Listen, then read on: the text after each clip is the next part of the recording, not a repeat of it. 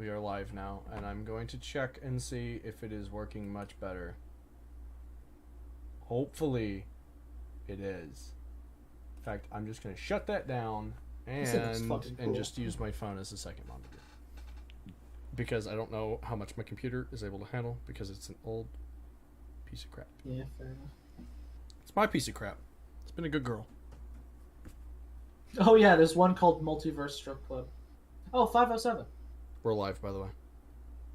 Hello, yeah, I'm glad Multiverse Strip Club is one of the first things I hear. Hey, I'm back up to 430 Oh, subscribers. hey, you asked if mythological things are SCPs. SCP-2750, Navajo Skinwalkers. Hey, awesome. Aldugashi, nice to see you. Predatory darkness. All right, Oh, the let's coffee begin. machine. Wait, Borgie's not back. Borgie's not back. I know he's not. I'm just seeing what happens on stream when I click play on a video. Laugh is fun. Shadow lamps. Rerouting. What was rerouting?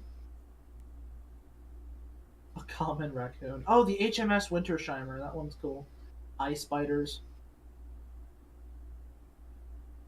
Okay, that looks like it might have actually taken care of the problem. Good. One Nation of I'll Billy have back to there. constantly monitor, but good. Was that Borgie? Borgie back? I don't know. No, that was you bumping your mic. Never mind. Yeah, that's me bumping my mic. I don't know if Borgie will be back.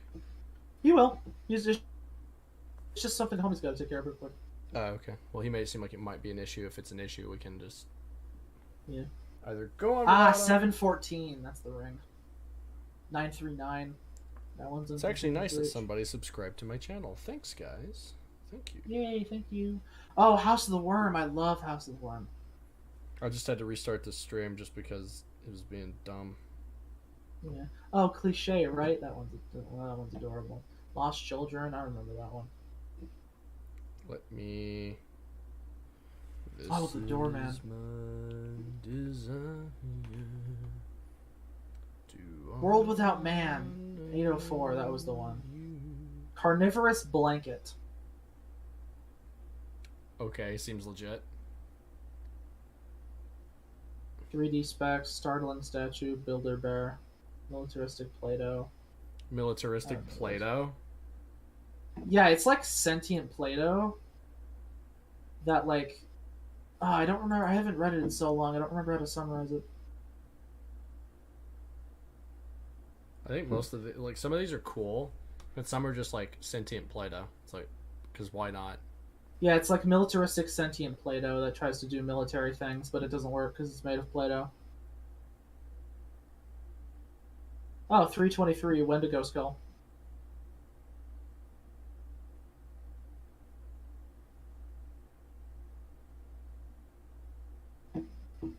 Nematodes. Jungle in a jar. The Archetype. I think I remember that one. Tapeworm child. That sounds horrible. Welcome to SCPs. Solberg. Oh yeah, there's that one. The face in the window. Predatory street art. I will say, now the only other content I've been making lately has been like on TikTok, where I've made like anti-abortion content that kind of blew up. So there's that. If you want to watch that, that'd be cool. Oh yeah, what is love? I remember that one. Oh, the toaster. Oh, the classic toaster. What is love? Oh, baby, don't hurt me. Yeah, 426 is a toaster that can only be talked about in the first person. What? Excuse me, the fuck? Oh, Borky, Hey, whoa, we're live, bro. Yeah. Oh, sorry. But that Yeah, one was welcome back, justified as far as the what he just said was. Yeah, SCP-426 is a toaster that can only be talked about in the first person. How can and you I think only if talk you about a stay around it toaster? for- How can you talk about a toaster in the first Image person? to... Very No, nice image to no, come you back just- to. Yeah, I know, right? Yeah, that's 1471. Everyone makes porn of that. But because they just imagine it as either like a woman with that as its skull and just fur, or just actually no, that's what they always imagine. Okay, well, keep it down. Okay, we get it. Yeah, I know. I get it. I'm not gonna describe it anymore. Yeah. But yeah, for 426, you just talk as if you are a toaster. Like, I am SCP-426. That's actually the I dumbest am a thing. toaster. That is actually the dumbest thing in the world. No, I think it can kill you. I think slowly you begin to act like a toaster if you live around it for a really long time. I'll look it up. You become a toaster over time. No, you don't turn into a toaster. You think you are a toaster. Like, I remember the family that they recovered it from, like, they didn't eat anything. And then they tried to, like... What did they do? They, like, ate only, like, 2 pieces of bread as if they were a toaster. And then they, like... I think they died or something? That's really stupid. Well, yeah, obviously these are going to be the more silly ones. Okay. That's what I'm saying. Some of these are like really cool and interesting and creepy, and then some of them are just legitimately just like a toaster. When in my continuous presence for over 2 months, individuals begin to identify themselves as a toaster. Unless forcibly restrained, these people will ultimately harm themselves in their attempts to emulate my standard functions. Oh, even referring to it in the actual like document, they have to refer to it in the first person. Yes. In canon, you can only refer to it in the first person. So if you describe the article, you act as if the article describes you. I was discovered in the home of the redacted family after the gruesome deaths of 3 of its members. Wedding gift, no card, blah, blah, blah. Approximately 2 months after the family receiving a fire cruise, blah, blah, blah. Mrs. died from the electric discharge that she had caused when attempting to devour an electric socket. The other two victims had died shortly before the fire occurred. The elder, Mrs. Blank, had gorged herself with nearly 10 kilograms of bread before her stomach burst and she died of internal bleeding. Because why not? Younger, blah, blah, blah, died of severe blood loss after attempting redacted with me. I don't know. The sole survivor was the elder Mr. Blank, who was suffering from severe malnutrition. He stated that he had inserted some bread a week prior and was still waiting for the toast to pop out. So yeah, it can kill you. All right. Now that we're back, we're gonna try to do this again. We're gonna start all over. I'm going to monitor the stream and see what happens. Summer of '91, was that one? Hopefully this will work this time. On June 17th, 2022, a British YouTube channel known as Hunting the Unknown published a video in which the channel owner ventures out to an allegedly haunted and abandoned monastery late at night. Sounds like a recipe for disaster, right? That's certainly true, but even still, nothing could prepare this uploader for what you would soon encounter shortly after hitting the record button. Throughout the video, we see him exploring various different areas, and while everything seems to be in pretty rough shape, he doesn't actually see anything necessarily terrifying. Okay, now with some of these, you gotta keep in mind, ghosts aren't the problem in places like this sometimes. Okay? Yeah, it's not always something dead roaming around. It's alive. It's the weird, creepy stalker / squatter people that are creeping around in areas like this. Or it could just be some meeting. Tomless Bill Cosby, he's fine. Yeah, it's one of those things. I've actually seen a couple of these where I don't think they faked it. I think there was just literally someone in there with them that was like stalking them, but it didn't get closer because there was only like. Can I point out, if you look at the window on the right side, if you look at this Pac-Man one here, circle of light, yeah, Pac-Man. You're welcome. I ruined your joke for you. But that changes at around the 23-minute mark when this can be seen in one of the rooms. 23-minute mark. Well, at least it takes a while. That's creepy, me like that. See, I never understand why these people go to these buildings with like minimal lighting. I get it's supposed to be like for atmosphere and stuff, but man, if I go to an abandoned building, the thing is gonna be lit. That thing's gonna be lit like the 4th of July. Everyone's gonna be able to see it from like 3 blocks away. Yeah. If you're gonna be a ghost, you're gonna. Dude, do you remember? Do either of you guys remember when Markiplier reviewed flashlights? No, I don't watch a lot of Markiplier content. I wouldn't be familiar with that. Borgie, do you remember that? No. Yeah, so we made a video like reviewing what is the brightest flashlight, and there was like $100 or $200 flashlight that could light up the Grand Canyon. I would bring that with me. Like its highest settings are so powerful, it has to turn off after like 10 minutes so it doesn't overheat and like melt. Why? He legitimately, like, the higher he went, he kept blinding the camera. Why would you want something like that? That's insane. I don't know. Like, Some I have a flashlight that people- can light up, like, entire rooms. That's like a Milwaukee flashlight we use for job sites. It's like a big tower-looking thing we have to carry with us sometimes. It'd be something like that I would carry. The Grand Canyon? I don't know why people would make a flashlight that big, but Mark bought one. So I mean, I know they make It was- flashlights that are so, it was like, for the bright video, they though. can, like, blind bears, right? Like, that's a thing that people did. well, I don't know if it can actually light the Grand Canyon, but that's what it said. So Listen, all I'm saying is that if I was going to be ghost hunting in places like this, the lights would be on all over the place. And I would have a bright flashlight with me, not these little pea shooter flashlights that you see in a lot of these videos, right? And I would have a special toy. Catch my drift. does this special toy, does it have a little device in the middle of it, and if you interact with this special device, it releases a yes. smaller Smaller device from within the bigger device. or a vaguely round small device. Yeah, round being the term here. Yeah. Oh, whoops. Take that off camera real quick. Oh, I'm gonna change my PFP to an image of my favorite SCP. Don't Danny.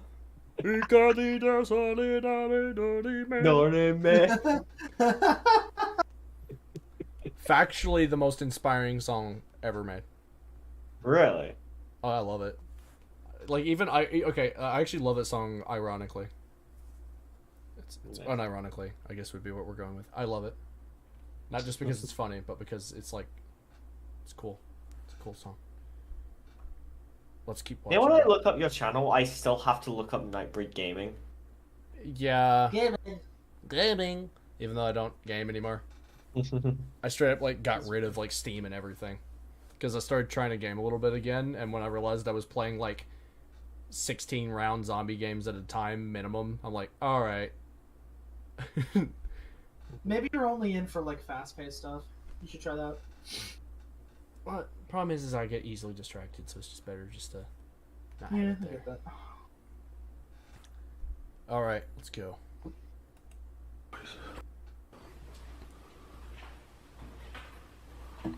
Please be creepy. Come on, give me at least one good ghost video out of all of these.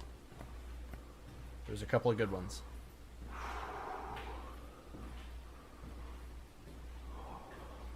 Alright, yeah, I saw the shadow figure. I didn't see it. I saw that. I'm not gonna roll back on that. Right here. See it in the doorway? Right here.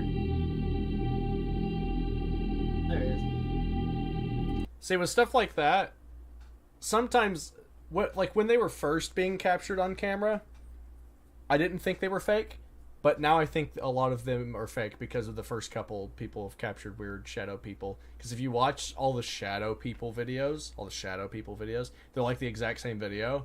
They're walking around, and then they pan over, and they don't see the shadow guy standing in the room, you know? It's like, I mean, you clearly saw him, he was right there. There's no way you didn't see him. Yeah, it's a very convenient pan. Yes, that's what I mean. Now, it's also a lot of the times like the rule of thirds kind of thing, where they're like, I was making a video about guitar, and the way it's shot, they're sitting like over here, where it's not you're no longer the focus of the actual shot anymore. You don't have your webcam on. You can't see it. No, I'm demonstrating for the audience. Like, you know, they're sitting like way over. So and all of a sudden the ghost shows up right in the middle of the shot where the guy obviously wants me to look. That's also another common trope you'll see in a lot of these. Oh, I know what my favorite SCP is. I'll make it my PFP. That's not what I wanted. Shadow figures used to Although be it creepy appears back as in though- like the earlier days of ghost videos, but they're not really that creepy anymore. There is one in particular that is still creepy to this day, and he's one of the OG like shadow figure type people, and I actually think there might be a possibility that his stuff could be real. The uploader didn't see it at the time. That's always the key right there. He didn't see it at the time. If you look carefully, you can see a dark figure standing in one of the rooms. Upon uploading the video, That also could be a Hunting the mannequin Unknown or believes that this anything. figure looks eerily Yeah. like the creepy nun Valak No. from the Conjuring film series. Yeah. What do you no. See, I hate it. I hate it when they do this. It looks just like this fictional character. It's like this doesn't need anything. Think this eerie figure is? Was it harmful or peaceful? Was this just some strange prank? Or was it a setup? That just looks blatantly Let me know fake. It your doesn't look thoughts like a in the shadow. comments below. You know what I mean? Yeah. Alright, maybe this next one will be better. A TikTok user named Dustin, username Wood See what I mean by he tries to find obscure stuff, like 125 followers. No one's watching this guy. Man C115 posted a video to his account in September of that board game. 2021 in his work office, where he explains that recently he has been experiencing some truly unbelievable paranormal encounters while working. Oh, Just so he God, can board prove game. this to the world and to his followers, I he love the decides to meme pull about out that his chick. camera to see if he can document this happening in real time. And sure enough, that's exactly what ends up happening. Take a look. Oh boy. So it's I happening agree again. with you. Some crazy paranormal shit going on. Okay, I'm gonna change my PFP to my favorite SCP now. Need you gotta change the nickname in your in the server. Okay. Okay.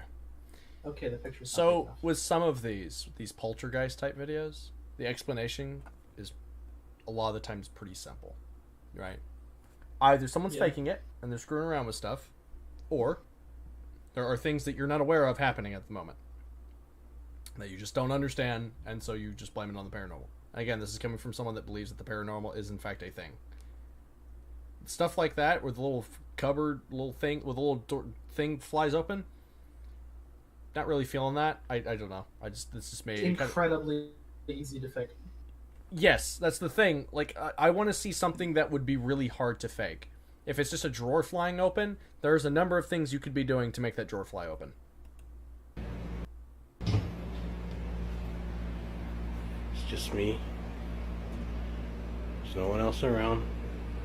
We have to take your word for it, of course. There's no freaking strings.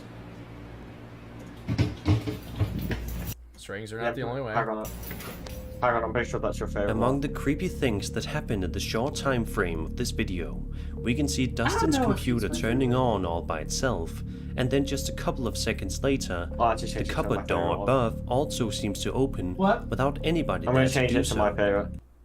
Alright. I don't know. This one I think is pretty. Like, we could just say this one's fake, right? Just straight Yeah. up, yeah. Like, yeah, you say Yeah. there's no strings. It's like, yes, but is there a possibility that there's someone behind this? Like, there's a hole back there? Could be someone that's, like, got a pole, and they're just like, Yeah, they could just take the back off and just push it out. Yes. Yeah. So, and as far as the computer coming on by itself, I mean, he could have, like, restarted the computer and then started recording right before it came back on. Yeah. Like, some of these things are easy to fake. Dustin even gets close up to the cupboard door a few seconds later, just to prove that there isn't any sort of string attached to the door that would allow for it. Now if it was me, that door had been flung open. If this Just is open real. it. I'd have flung that door open and I'd have been looking all inside of it, being like, okay, listen, I don't know what's throwing this door open, but me and you are about to go around. It could just be a really strong rat. Like, why do you assume it's a ghost? Okay, yeah, that is true too. You know, could be vermin. To open it that way. Is this TikToker working in a haunted environment? All signs are definitely pointing to yes. Sir Spooks, you're usually a little better than this. All right. You're going back to Joker. Yeah, I'm just gonna go to my normal one. Oh, I'm actually gonna save the art you sent me, Borgy. I really like that.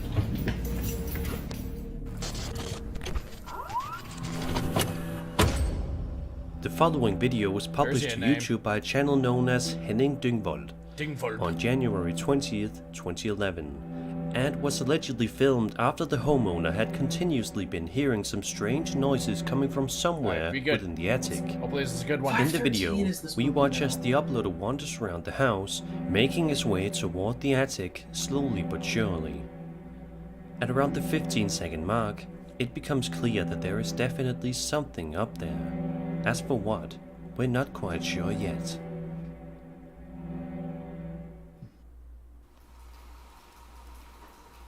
Hello? Hello?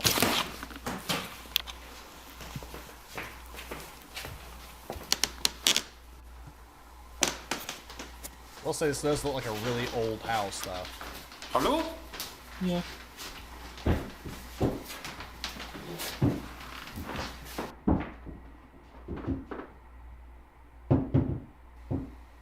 Hello? Open it. Hello?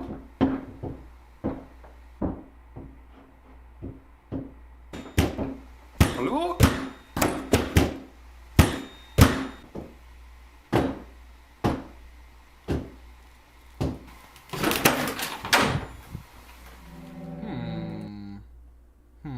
Can I see the rope there? Theorize. What do you think? What do you think they did? I think I could see the rope there. Could you? We'll go back. Yeah, I saw like a rope or something. It might be just be like internet cable. I don't know. I saw some sort of rope.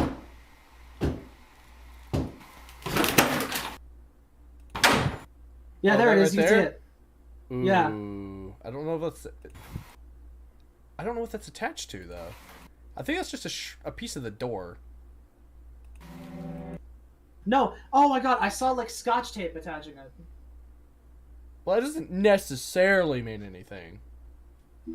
Alright, so you think they screwed around with the rope and there was like, you think there's just someone up the stairs just messing around with the rope? Possibly. What do you think, Borgie? What do you think that they did with this one? Give me one extra look. One extra look? Yeah. Hello? Hello? Oh yeah, I didn't even tell you guys about 055. Hello? Hello? Yeah. Hello? Elder freestanding bathroom. Okay. That's pretty Yeah, much if there's someone at the top of the stairs, it's interesting that he doesn't pan to the top of the stairs immediately. A few moments later, as the YouTuber has made his way to the stairs leading up to the... I don't know, it doesn't seem like it was attached to the doorknob. Yeah, but we can't see the other end of the doorknob, to be fair. True, but it doesn't seem like it was like... I don't yeah, know, he makes effort to deliberately obscure the doorknob. Yeah. Okay. So you think there was just someone messing with the doorknob? Probably, yeah. I think I'm going to agree. I think... Because if you look... It's not like someone's fiddling with the door trying to get out. It's like someone's yanking on the end of it and it's bouncing up and down if you watch it. See, otherwise it's like kind of just jiggling like that. It's like there's someone up there just kind of fiddling with something.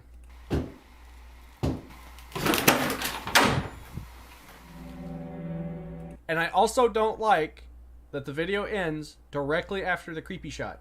What happened afterwards? Yeah. That's a lot of these too. Immediately after the creepy thing, the video just kind of ends. It's like, well, after that, that's just cut. All right, guys, nice job. Hey, high five, Bob. You shook that doorknob straight good. Up like movie shit. Yeah, yeah. A few moments later, as the YouTuber has made his way to the stairs leading up to the attic, he finds absolutely nothing wrong. He continues to film the area for a few more moments, which is when this happens. Give me a good creepy one, guys.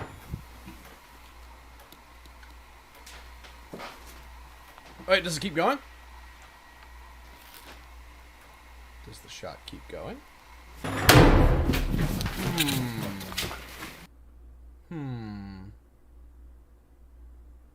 Now, we really didn't see what was beside him to slam the door like that. Yeah. I'll watch it again, though. See, like, we have no idea what's right here. Yeah. Plus, it closed too perfectly, you know? It just closed exactly the way it needed to. And to be fair, it didn't look like he himself closed it. Yeah. Right? I don't think he closed it, because we would have seen, like, the camera shake a little bit, like the door closed itself. It looked that way. If this video is real, then it's definitely surprising just how calm and relaxed this YouTuber was when the door slammed shut so vigorously right in front of his face. Hiding how it could be fake. Fake or not, it's a truly creepy video that will make you deeply uncomfortable the next time you hear some strange noises inside your house. Not really. There's creepier ghost videos out there, even fake ones.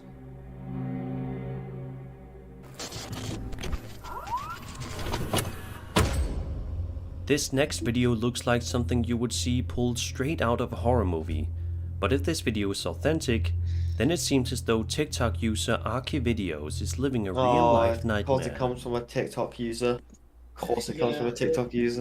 In the video, we see him filming a room in his house directly across from him. Oh, I found a good He explains that with the lights turned on, the interior of the room looks to be completely normal.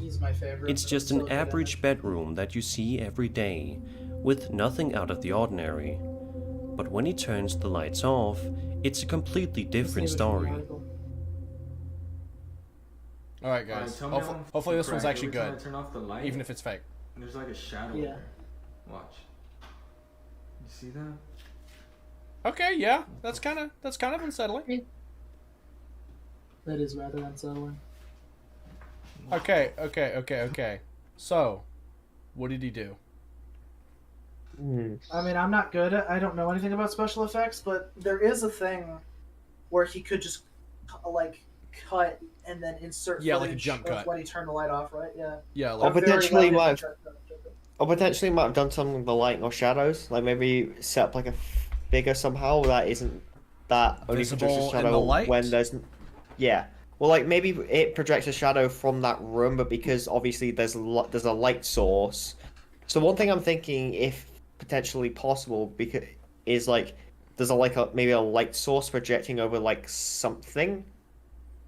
And obviously because of the light source in this room, you can't see it when the lights are on, but only when the lights are off. Is it kind of like when you step out into a sunny day for the first time, your eyes have to like adjust to the sunlight kind of thing? Maybe. Yeah. Maybe.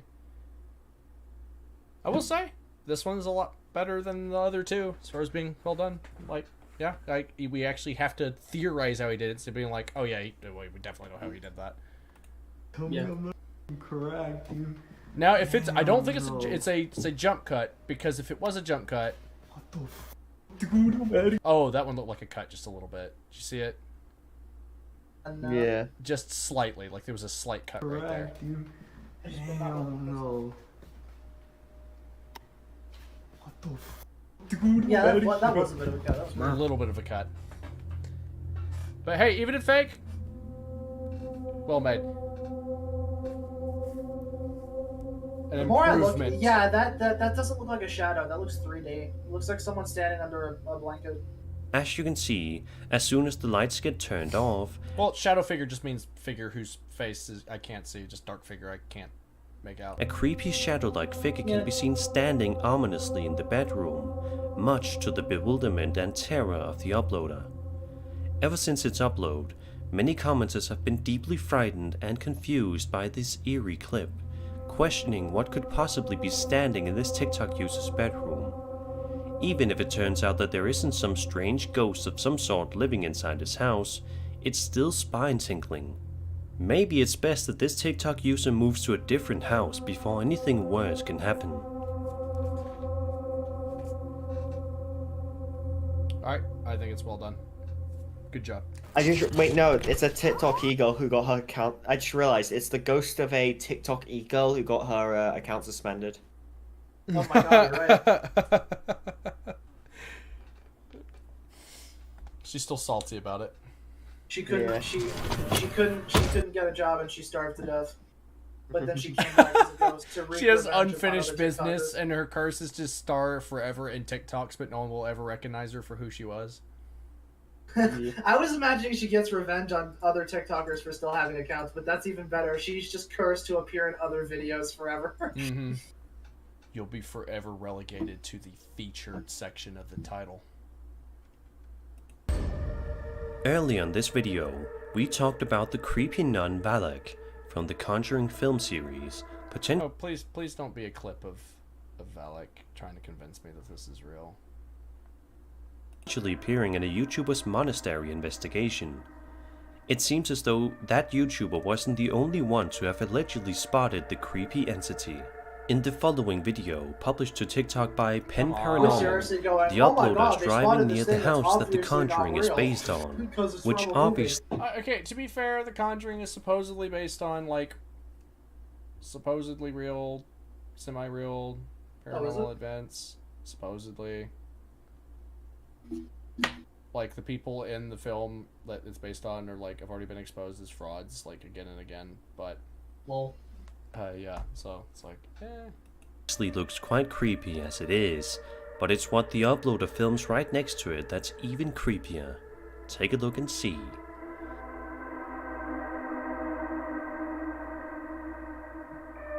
Oh my god, that tree.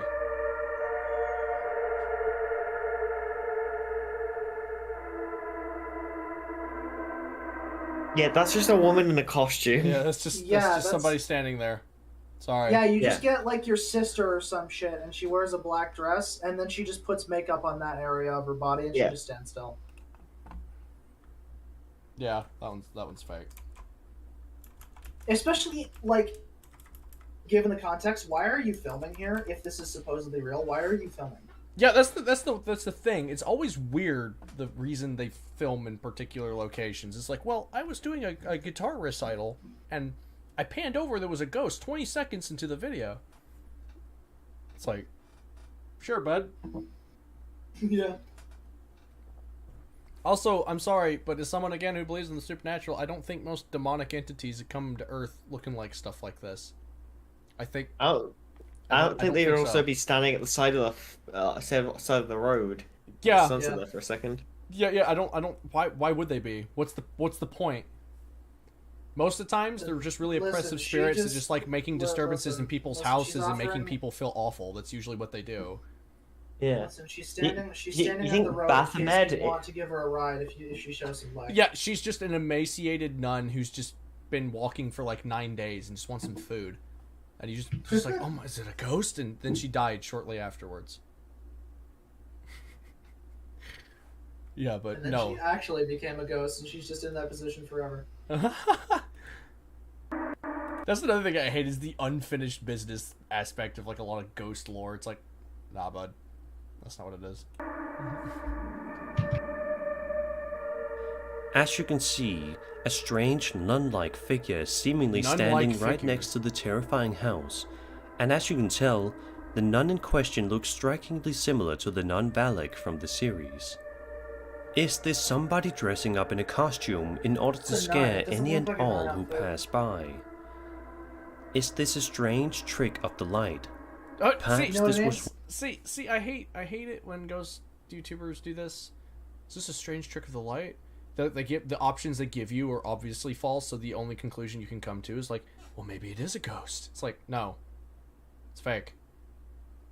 Dude, we in the 70s could make like giant moon-sized space stations that could blow up like planets as special effects. Do you really think we couldn't make this? We in the 70s literally made like one of the most iconic horror movies of all time, being The Exorcist.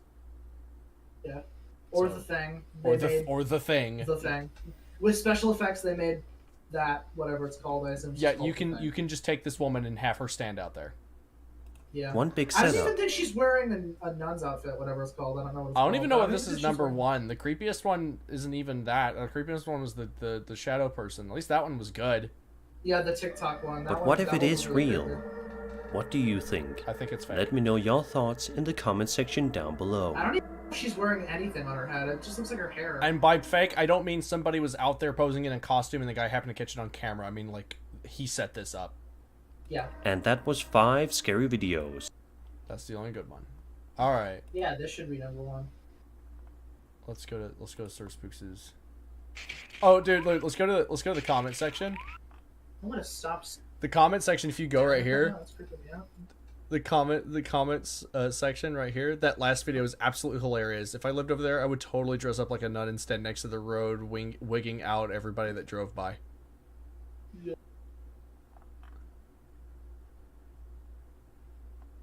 So even the first comment's just like, nah, that's stupid. That's not scaring anybody. All right, so we're gonna do this one next.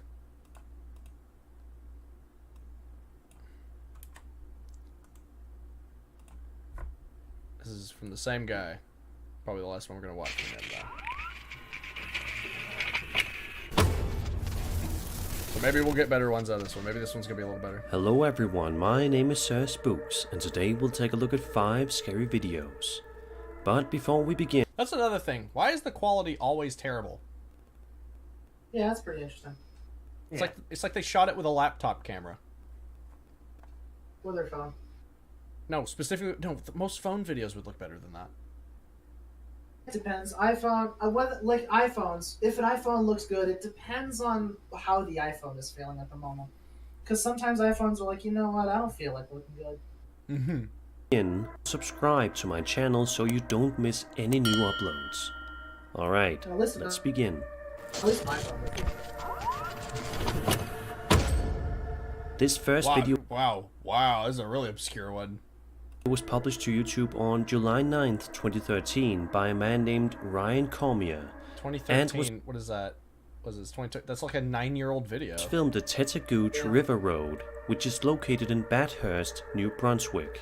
In the video, we see tons of nature and foliage shots that look quite normal, but all throughout the duration of the footage, there is one thing in the line of sight that's truly nothing short of puzzling.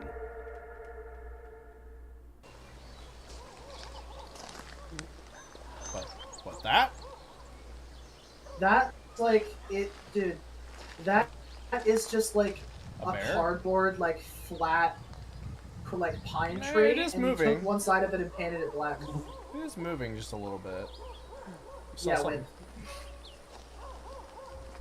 Hopefully this isn't... Oh, there we go. That didn't look good. Is he... That's just a... Dude... That's just a Photoshop effect, bro. Yeah, that's just... You just took the opacity and just lowered it till it wasn't in the shot anymore. I hate it when that happens. As you can see, a strange...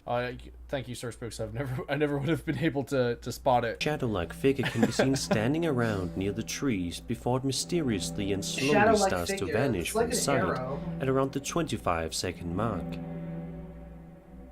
The way it vanishes, though, it just loses its opacity.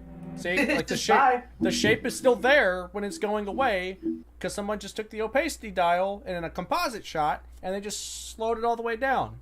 Yeah, it looks like it's just out Lamo. Yeah. I could do this on Hit Film Express. That's free. In 2013, maybe it was a little more difficult to do. Sure, maybe. Still what this is, though. Naturally, ever since the video's upload, viewers have been curious as to what exactly this creepy entity is. In the description of the video, Cormier writes, quote, "I never believed in paranormal phenomena until I found this shadowy thing on my camcorder." Paranormal phenomena until Photoshop leaked into the real world. What do you think? Is Cormier right in assuming this is some sort of paranormal entity? Perhaps this could be achieved through the help of visual effects. Okay, well or could there be a perfectly natural explanation to this? At least he said it. At least Sir Spook said it. Let me know what you make of this in the comments below. What? Ah, there you are. Okay, you've been kind of quiet. That one's blatantly fake. Hopefully the next ones are better. That one sucked. Yeah.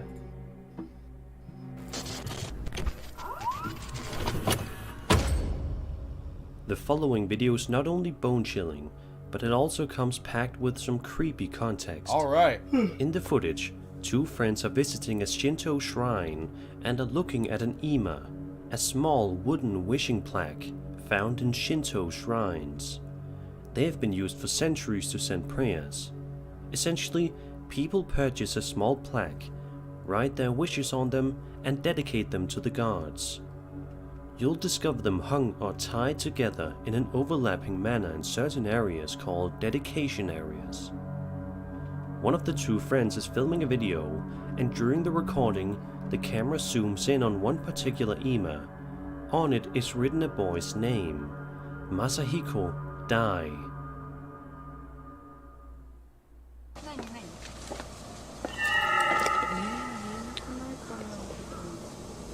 Dude. That's easily explainable. Not gonna lie, made me start just a little bit. Well, yeah, that startled me, but congratulations, I do indeed have reflexes. It was fake. See, okay, listen. Something you gotta understand with these ghost videos, you're gonna notice. The Asian ones are mostly fake. Like 99% of them. And you might be like, what? Okay, listen. They're all they're fake, but they like are blatantly fake. They don't do none of this subtle. Could that be a figure standing out there in the cornfield over there? Four Japanese guys just get drunk. They're like, bro, let's make a ghost video. Let's make a ghost video. Yeah. The Japanese and the Chinese are really blatant about how fake their videos are. Like, there's no other explanation other than they're of course fake, and that's what makes them so entertaining. You watch a Japanese ghost video, it's like it's just like, yeah, that's obviously fake. There's somebody standing there. You know? They're really funny, though. They're a lot of fun, but they're obviously fake. But then you go to, like the American ones, where they at least attempt to, like, not be fake. Like, seem like it's not fake. Like, I didn't see him standing there. If you look real closely. No, none of this if you look real closely. It's just right there in your face. And they're great. I love them.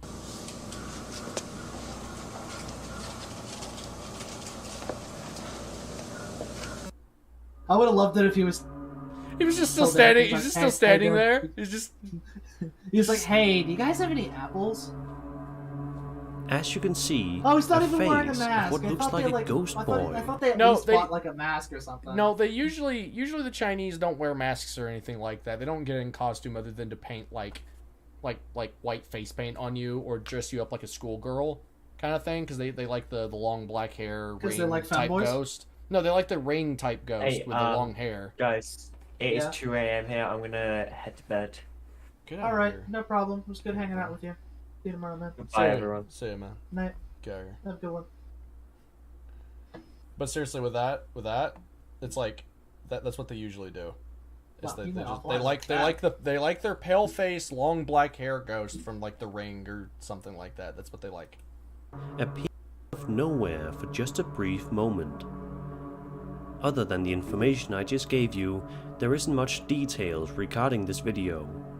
But it's certainly creepy to see this boy's name with the word die written right next to it. Let's just hope that no curse of any sort was ever actually put on Masahiko. At least it was creepy. It's definitely unsettling. The face wasn't creepy. The die is creepy. That's it. Well, I love the way he pops in though. Is like, hey, what's going on? Hey guys, Scares here.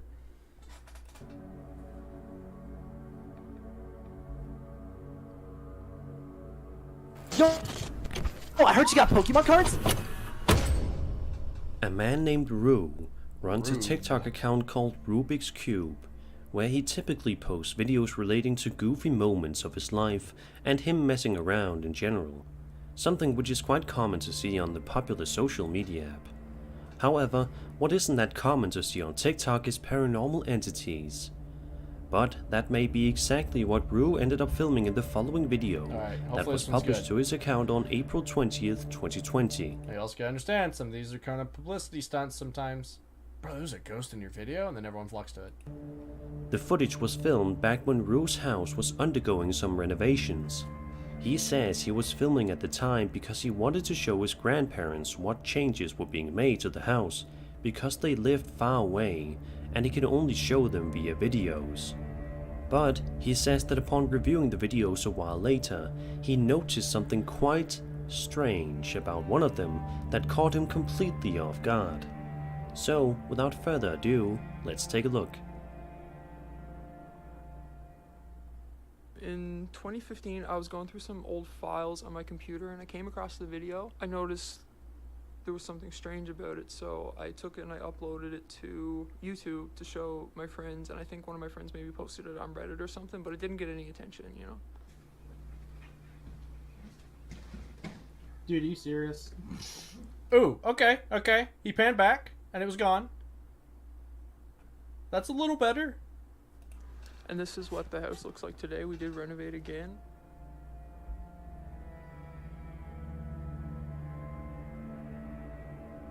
That could have been a jump cut of some sort.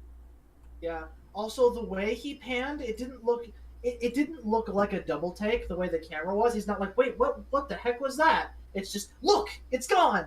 It was a ghost. It looked very intentional. As soon as Rue passes one of the doorways, you can see what appears to be a creepy ghostly entity standing behind a curtain. It also seems as if Rue noticed it while filming, which is why he did a I double like that I take. can't see the Look, cut. it's gone. It's a ghost, get it? Yeah, I like that I can't see the cut, so it's at least an okay. There's at least that. When he looked again, the figure was gone.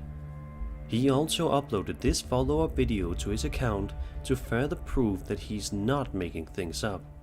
By now most of you have seen this video. Wait. Of this thing.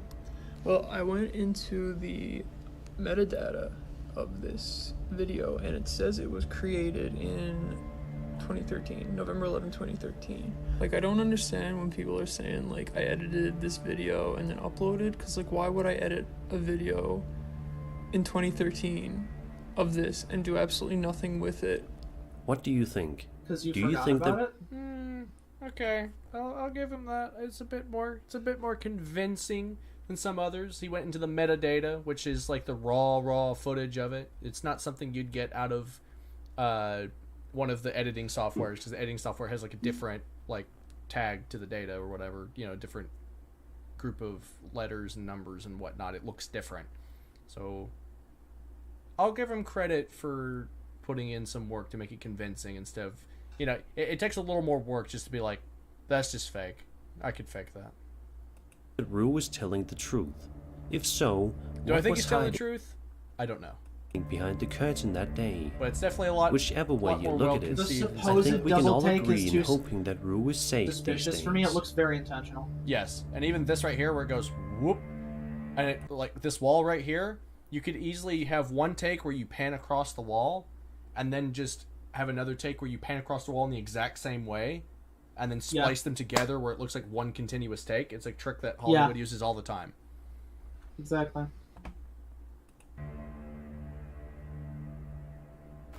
It's also... Oh, I know how you can tell. I know how you can tell. The curtain isn't moving. So if a ghost hypothetically appeared there and had physical presence, and then it just vanished, the curtain would fall back down and it would swish a little bit, but it's not. It's perfectly still. That's weird, isn't it? I guess. But ghosts aren't supposed to have, like, corporeal forms, right? Depends on the depiction. Soul Searchers TV posted this next video to their YouTube channel on January 28th, 2015. I mean, that one clearly did have and is footage from a paranormal investigation that was conducted in the historic and allegedly haunted Snyder House, located in... Now, I'll tell you what, some of the craziest ghost videos are like the Iranian and like Middle Eastern ones. Those are insane. Even if they're fake, they're well done. They're good. Montesville, PA. They have some of the best ones. Bits of context in the video read, quote, "So, our group had the privilege of investigating this very haunted location for over a year. We set up a DVR system with a bunch of cameras and left them running 24/7. Then one night, there was a very bad lightning storm. The next day, I thought it would be cool to watch the videos and see all the rooms light up. I had 16 cameras on the screen at once. While watching, something in the one room caught my eye." End quote. Let's have a look and be sure to pay careful attention to the window on the left. Alright. On the left.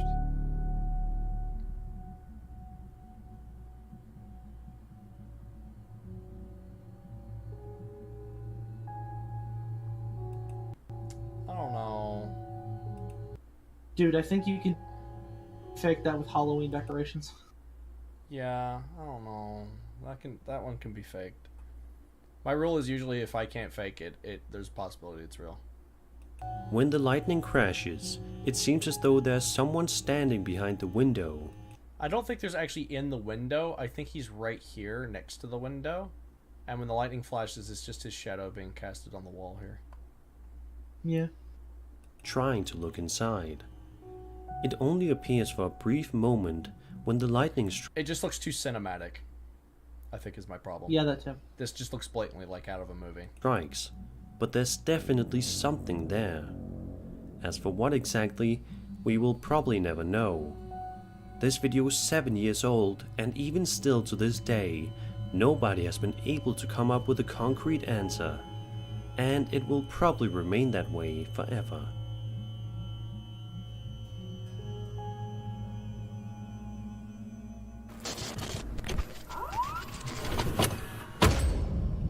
Alex Calvo is haunted published a series of creepy videos to his TikTok account. Now these I was reading that wrong. I read Alex Calvoy haunted. Now these you gotta be like, you gotta be really skeptical of the ones whose entire career is made off of doing creepy videos. Oh yeah, it's look, I'm a paranormal account. It's like, yeah, paranormal. I get it. One of the only halfway convincing ones I've seen is these. You look like a snake. Is this one group of people? I forget. The Haunted Side, I think, is their name. They're like ghost hunter type stuff that you would see like on Discovery Channel, except they like set up cameras everywhere so you can constantly see like every angle and stuff like that.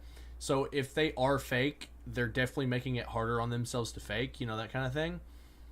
They still have some of the same kind of problems that a lot of ghost videos have, but with a lot of these paranormal stuff, there are times where like a whole video will go by and nothing much happens.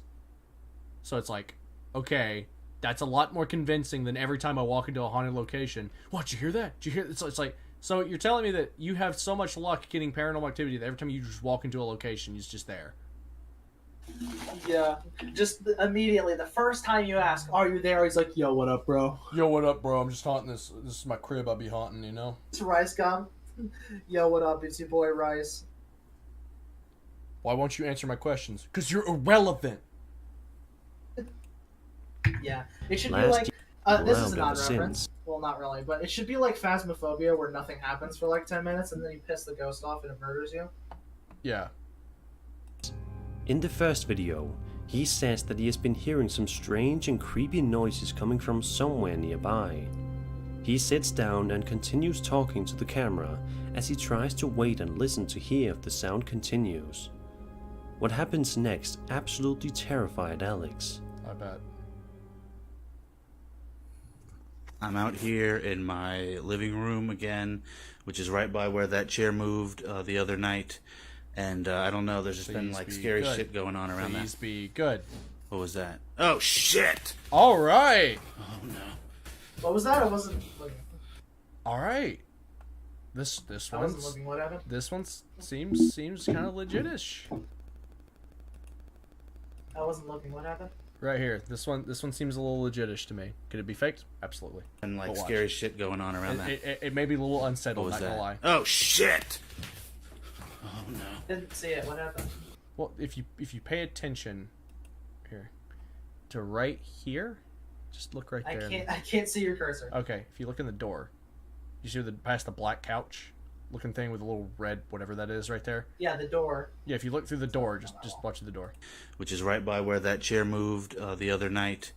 And I don't know, there's just been like scary shit going on around that. What was that? Oh, shit! Oh, there it is, yeah. Oh, no. I see it. And he goes running after it, and it's not there. What the...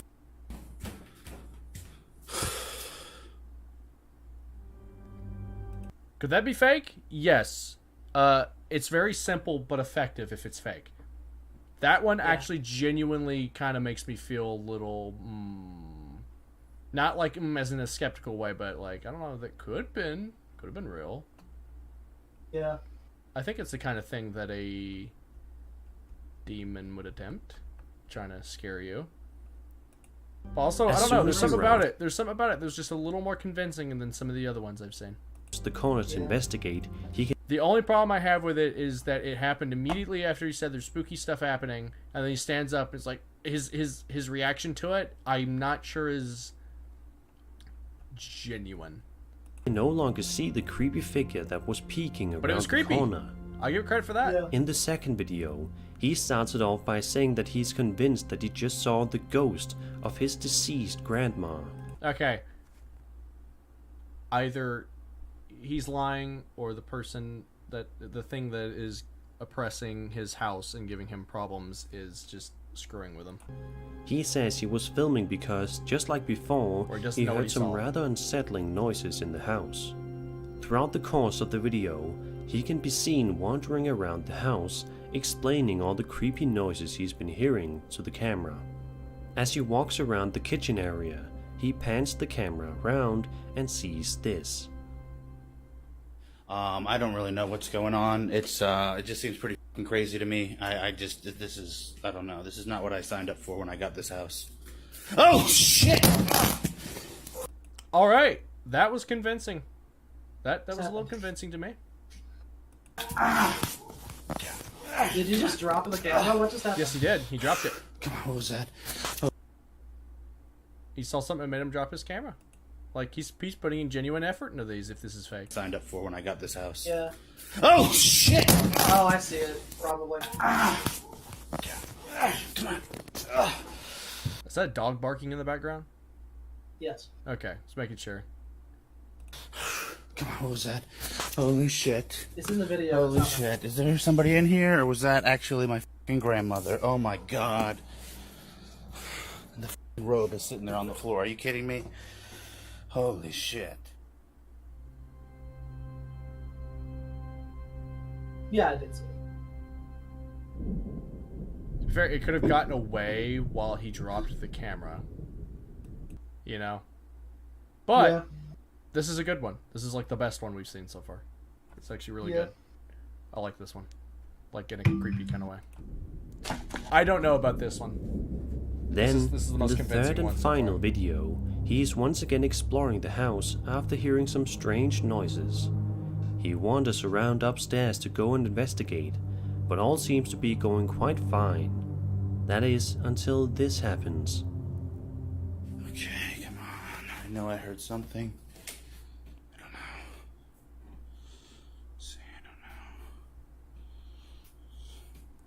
Bro, that actually made my skin crawl just a little bit. I'm not even gonna lie. Is there a face in that little peek of the door? There was. A creepy. I know it's like the trope, right? But it still creeped me out just a little bit. I'm not even gonna lie. Apparition can be seen hiding in another room or closet before Alex continues. The problem is, it's just convenient that he panned across it. That's my big problem I got with it. Investigate, seeming to not notice the entity at all.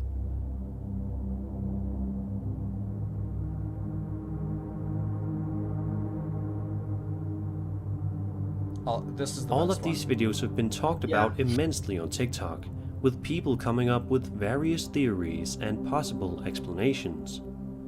What do you think of these videos? Did Alex actually record the ghost of his dead grandmother? I don't think that's what it was. Even if it was real, that's not what it is. Noises. Who or what was hiding in that closet at the end? Be sure to let me know your theories in the comments.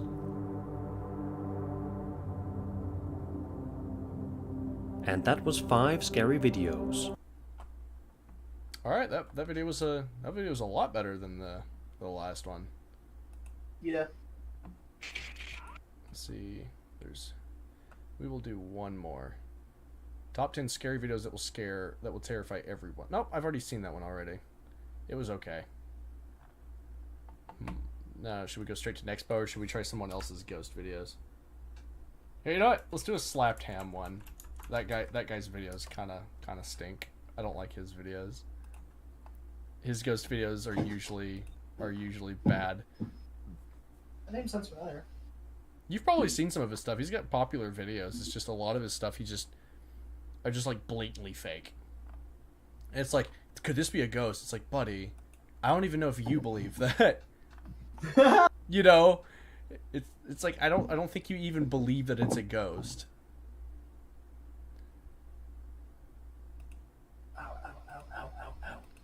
Now, this guy's videos are not as good as Sir Spook's videos. He sometimes has interesting things that he puts on camera, but he's not as interesting as Sir Spook's. So we'll watch this last one, and then we'll go on to like Nexpo or something. Actually interesting content. Okay, yeah, that's a little weird.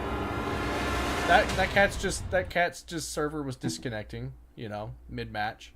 Yeah, it's Black Ops 2 server disconnecting. How you doing? I'm Cal. And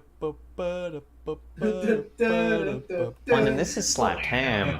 Today we're looking at some scary videos that can't quite be explained.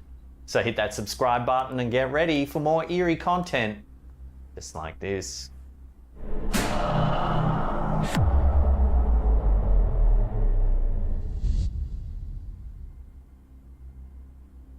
Are you the type of person who leaves their curtains open at nighttime? No. If so, you'll likely think again after watching this video uploaded. I don't think anyone does. I don't know a single person that would do that. Because there's like 7 billion people. There's some weirdos out there, but I don't do that. I don't like staring out into the darkness because that's creepy.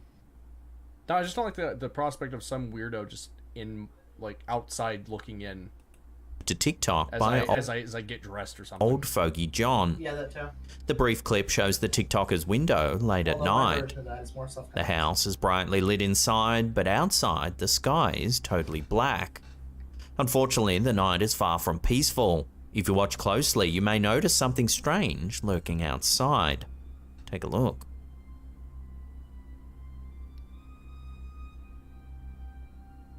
It looks like two You can things. see what looks like small glowing eyes through the left-hand side of the window.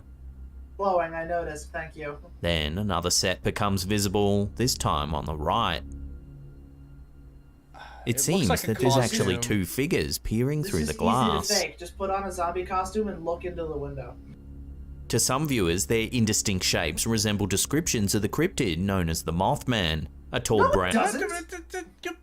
See, this is why I don't like Slapped Ham videos, because he's just like the Mothman. It's like, no. The Mothman glows red. But it's also like that's a stretch. That's I'm gonna link a picture of the Mothman. It's like that's just such a stretch, though. Why would you automatically jump to the Mothman? Why would you jump to the Mothman? Yeah, why would you jump to Mothman if you're not in West Virginia? Yeah, that's the Mothman.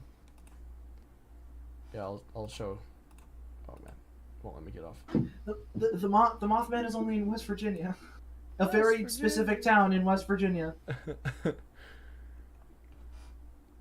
Point Pleasant. With large wings. We like watching these sometimes. I watched him with my little brother. He's a bit of a cut up, bit of a comedian. He goes when they one of these popped up and it was like really fake looking. So some people think it's the Mothman. He started going like he was genuinely terrified of just the prospect that it was the Mothman. And glowing eyes. Do you see what I mean by the complete quality difference between the two though? Yeah. Like Sir Spooks didn't speculate. Like, while it's like, do you think this was some kind of entity that was just standing there? We just don't understand. He's like, bro, the Mothman. Bro, the so thing what do you that's think only it in a shows? specific town Creepy in West cryptids, Virginia? a pair of peeping toms, or something else entirely? Let me know where you land on this in the comments. I will admit, like the proportions and stuff like that, they are creepy looking. Yeah, they're not pleasant to look at, but I think it's just a costume. It's down below.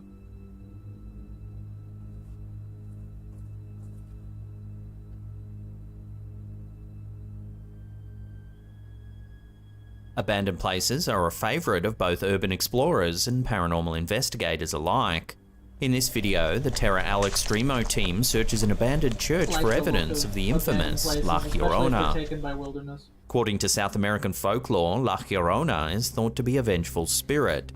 Well, it's like why I like the environments in Last of Us so much. Also, La Llorona. First of all, La Llorona only in Mexico. Second of all, the reason you find the way to identify La Llorona is screaming.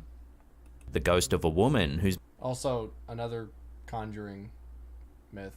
Been left to eternally search for her lost children. She is similar. I know, but the Conjuring got its hands on it, so it's like.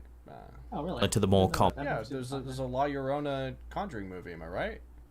thought that was I don't know. I've never seen any woman in white. However, in the case of La Llorona, she's said to search for her children near bodies of water, as that's where she drowned them in a moment of madness.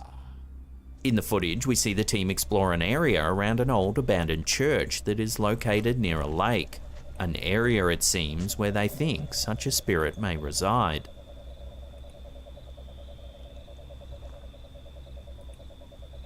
After searching for some time, they finally catch a glimpse of something unusual. Take a look. That's just a gnat farting. That was just a really obnoxiously loud fart. Let me put this back. Oh, that's not what I was wanting to do. I was wanting to do that. There you go. I mean, I'm pretty sure it's not La Llorona because there's no like. I think it's wailing. La Llorona wails because the legend is like she lost her kids or whatever. Yeah, she's our favorite. She's like she's shut up. She's eternally sad about it. And I think I don't remember what she does if you find. Yeah, you're cursed with like bad luck or something. And she's like eternally searching Mexico for her children. And the creepy thing about it is the farther away she is, the closer it sounds. Or at least the closer she is, the more far away it sounds. So that's how you identify it. If it's distant wailing, then yes, it is La Llorona. But how much do you want to bet that's not going to be in here? Probably not. Just as they turn the corner, they manage to inadvertently capture a mysterious dark figure that quickly slinks out of sight. That's not it. That's not La Llorona. There's no white dress. Not long after, as the team is exploring the interior of the building. That's the ghost trope I'm tired of. I've seen so many of these that it's like, I swear, if this is a lady in a white dress with long black hair, I'm done. This video's fake. Immediately. If I see it. Same kind of dress with La Llorona. Yeah, I know, but if I see it, it's fake. I'm done. I'm so tired of the stupid, the ring ghost trope. I'm done. We see what appears to be the same figure once again.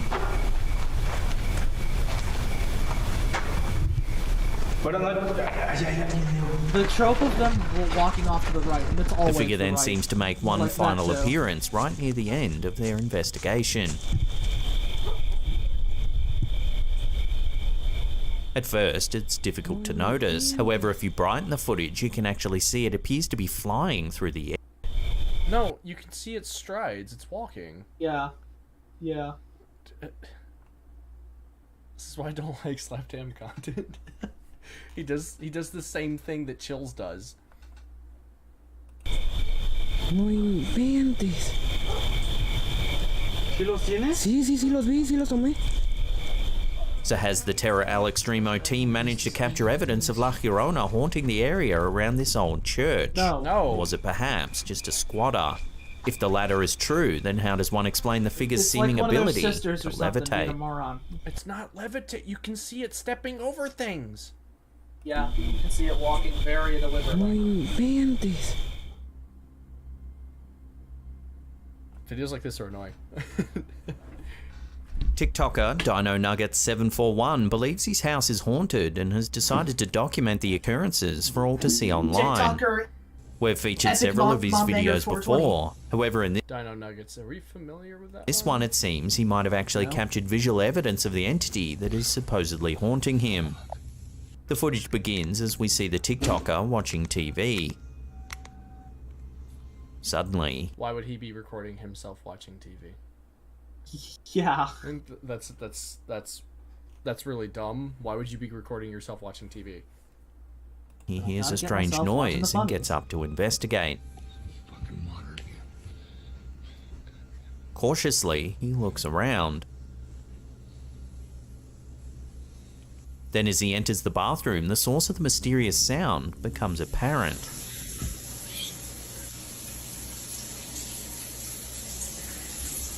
His shower has seemingly turned itself on. Oh, wow. The TikToker then remarks that this is the reason his water bill is so high. My water bill is $600.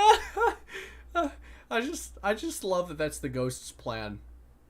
It's like, yeah. I will raise your water bill. I will raise your water bill, bro. I'm gonna leave lights on. I'm not gonna turn the lights off to leave you in darkness, creep you out. I'm gonna leave them on specifically so you have to waste even more money, bro. $1 a month. If you will not leave this place... He continues investigating the surrounding area, checking the toilet, then the walking.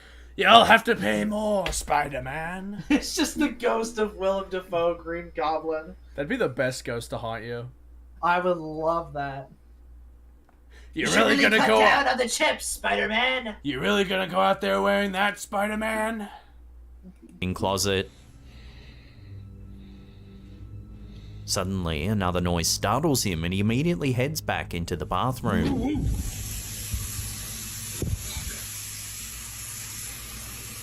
It seems as though the potential poltergeist has struck again, this time turning the sink faucet on while the TikToker's the last one we watched from Sir Spooks was so much better than this. His back was turned. It's so much creepier. Was this one? I hate how they explain everything to you. It's like, look, he turned the... Oh shit, my headphones are falling off.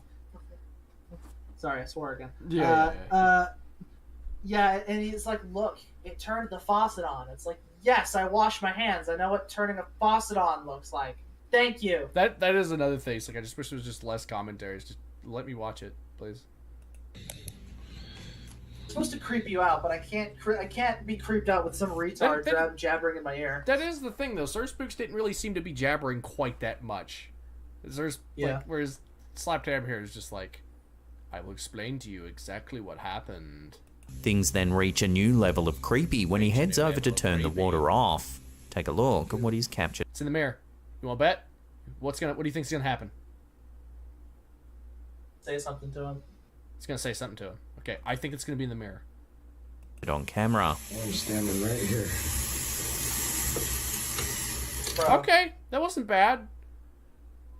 Right? I didn't expect you to literally pass him by the mirror. I expected you just to be standing there looking over his shoulder being all creepy.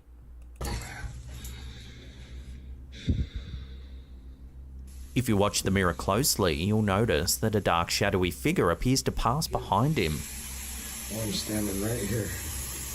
Initially, the TikToker doesn't seem to notice anything as he can be heard muttering that he needs to move house. Nothing.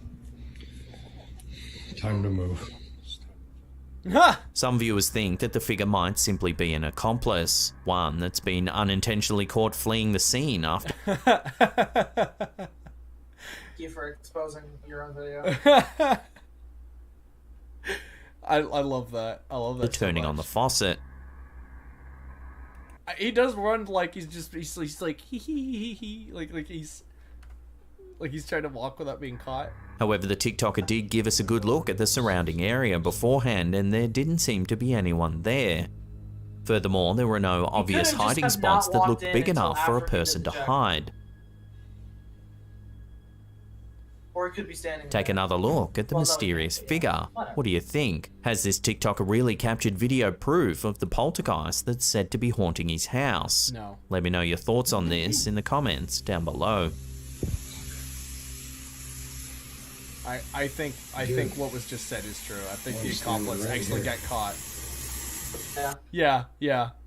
I think that's all it was. Last guy's video is way better. It was genuinely creepy. I don't know what you want me to do, bro. See, nothing in here, man.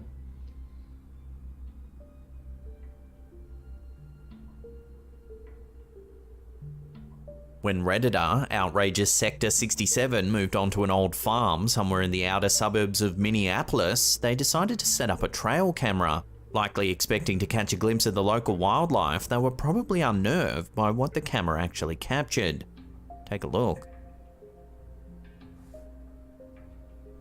Instead of deer... I would have to know how that camera works.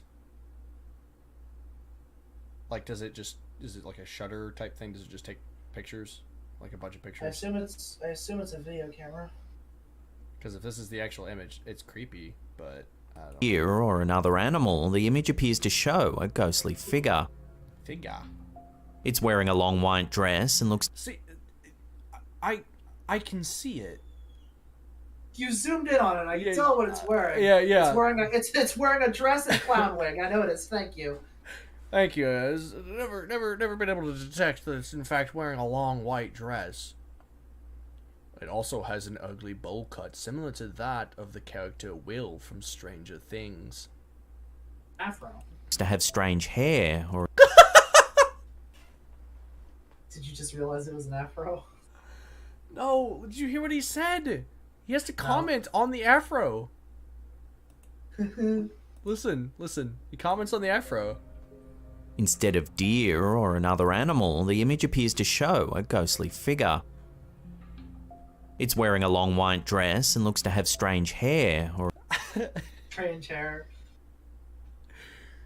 Strange hair. Look at its strange hair. Or is possibly wearing a bonnet of some kind. Several Redditors place the style of the attire in the 1920s, while others think it could be even older, perhaps that of a local native tribe.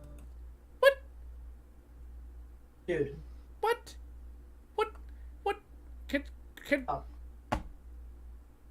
I am very curious as to which local tribe, band, excuse you,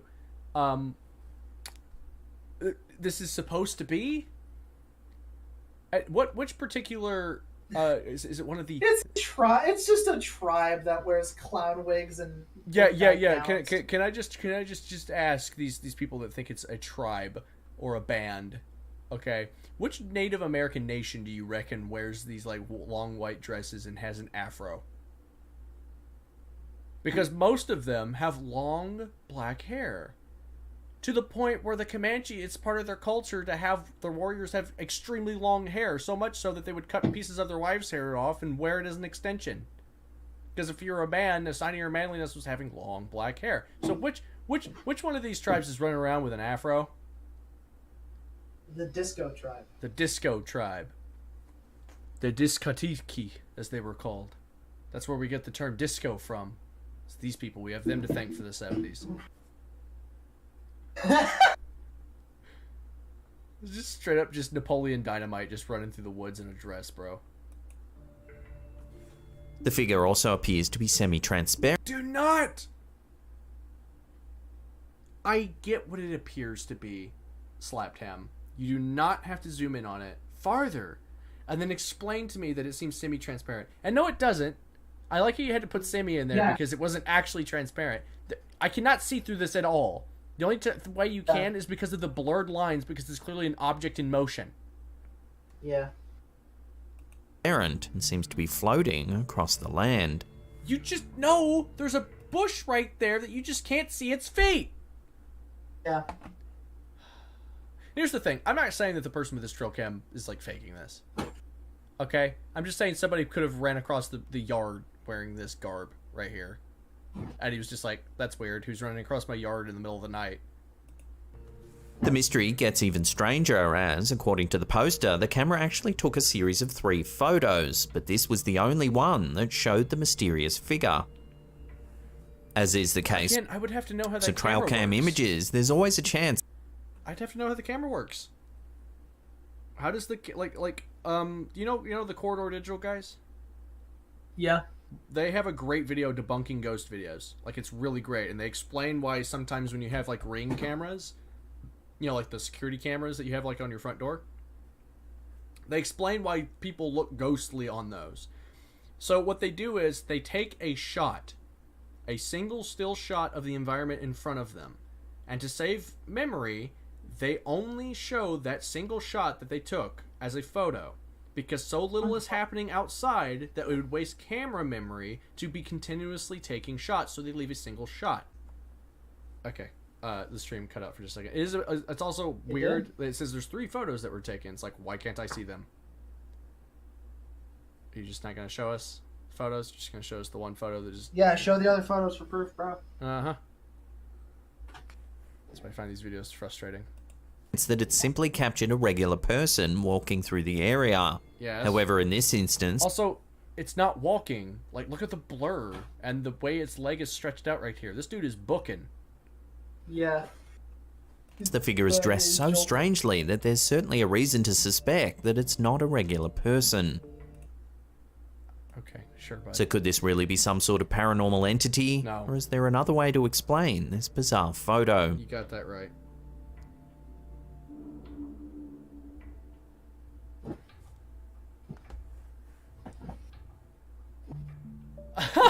No. Please Slap do not. Oh my god. Please, the slap Black him. Ops 2 cat was an actual example. Oh my god. Slapped him. Buddy. Bro. Please tell me that you're not going to try and pass this off as an actual paranormal video. Please, for the love of the Lord, do not try and pass off the Black Ops 1 cat.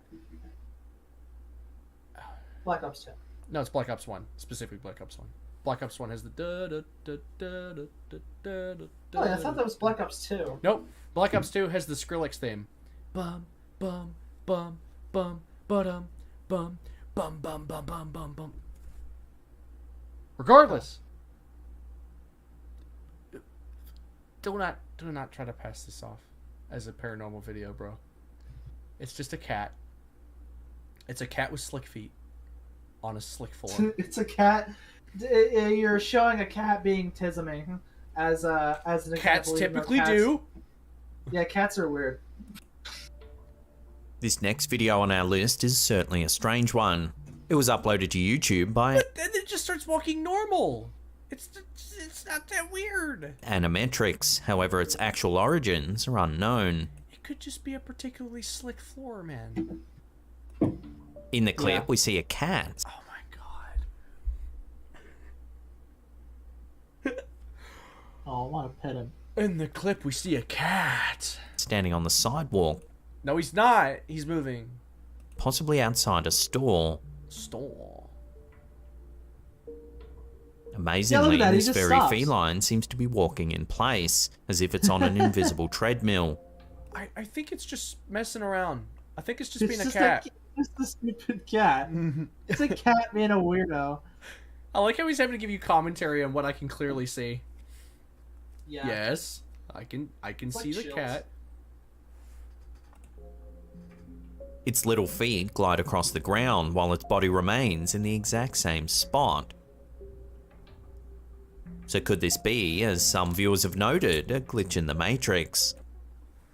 Dude.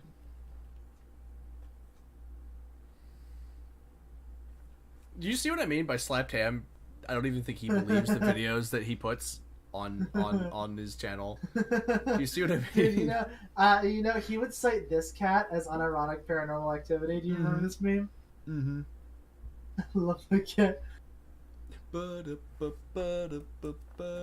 After a few seconds, a passerby approaches the cat. Grandma! However, as they do, the animal immediately begins to walk normally. Yeah, because it found something to be interested in instead of being stupid. The person leaves, then the cat goes right back to its impromptu moonwalk. One theory is that the cat might be on a leash, which is holding it in place as it attempts to move forward. Watch the clip one more time. Dude, that's just what I hate, is that the options he gives for what it possibly could be are like really deceptive to make you think that the only answer could be that it's just a glitch in the Matrix. He doesn't say the obvious. He leaves the obvious one out. The floor is slick, and the cat is messing around on it. Cats are odd. They're odd little creatures. Time and let me know your explanation for this bizarre sighting. Dude, I'm gonna post a GIF in here. It's just, look at this cat. The way he's moving around. Could it be supernatural? Who knows? Yeah. Here. I'll take it over here real quick. Yeah, right here. Some viewers suggest that it could be possible that there's a hand back there guiding it, but if you look closely, you can't see anything back there. And it could just be possessed. This cat here shouldn't have even been allowed to be born onto the earth. It was clearly a mistake made by society. This is proof that the Matrix is glitching. Look at this. Look at this. That could only be a mistake. It could only be a cat possessed by a ghost. A ghost. Look at this cat floating in water. It's clearly a witch. Are the Salem witch trials? I like how we're not even attempting to do Slap Tam's voice. We're just doing discount chills. Discount chill. Look at this cat. The way it's floating in water doesn't make any sense, as most cats would usually sink. But what do you think? Yeah, no, I just keep on posting gifs of stupid cats. Because cats Look are at this cat standing up like a human. I gotta do this. One time I came home and found my cat standing on its hind legs. I've never seen a cat do this before. I think it could be possessed by a demon. But what do you think? It's rising up against me to collapse society. It heard me cough during COVID and is wondering if it can eat my emaciated corpse after I die. Look at this cat. Taking advantage of technology. Cat. If you look closely, you can see what appears to be a skeleton pushing it around as it levitates over the floor. Oh my god. It's so dumb. I love cats. Dogs are better though. Dogs are way better.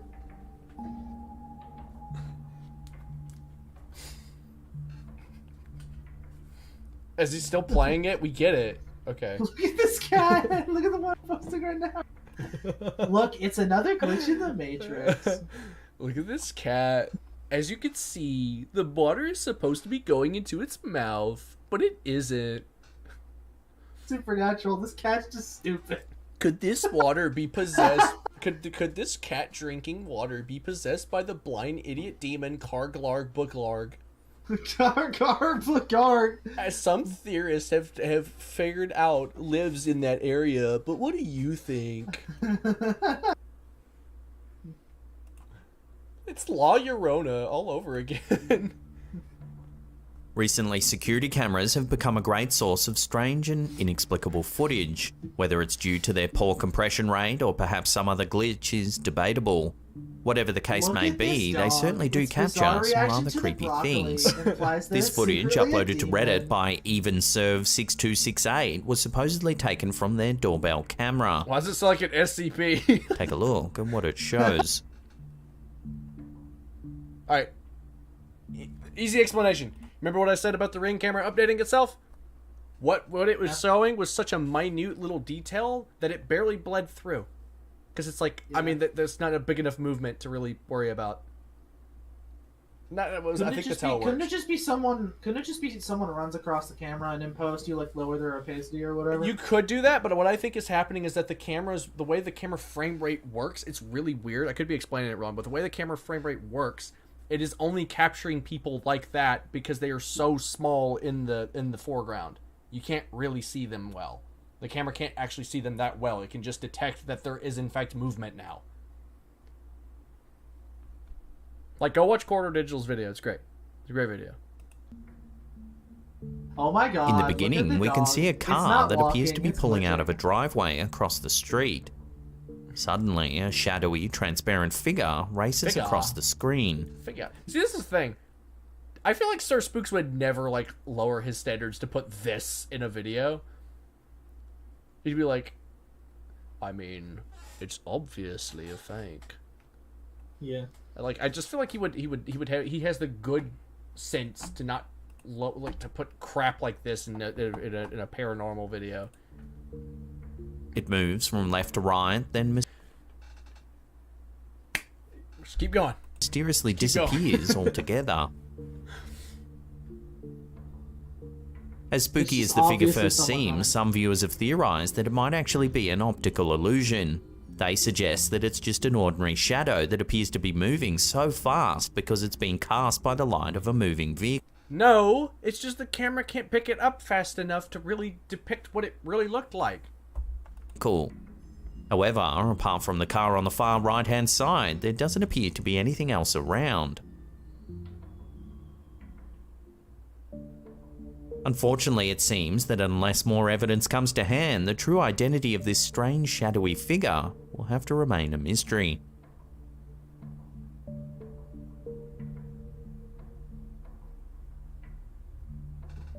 It's not a mystery. Before we take a listen to some truly horrifying sounds, remember to hit that subscribe button, then tickle that little bell icon there and turn on all channel notifications. Better be good. That way you'll be in the loop every time we drop our scary and creepy videos. This better be good. So this is what happens when you have like a weekly or bi-weekly like release date. You have to like find whatever video and just cram it in. Yeah. One thing you'll notice about Sir Spook's content He's got a pretty good chunk of time in between videos. It seems like he's actually trying to find videos. Same with Nexpo. Yeah, same with Nexpo. Nexpo's content's got a lot of work put into it. Whereas like this is easy. I can make this video. When Redditor Gadden420 started hearing some strange noises while out walking their dog, they immediately took out their phone and hit record.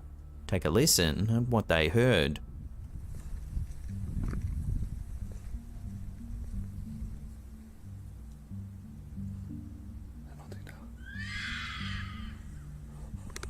All right.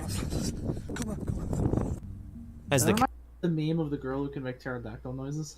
Yeah, it does. It does. I know what movie you're talking about. The one where she like smacks the water off the desk.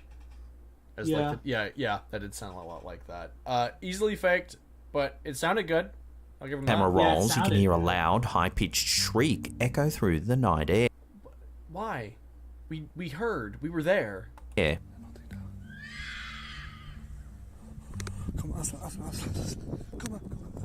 The poster says that whatever was making the sounds kept getting closer and closer. They think it was some sort of animal, but their wife disagrees. There are numerous ghosts and cryptids that are known for their distinctive screams. The most recognised is probably the Banshee. Rooted in Irish if it was folklore, the Banshee, he would have died. Banshees are said to be female spirits that roam the countryside. Yeah. Their wailing supposed. Well, to be fair, I don't think spirits are like particular to an area. I think they can just go wherever they want. Well, yeah, I know, but if it is a banshee, yeah. Although I think banshees can appear outside of Ireland. The death of a loved one. Some Redditors who have. Or, hear me out. Somebody was standing outside, and they screamed from their back porch. Watch the footage, think that the noise isn't coming from something supernatural at all. One theory is that it's actually the cry of a female fox, also... Yeah, sure. Yeah, foxes do like to scream. Yeah, sure. Also, some people need to keep in mind, if you live out in the country and you hear like what sounds like a man screaming, it could be a goat. Or a mountain lion. Goats make horrifying noises. Yeah, same with mountain lions. These animals have... That's another thing, it could be a mountain lion.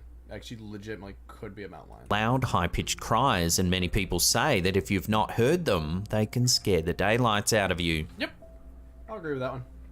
Oh, it's so cute. Watching the footage, it's clear that the dog is well aware that something's lurking in the darkness nearby. What it is exactly, are adorable. will have to remain They like unknown. giggle. It's so cute. I think it's just somebody screaming, or it could be a fox. In fact, now that I've heard it could be a fox, I think that's what it is. Now, bro, remember What Does the Fox Say? That song is hilarious when you just play clips of actual foxes. It's like, what does the fox say? I love how Just a fox screaming. I love that you cut out right there.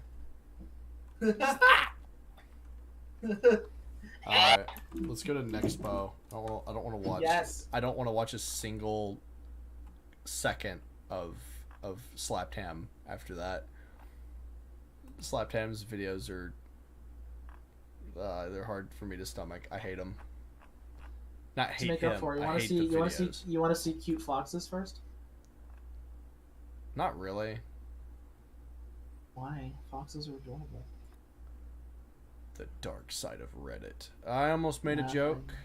A joke that would have caused me some controversy. Let me just, Oh yeah, the Mandela effect is interesting. You know what the Mandela effect is, right? Where you distinctly remember people saying something or doing something, but it turns out it never actually happened, but for some reason multiple people remember it happening. Yeah, that. Like, for instance, what I don't understand. What does it do? Well, that's the beauty of it. It doesn't do anything. People are trying to figure out what movie that came from. It didn't. There is no movie that has that line in it. But it sounds like it should be from something. In fact, you could probably hear the voice of the character saying it in your head, but you can't place that's kind the of movie. creepy. It is creepy. It's really interesting. I've looked into it before. That's the Mandela effect. It's really cool. This guy actually analyzes ghost videos. My experience with a stalker. That could be interesting. Let's see here. What Do we just want to do the normal, the internet, creepy internet stuff? You want to watch one of the disturbing things from around the internet? Yeah, that's what I'm talking about. One of these. Oh, I love those. I've never actually seen like the first couple. Well, I've seen some. I think the first number one. 3 is the one that really disturbed me. I have some from the. I watched a little bit of the first one. His videos are extremely like well researched and they're like really well made. They're really good. They got like really cool production value, and I really like the aesthetic that they have, like old VHS tape type stuff. His most recent video was downright excellent. It was a really great video. Yeah.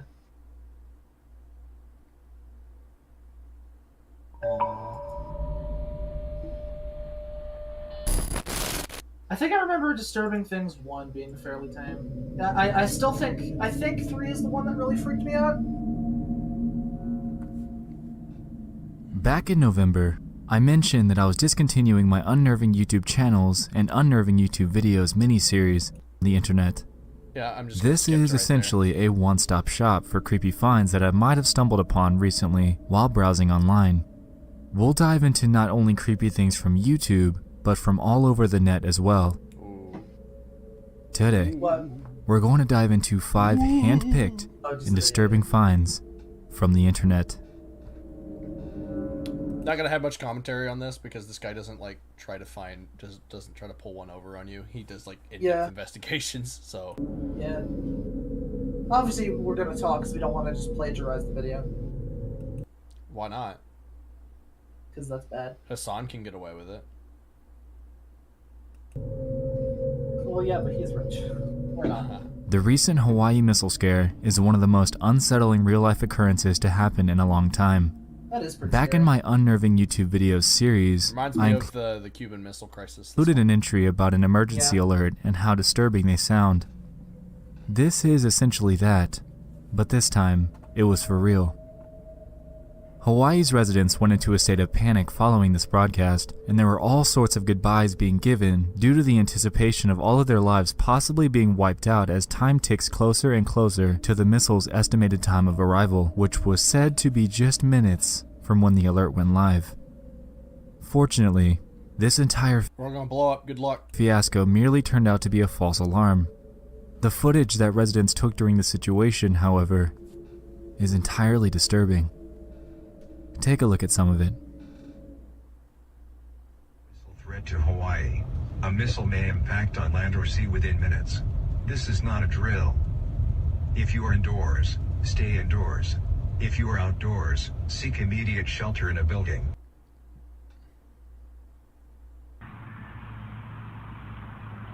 If you're watching this video, that means I didn't make it because of the missile that's coming towards. People start with videos like this with that because it's like, well, it ended up not being a thing, and I'm watching the video, so I'm sure you're fine. Yeah, but at the same time, it's still there's something ominous about it when you just think about it. Yeah, it is ominous. It's just kind of around. Yeah, and in retrospect, you'd look back at it and you might even laugh. But here, it's just it is a little ominous. Yeah, he legitimately thought he thought he was just like, yeah, I'm gonna die in like 5 minutes. So, see y'all, I guess. Yeah. Hawaii. I just parted the last hole, and I just hit the shiznik out of my ball. I'm not quite sure what he meant by that. So, I love you all, but I'm playing golf. Really hard on the last thing okay. I'm gonna dig.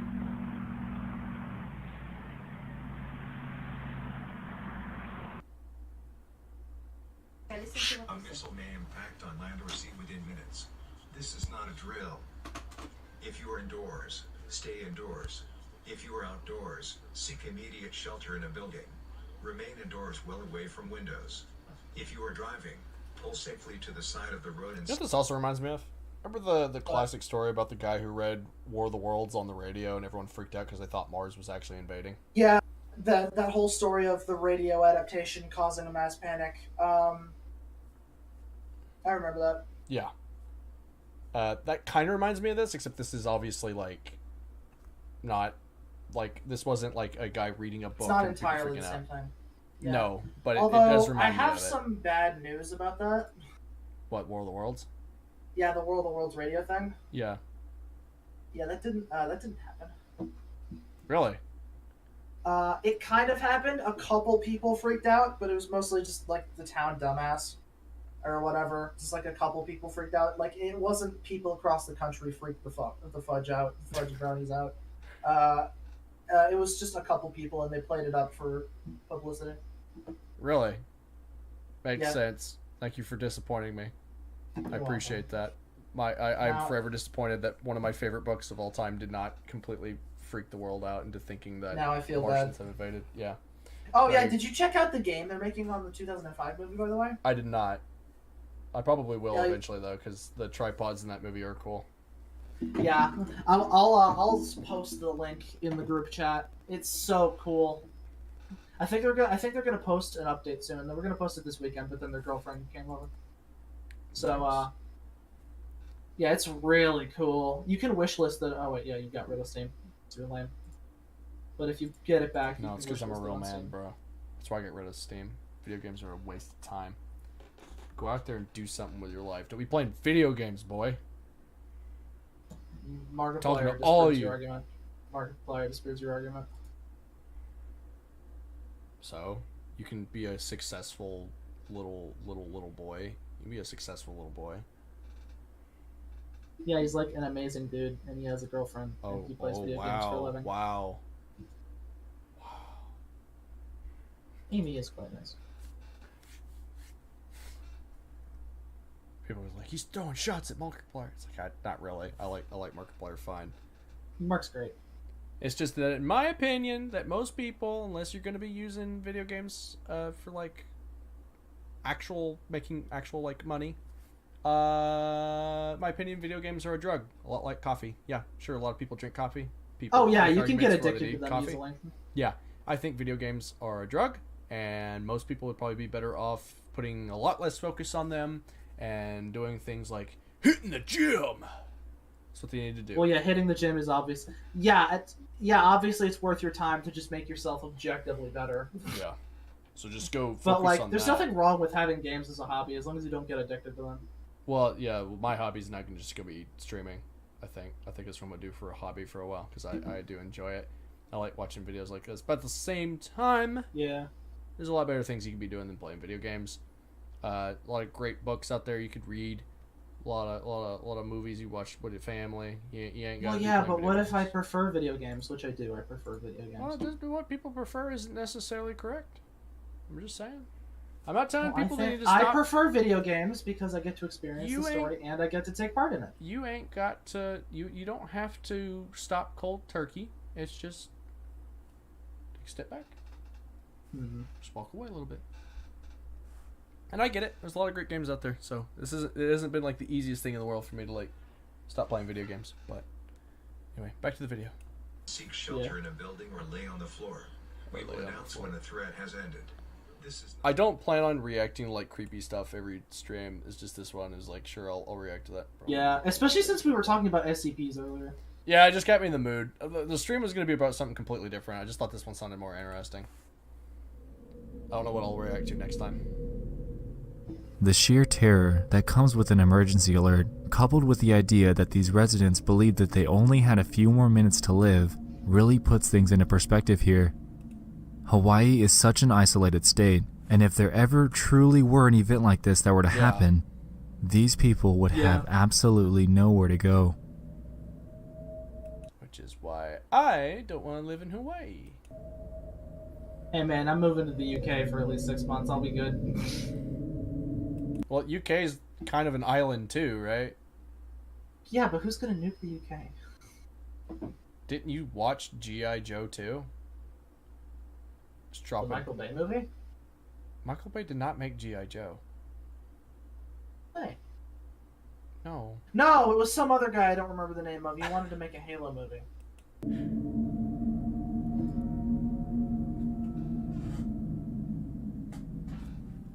This YouTube video showed up in my recommended feed a few months back, and I've seen it a couple of times since then.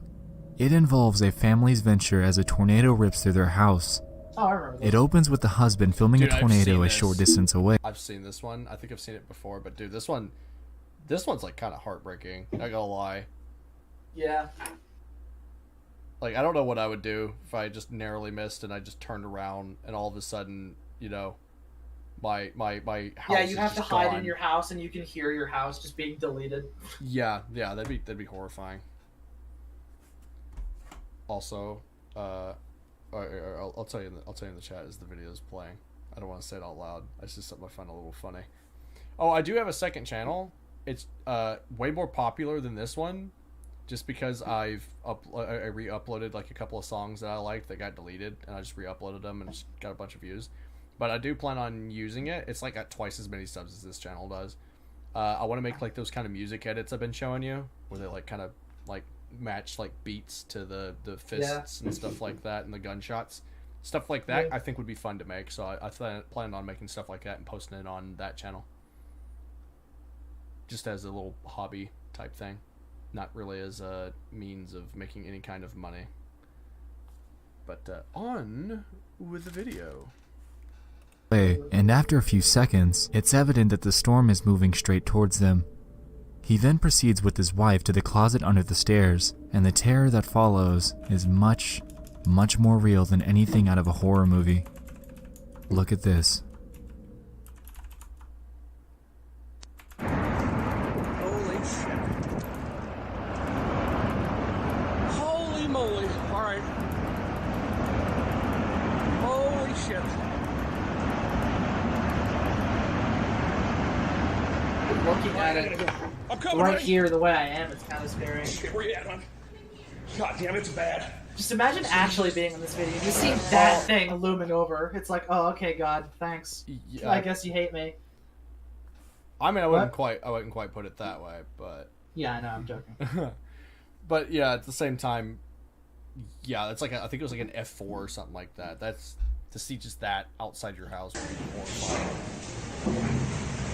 Oh my God!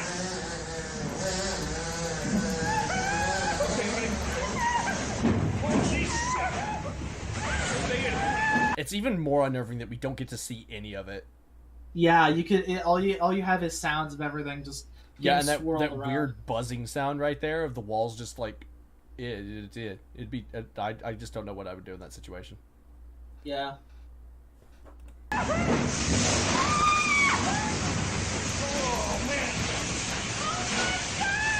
You can hear the house coming apart. It's terrifying. Yeah.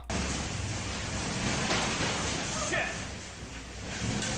Don't go out there! No, not yet. Don't! Oh.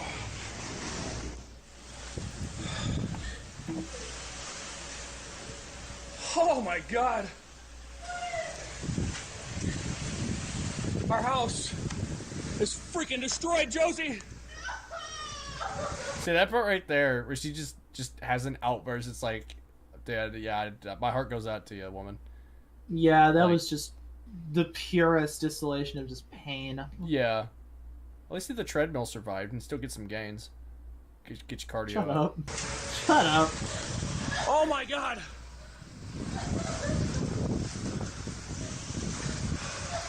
It's just, wow. Yeah. Where's Autumn? Oh, I've never seen anything like it. Oh, shit.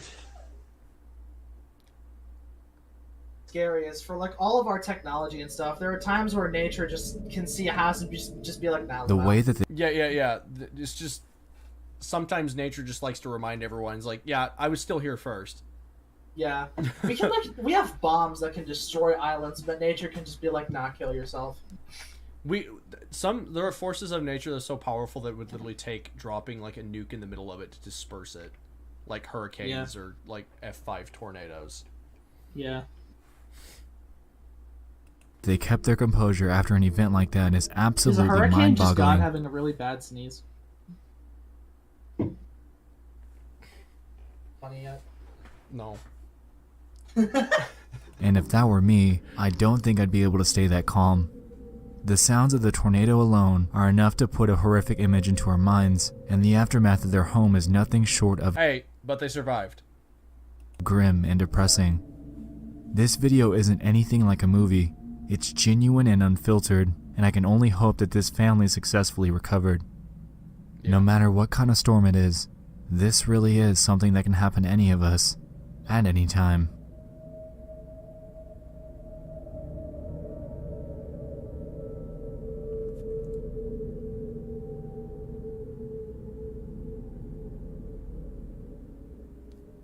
This is another Facebook post that went live on October 3rd.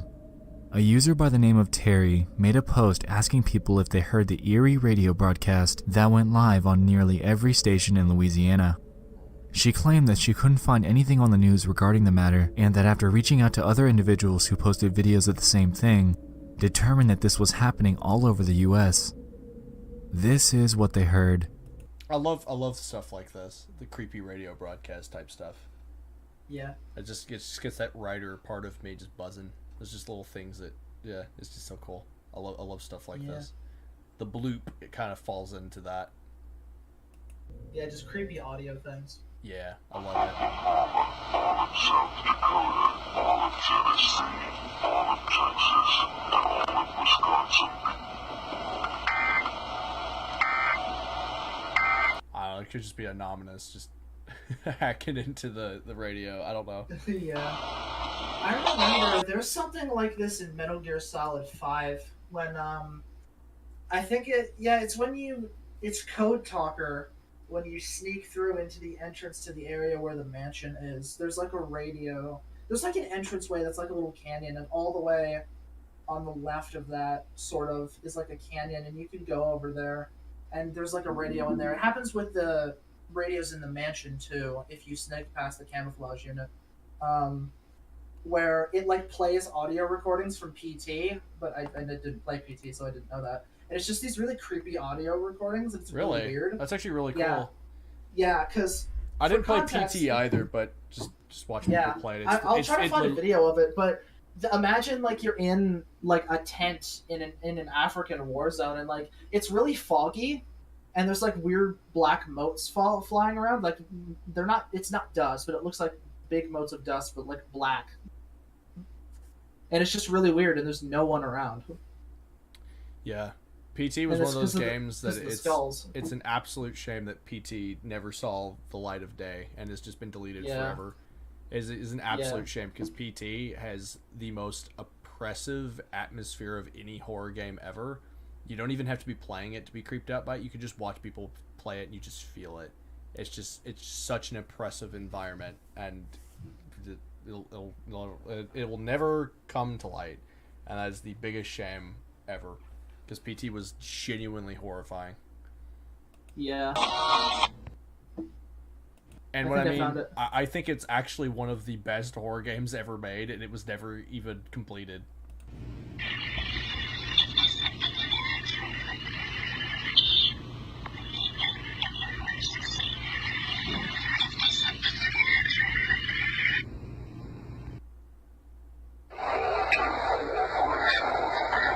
So creepy.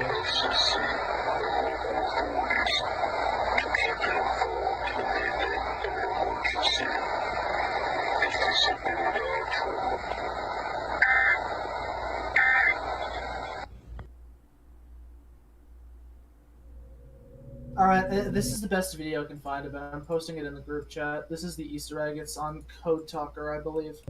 And then the same thing will apply to the radios in the mansion if you sneak past the camouflage unit. Because they're the unit of the skulls that are they're quiet, but the skulls, and you can sneak past them. The best way is to go all the way to the right and climb up the ledge, or climb up the cliff. And if you sneak past them, they show back up at the mansion, and all the guys there are zombies. Cool. It sounds like a distorted voice naming off states, and hearing it obviously raises alarm. Allegedly, according to radio broadcast stations, this was an emergency alert test that was sent out, and apparently, I don't know about that. This happens all the time. I don't know Which about is why that. there's only one recorded instance. That sounds like somebody trying to cover up their butt over the fact that something really bad happened, and you're just trying to oh no, there's nothing to see here. That is. Do you remember in Iron Man when like the encounter with the fighter jets, and it's like, don't worry, just say it's a training exercise. Just like, say we can't do that. Cuts to Rhodey. Yeah, an unfortunate accident during a training exercise. It's literally that. Yeah, it is 100% that.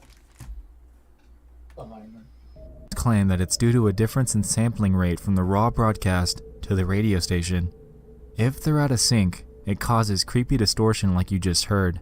Which is why he was saying things like all of Tennessee, all of Texas.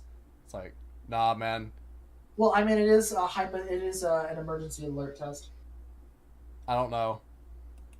This is, of course, what the radio stations claim. What was actually being broadcasted, however, is to be determined.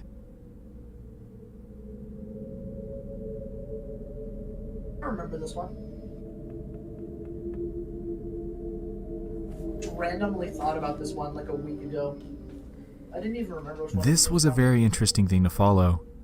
Back in 2015, a Reddit post was made in the conspiracy subreddit by a user claiming that they lived very close to a supposed daycare that had an extremely strange look to it, and in all 5 years of them living there... Yeah, this doesn't look like a daycare. This looks like a glorified crack house. Yep. There are definitely children that have been through here, but only to be shipped to other locations. Yeah, not to be taken care of. One could say the opposite would happen. Yeah. There have never seen a kid arrive or leave. As expected, this struck interest in Redditors, and people started throwing in suggestions for what it could be. Some claimed that it could be a money laundering center, while others suggested that it could I think that's possible. Be used for child trafficking. This was what I said. There was also, of course, a group that believed that this was simply a real daycare and that there's nothing more to see. Things got interesting though when one user named Deathship commented this: "I'm going to advise you guys to stop looking into this place." Yeah, because that's not ominous or creepy at all. This just drove the interest in the building up even more. After looking into Deathship's background, they came to the consensus that he's potentially just a troll trying to scare people. However, that doesn't discount the other comments left by users claiming the same thing that the original poster did: that they live in the area and have never seen a kid come in or out in years. They also went to the Funtime Kids Care website and described it as being super sketchy and plain, with a bunch of stock images and a phone number. When people decided to call it, they were either sent a voicemail or a lady would answer in a very eerie tone before hanging up on them. One other user claimed that it's indeed a real daycare and that they used to be a mail carrier for that neighborhood. However, one part of their response was a little strange. They said that it is in fact full of kids, but every single time that they deliver mail, no matter the time of day, it would always be nap time. That's creepy. I'm actually really unsettled right now. Yeah. And I've seen this video at least twice. Yeah, that's odd. That actually is really creepy. Pretty strange stuff, but that's not even the end of it. Oh, People took to Google Maps Street View to check out the place, and they determined that the windows to the daycare have been covered up for years and have hardly ever changed. One of the few instances of somebody being outside of the building is one snapshot that a user caught where someone is out in the backyard for some reason or another. That just looks like an electrician or a plumber working on the line and right here. I think that's all that is, but at the same time, it's still weird that the windows are covered up. This led to even more speculation, prompting people to check out You can actually see his fluorescent, like, orange vest. The place in person, which quickly became a large problem. One Redditor claimed that they traveled to visit the daycare, and at night, when they got a glimpse inside, they saw nothing but a chair aimed at a TV, showing surveillance footage of another room. Of course, many other people visited the daycare. I would like to see proof of that, but that is creepy. Yeah. Even during, quote, operating hours, to try to get a peek into their windows. This led to another large issue in itself regarding grown adults trespassing on a private property to peek into a window of a supposed daycare with supposed children. People even began taking photos of the few children that they saw outside the place. This inevitably led to an even larger issue, so police began to monitor the place and Redditors were urged to stay away. One person managed to get pictures of the inside, and it seemed pretty ordinary. Yeah. After doing even more... Old, but ordinary. Got some old, I don't know if that's Squaredy or Siemens back there. Got some panel boxes. Although the wiring for the emergency light could be better. More digging on the place, Redditors dug up the owner's name, and it's rumored that the building owner purchased the daycare for his mother to give her something to do with her time. Allegedly, she's been running the daycare for years, even though they have multiple violations on their state record. This is, of course, speculation and determinations from Reddit, so take these with a grain of salt. All in all, the general consensus is that this is indeed a normal daycare. Was so much better. He even a said strange, take it with a grain of salt. Yeah. Eerie and creepy one, but a daycare nonetheless. That's still creepy. We just dove into 5 disturbing things from around the internet. I hope you guys enjoyed the concept of this, and if you have anything... Yeah, let's actually, you know what? Volume 2. Let's watch Volume 2. Yeah. Before you do that, I'm going to go to the bathroom. Go to the bathroom. While he does that, I will boot this up and kind of explain the dealio, just in case you weren't here during the first stream that ended up going down. Alright, so as you guys can see, it has been a pretty long time since I have streamed or done anything on YouTube. I know I said in this video, let me go to my channel here. I'm aware that of what I said in this video here. Oh my lord, I was ready. Yeah, okay. I'm aware. I said I was gonna make bigger and better content that was gonna be edited like this. Also, as you can see, I still am fat. You can still see a lot of the fat on my neck. So why did I stop making stuff like this? Well, the reason why wasn't like I didn't necessarily stop. It's like every time I tried to start making content, I would only get so far, and then the project would just fall apart, or I just couldn't find enough time to work on it. And it started really stressing me out, and started affecting my mental health because I was trying to work getting videos like this done and having enough time to edit it. And keep in mind, I don't have any editors. It's just me doing the editing while my sister did the camera work, and she's great with the camera, really good with the camera. It's just I wasn't I couldn't edit videos with like really sharp editing, right? Where it's just there's constant little cuts and stuff here. New camera, as you can see, much clearer than my 2003 webcam. The mission of the channel is changing. Like stuff like this, if I was just gonna make like a 20-minute video out of it, it would take forever. And it was just hard, and it was stressing me out because I wasn't getting any content made, so it just took me forever to actually make anything. This is the first thing I've made in a long time. I couldn't think of anything to stream. All the ideas I had would fall through. I even have like this right here is my journal that I keep specifically for making videos, and I have lots of ideas, but none of them felt right, and none of them would just work. So there was that, and there was also the fact that trying to make YouTube content in a timely manner requires a lot of time and effort, right? It requires dedication, and yeah, I'm just explaining what's been I know, going I on. heard. Yeah. I still wear my headphones when I leave generally. So it just took a lot of dedication, and trying to fit that in with weight loss and exercising and my full-time job that has unpredictable hours, because we could be working 2 hours one day and then 12 hours the next, or even longer. Even longer sometimes. But it went from that, and not to mention I'm also writing like every day, trying to get books written, trying to get books out by next year or by the end of next year, because I don't know how long some of these are going to take. So there's a lot of that, and YouTube was a lot harder than I thought it was going to be. I thought I was going to come right back and I was going to make content again. It was going to be the best content I've ever made. It was going to be content that was going to be inspiring people, and I still want to do that. I still want to make content that inspires people and helps people to do better and gives people advice. I absolutely want to do stuff like that. It was just today. I just felt like streaming about creepy stuff, because why not? And I want to stream about things that I want to stream about. I want to stream about like self-improvement type things and what I've done to improve myself. I just want to stream about whatever I want to, and it's going to be completely casual, and it will not interfere with my writing or anything like that, because Sunday's my rest day. So I'm going to be doing stuff like this specifically on days where I rest. That's the plan. Maybe I'll make content in the future for my second channel, Nightbreed Music, where, as you can see here, let me just go to it real quick so you guys can see. So Nightbreed Music.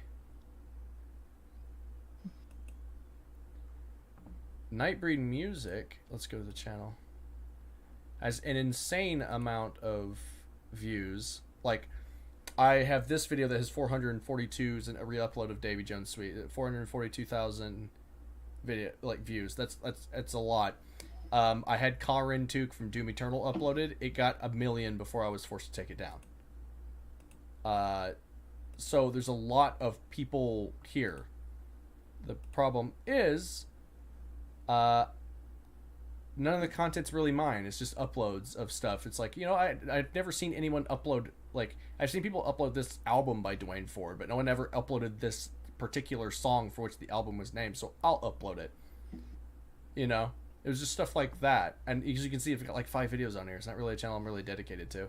So I was like, okay, so what if I made like edit type stuff, like cool edits to the beat of music? That would be neat.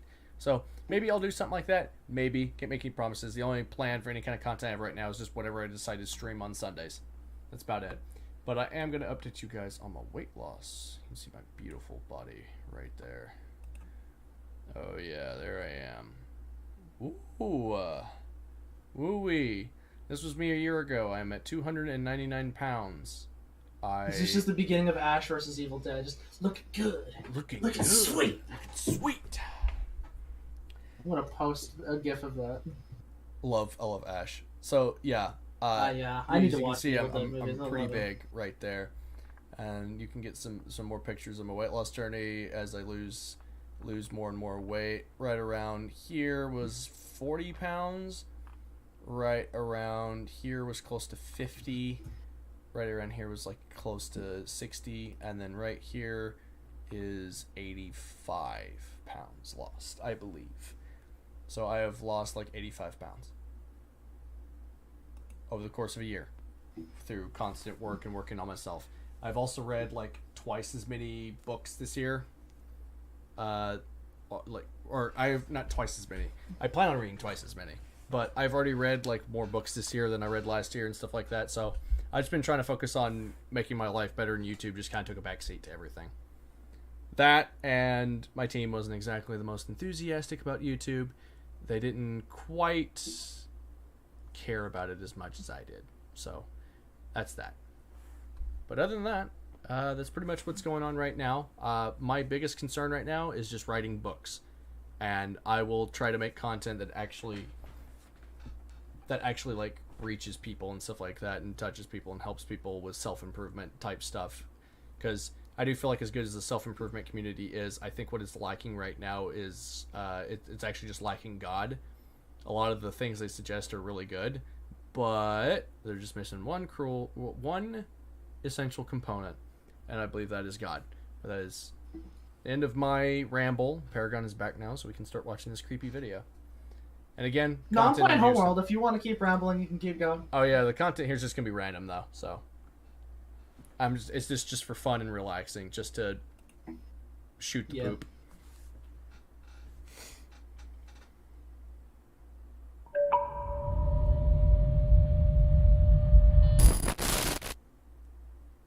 Wait, was his name? Did his name used to be Nightmare Expo, and now it's just Nexpo?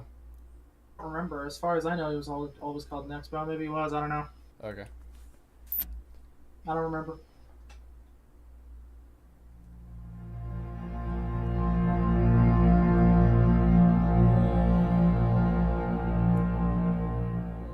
Welcome back to Disturbing Things from Around the Internet. If you recall, this is my one-stop shop for bite-sized creepy finds. Yeah. He's just Chad Chills. That I've recently stumbled upon. Just last month, we covered a wide array of disturbing things, ranging from Facebook posts to Reddit conspiracies.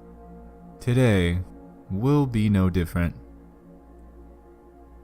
It's time to dive into 5 more hand-picked and disturbing things from the internet. Oh boy.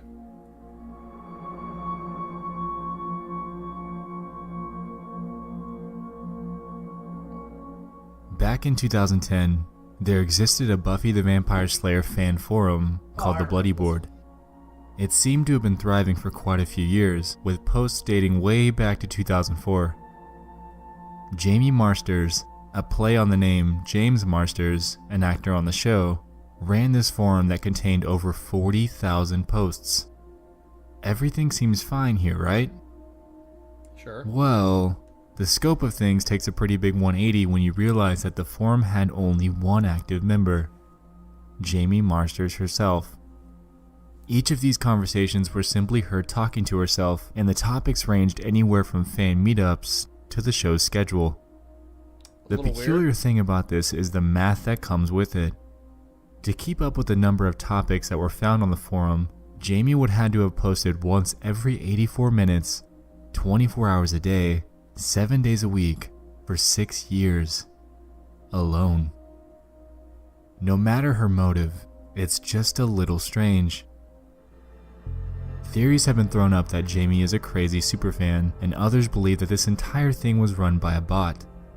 This actually leads to my next point. Unfortunately, in October of 2010, an article called "The 7 Most Unintentionally Creepy Places on the Internet" was posted by the website Cracked, and as you might have guessed, this board was on that list. What ensued afterwards was an endless barrage of people storming the board, posting vulgarities, pornography, and other unrelated, undesirable content. Well, yeah, it's the Wild West days of the internet, so it's to be expected. It's estimated that a total of 36,753 people flooded the place in the short span of 24 hours. After logging in and being surprised with the endless barrage of posts, Jamie ended up shutting down the board, casting it into internet oblivion. It turns out that Jamie had used this forum as a sort of news hub for the show so she could keep up with articles about meetups and conventions. The thing is, how big of a fan do you really have to be to make 40,000 posts to yourself? That's one of those that's like, that's weird, but alright.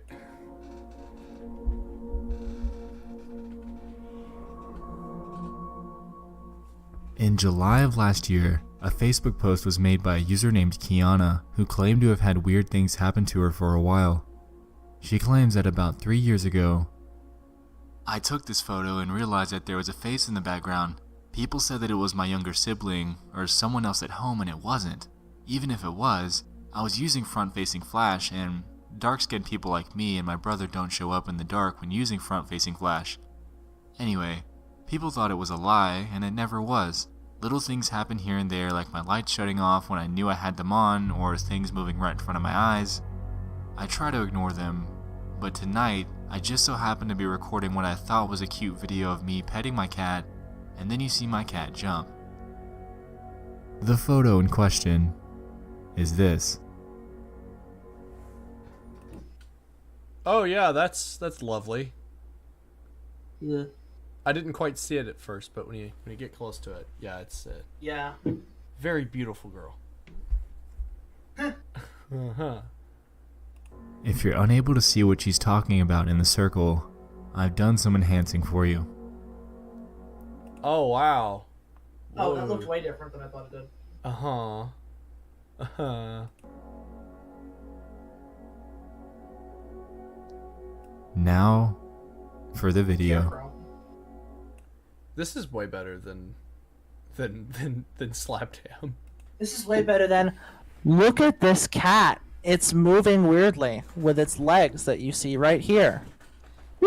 Or just being like, as you can see, a strange figure in the back can be seen. It's got a ghostly white face and what appears to be a long dress. And it's an like afro. It's like, thank you. I can see it. Nexpo didn't do any of that. He's just like, there it is. Pretty creepy, right? Yeah, he's not like, look, it looks like the DC Comics villain Scarecrow.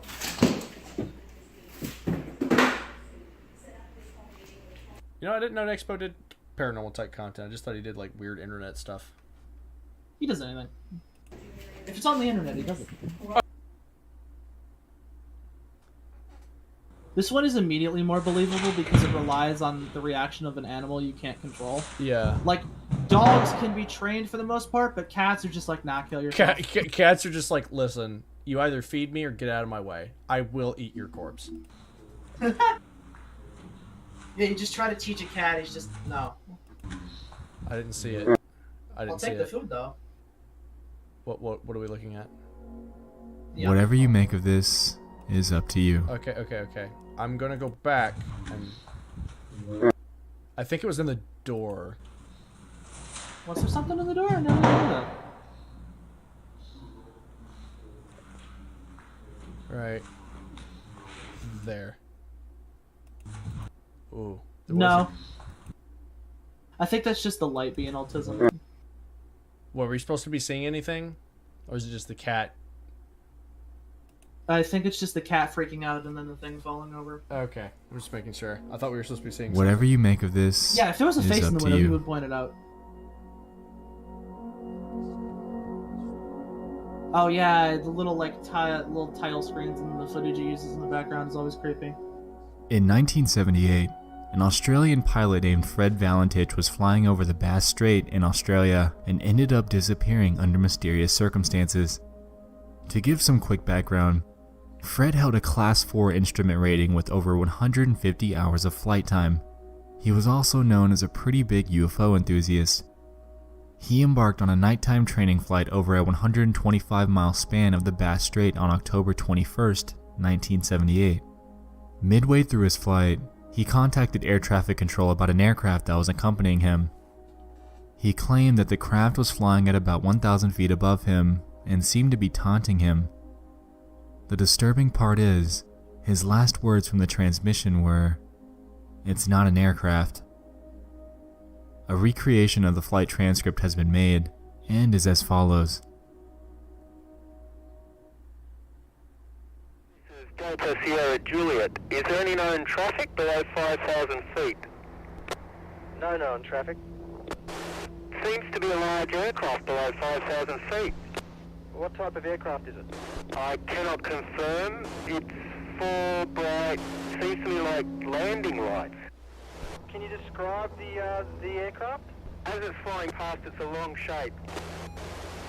Cannot identify it. It has such speed. It's before me right now, Melbourne. How large would the object be? Seems like it's stationary. What it's doing right now is orbiting. The thing is just orbiting. Crikey, it's a flying kangaroo. On top of me. It's also got a green light and a sort of metallic, like, it's shiny on the outside. It's just vanished. That strange aircraft's hovering on top of me again. It's hovering and it's not an aircraft. Alright, my big problem with this is that he was a UFO enthusiast. Yeah, but many theories have been made. I don't think that's the point of the video, though, so it's... Yeah. This is just supposed to be something a little weird. Regarding what he was actually seeing. These theories range from an actual UFO sighting to the possibility of Fred becoming disoriented and flying upside down. The latter seems very possible, given the fact that this he is flying down under. Occurred at nighttime. He could have very well been looking up at his own lights as they were reflected in the ocean. The one thing that unnerves me about this, though, is the fact that he made claims about it flying in front and behind him, and also that the lights he saw were green, when his craft had no green lights at all. The entire incident is intriguing as all hell, and a solid explanation is yet to be given. We unfortunately have no footage to work with, though. Yeah, and we can't ask Fred. In 2014, model and fashion designer Lorenzo... That's right, because supposedly this person disappeared, right? This is like the last thing we've heard from them. Yeah. Okay. Scott was found dead in her New York apartment. She died by hanging herself with an improvised satin noose. While this death is tragic, the incidents that followed were nothing short of chilling. Loren was known for scheduling Facebook posts and tweets for her audience. After her confirmed death, her accounts were still sending out updates, and her PR team did little to stop it before any sort of backlash. The strangest part about this story lies with her scheduled Facebook post. Hours after her body was discovered, this image was published to her page showing dresses hanging from a tree. Yeah, because that's not weird. It shocked many people and also led them to believe that this was another celebrity death hoax. However, it wasn't. This was very real, and strangely, the image that she had scheduled to upload was, given the circumstances, nothing short of unnerving. Yeah, I'll say.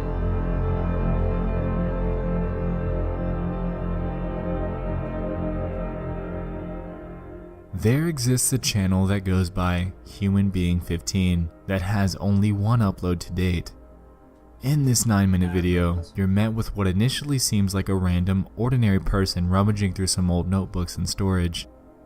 Things begin to take a strange turn when you realize what this channel is trying to convey. Let's see if you can spot what's off about this before we go any further. It's just a corpse hanging by its toes. It's like, oh, well, there it is. It's not even wrapped or anything, it's just a dead body. It's just, there it is.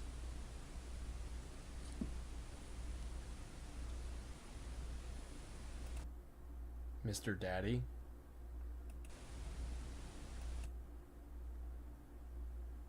Mr. Diddy, all this hard work I have for you, Diddy.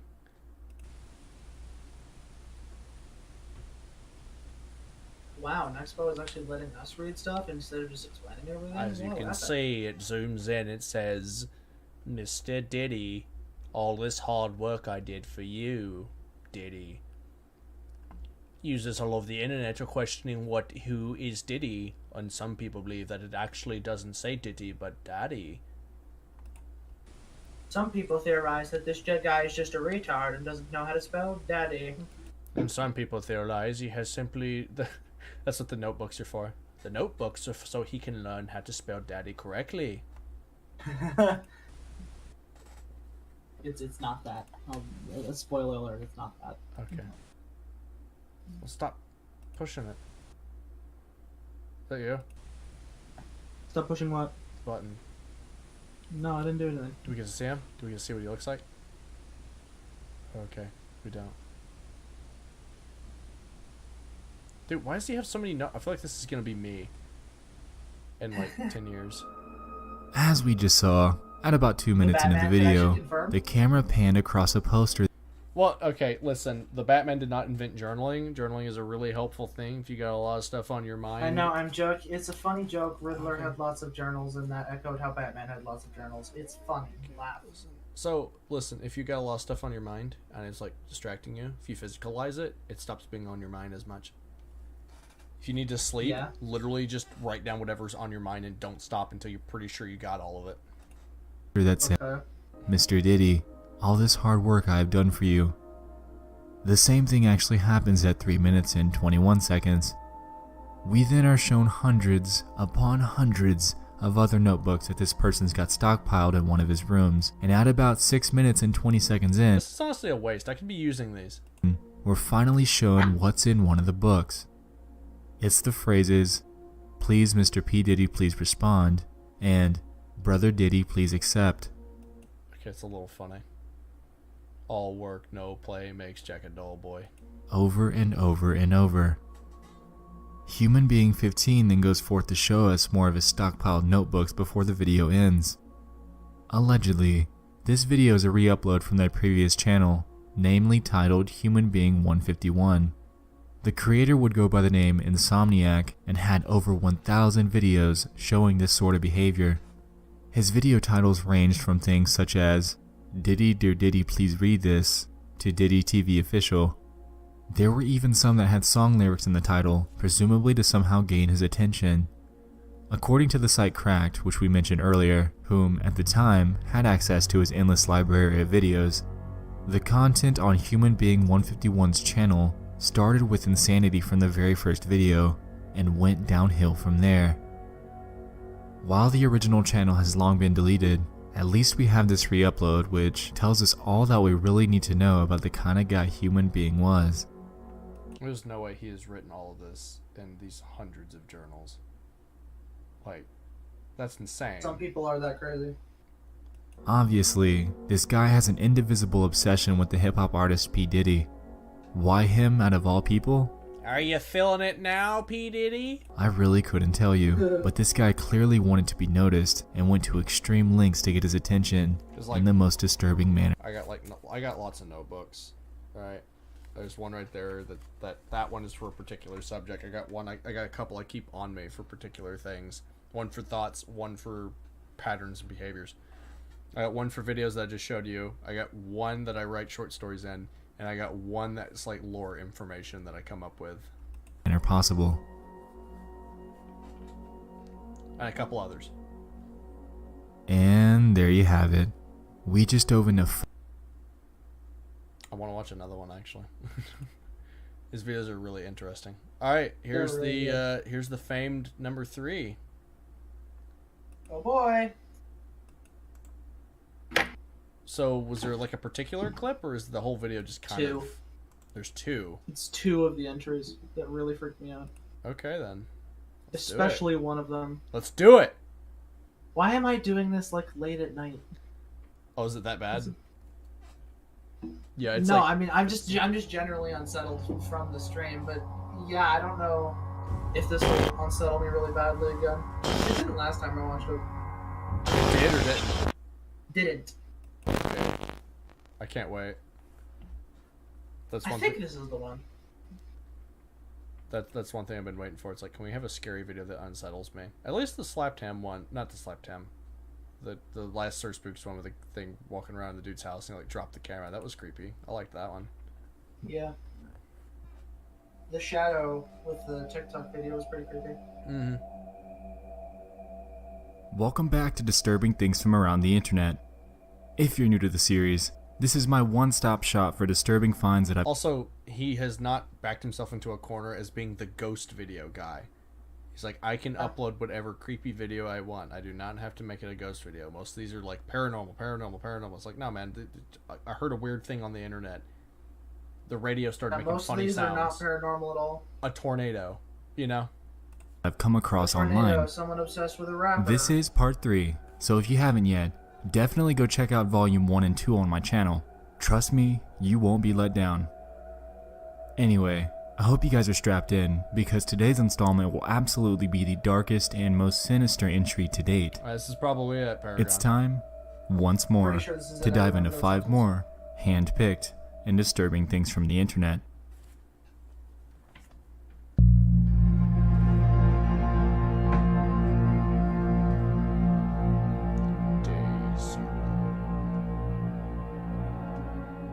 For the past few years, there's been a severe ongoing water crisis in the city of Cape Town, South Africa. In short, the city is slated to be the first major region in the world to run completely out of drinking water. Ever. Back in 2015, a drought began resulting in severe... Alright, I'm gonna make a joke. Ready for it? It's in Africa, right? Yeah. So it's just gonna be like the rest of Africa. But it's severe water shortage, and since then, the city has slowly been going. Super racist. What? No. Why? Because people have said I'm. All right. Should I say it? Should I say it? No. Just outwardly call them out. Nah. I'm not gonna, no. Not right now. They've got eyes on me. They're watching me. What? I said they got eyes on me. They're watching me. I mean, yeah, the fact that you said that probably has the same effect as you just outright saying it, but whatever. Sure. Wait, who's they? They don't know who I'm talking about. Rumbo and... the water recovery. Rumbo and other Rumbo. Rumbo. And rapid declination with an obvious downward trend. Unfortunately, going by these statistics, a life-threatening problem will inevitably be upon them. Cape Town and its residents are currently bracing for what they're calling a Day Zero, which is essentially when the water reserves in the region become so low that the municipal water supply would become so heavily regulated that citizens would only be allowed a maximum of just 7 gallons of water to live off of per day. Wow. The dreaded date, which was designated in October of last year, has been shifted back and forth. It was originally supposed to be April 21st. That was recently changed to April 12th. Then 16th, then May 11th. Okay, you don't know my opinion. I think if you're going to stop things like this, like world hunger, world thirst, like I heard a joke about this and I agree with it. Stop buying food and start buying vans. Like, get out of this area. There's nothing here for you. It's literally just a desolate wasteland. Get out of here. I don't think they can leave, though. That's why you buy them vans. Luckily, they bought the... I don't mean the shoes either. Gonna go? I mean, that's up to them at that point. But what else are you supposed to do? You know? Himself some time due to severe water limitations. And here's the thing. I get it's like your home. I get it's like the place that you grew up in and whatnot. So it's, you know, you got a particular attachment to it. But right now, this place right here that I've lived at forever, if it's time to go, it's time to go. Like, I can't just stay here. You know what I mean? Maybe I'm different, but... that have been put in place in the region. Currently, citizens are only allowed 13 gallons of water per day maximum, and various measures, such as water reduction for crops and the patching of massive leaking pipes, have been put in place in an effort to conserve every last drop. Could you...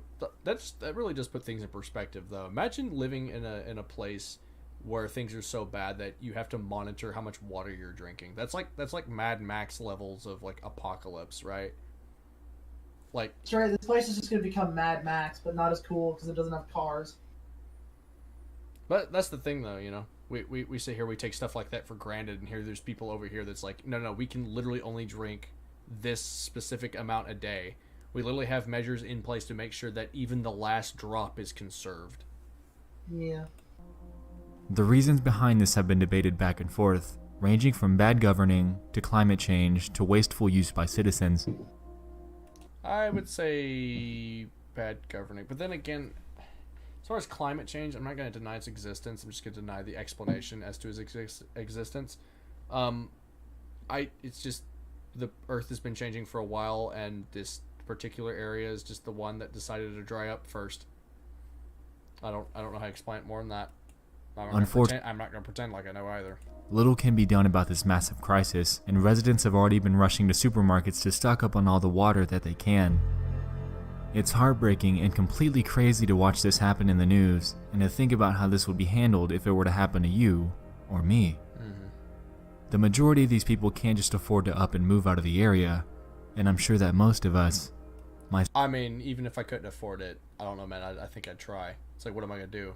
Am I going to die out there? Yeah, we might die here. Self included, wouldn't be able to either.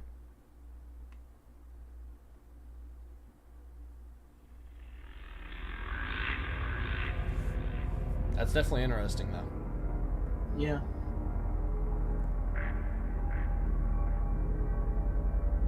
Phenomenon Rum, or by its English translation, Space Phenomenon, is a video that was recommended to me by a user on Twitter. They claim that they found it in the related videos section while watching a video about a French book that they read. After I saw their suggestion, I took a look, because why not?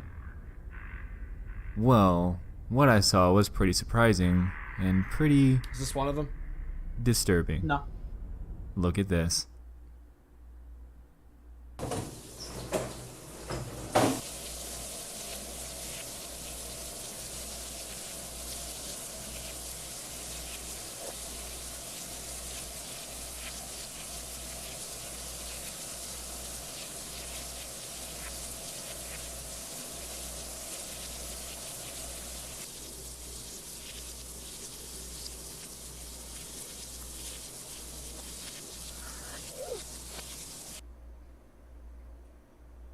Yeah, that was a little unsettling. Yeah, that was weird. Oh, and it's not done.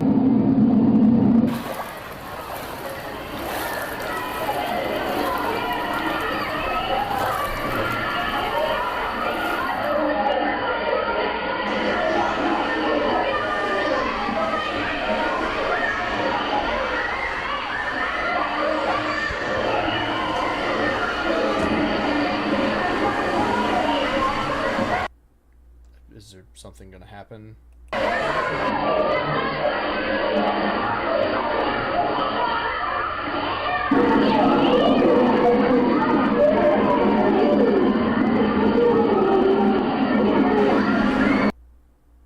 Okay then.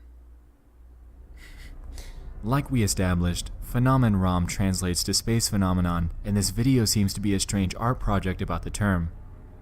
We begin to notice a recurring pattern. Those two words, the date January 1st, 2009, and a few phrases that read 17 UHR, Landworcester, 55, Darmstadt. Now I know I probably butchered those and I apologize. Anyway, it seems that it's trying to tell us space phenomenon, January 1st, 2009, 5 p.m. in Landworcester and Darmstadt, Germany. Unfortunately, doing any digging on that date in history brought up little to nothing regarding any events involving space exploration or anything of the sort in these German cities. Honestly, the way it's a possibility that maybe the word means something more than space. Maybe it means something else. Could have just multiple things applied to it. That they present this video is just strange to me. Or something weird happened there that no one knows about and you just can't look it up. To me, and really leaves me wondering what the meaning truly is behind all the bizarre imagery and terms that they're throwing at us. The entire channel as a whole is just plain weird. The name is this. I'm not even going to try to pronounce it because I'm just going to butcher it. And they seem to post strange and obscure art style videos that seem to make little to no sense at all. Also, they're in German, so it adds another level of obscurity given that you don't speak the language.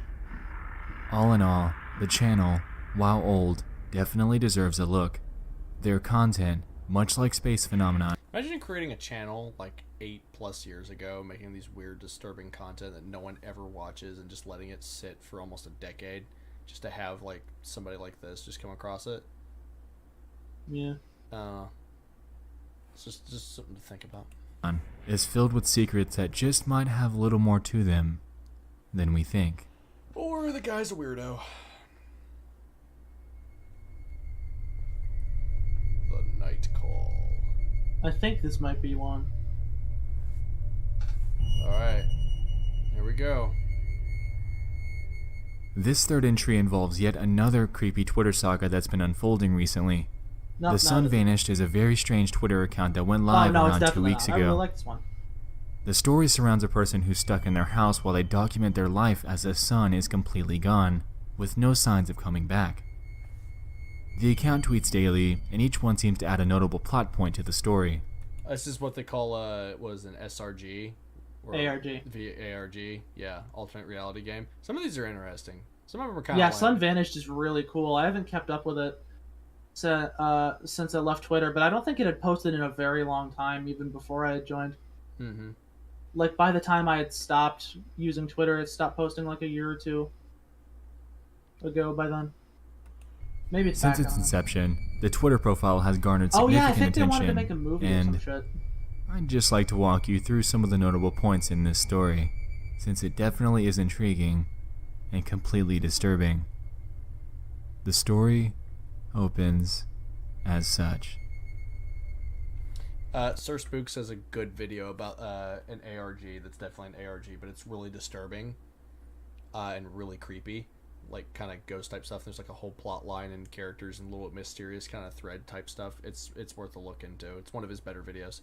He doesn't. Not gonna lie, this Sun Vanished. I think you'll see why. This kind of gives me War of the Worlds vibes. Yeah, just a little bit. Help. It's late in the morning and it's still dark outside. Where is the sun? This afternoon, panic is taking hold on the nation in response to the sudden disappearance of the sun, with violent riots taking place in just about every major city. We are receiving an influx of reports of ransacking and looting from New York, Chicago, Los Dude, this is really well made too. Like the actual ARG itself, like the fact that they had a CNN broadcast out of it. The president made a public statement this morning urging people to remain calm and stay in their homes. Meanwhile, experts are claiming this phenomenon to be an event similar to New England's Dark Day in 1780, and that things will return. The power keeps going out and I keep hearing noises outside, sometimes far away, sometimes close.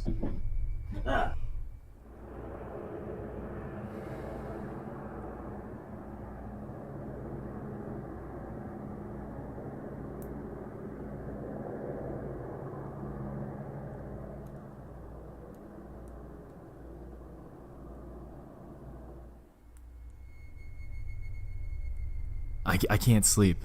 I think the noises outside are gunshots. I went outside. I saw something out there I can't really explain, but I can show you.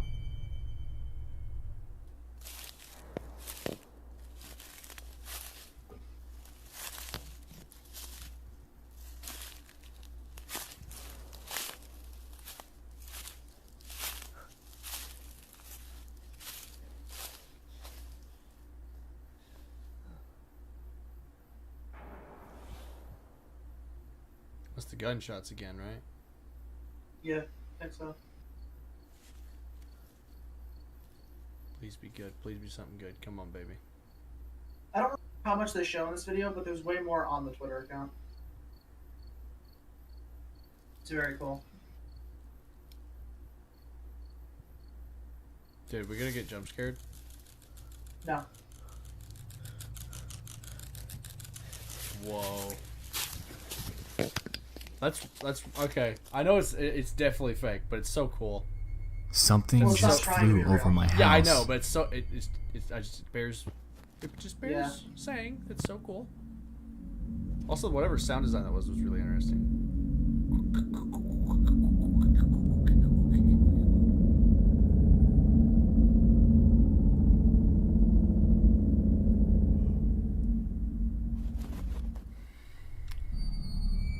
I just compared the sound of this video to the sound of the helicopter footage I posted a few days ago.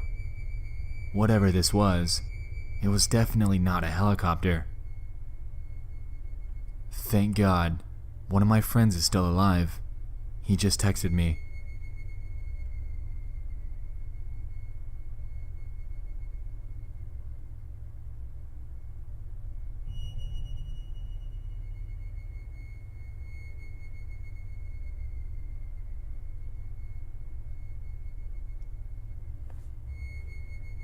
Now we have another problem. This guy's been standing completely still with his back towards me. I have no idea how long he's been standing there. I'll tell you something, he wouldn't be standing there no more.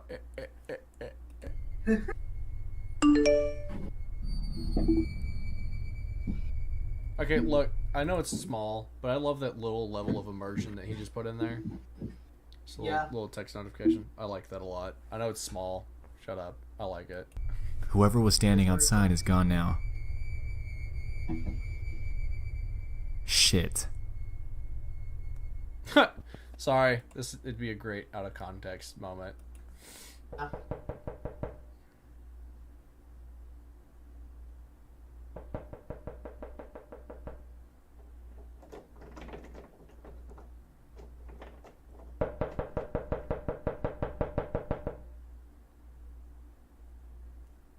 This seems really interesting.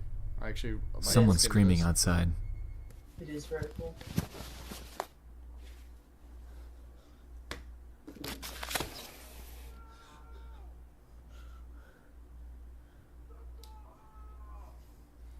Actually makes me wonder like why ARGs like resonate so much with people. Why they've taken off in recent years. Why is it that people find them? Yeah. Well, yeah, they're interesting, but what is it about them as opposed to like a book or a movie or a video game even that? Because it's an unconventional format. Yeah, but it literally is only something you could get through something like this, and it almost feels like it could have happened, you know? Yeah.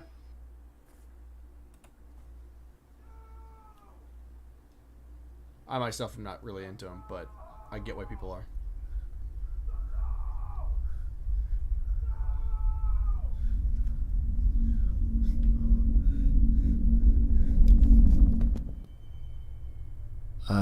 I can see a faint light outside my bedroom window. I'm going downstairs to check it out. What does that sound again?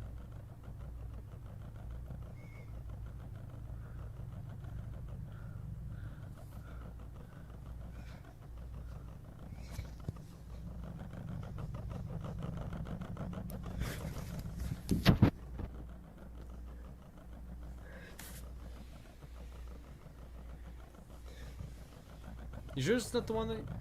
This isn't the one that made you... No. Okay. This one I'd be interested. Alright, turn red. This is actually cool. I'm hearing noises outside again.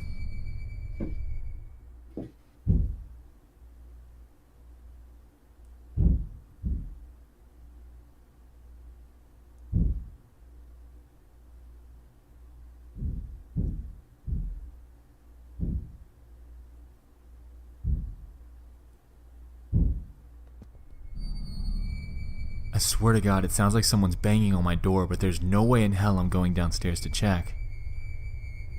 It got in. I don't know how it got in, but I'm hiding.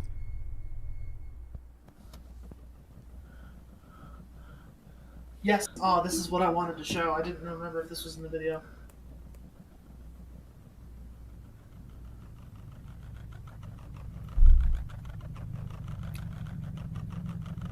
This is really cool. Yeah. I know I keep saying that, but...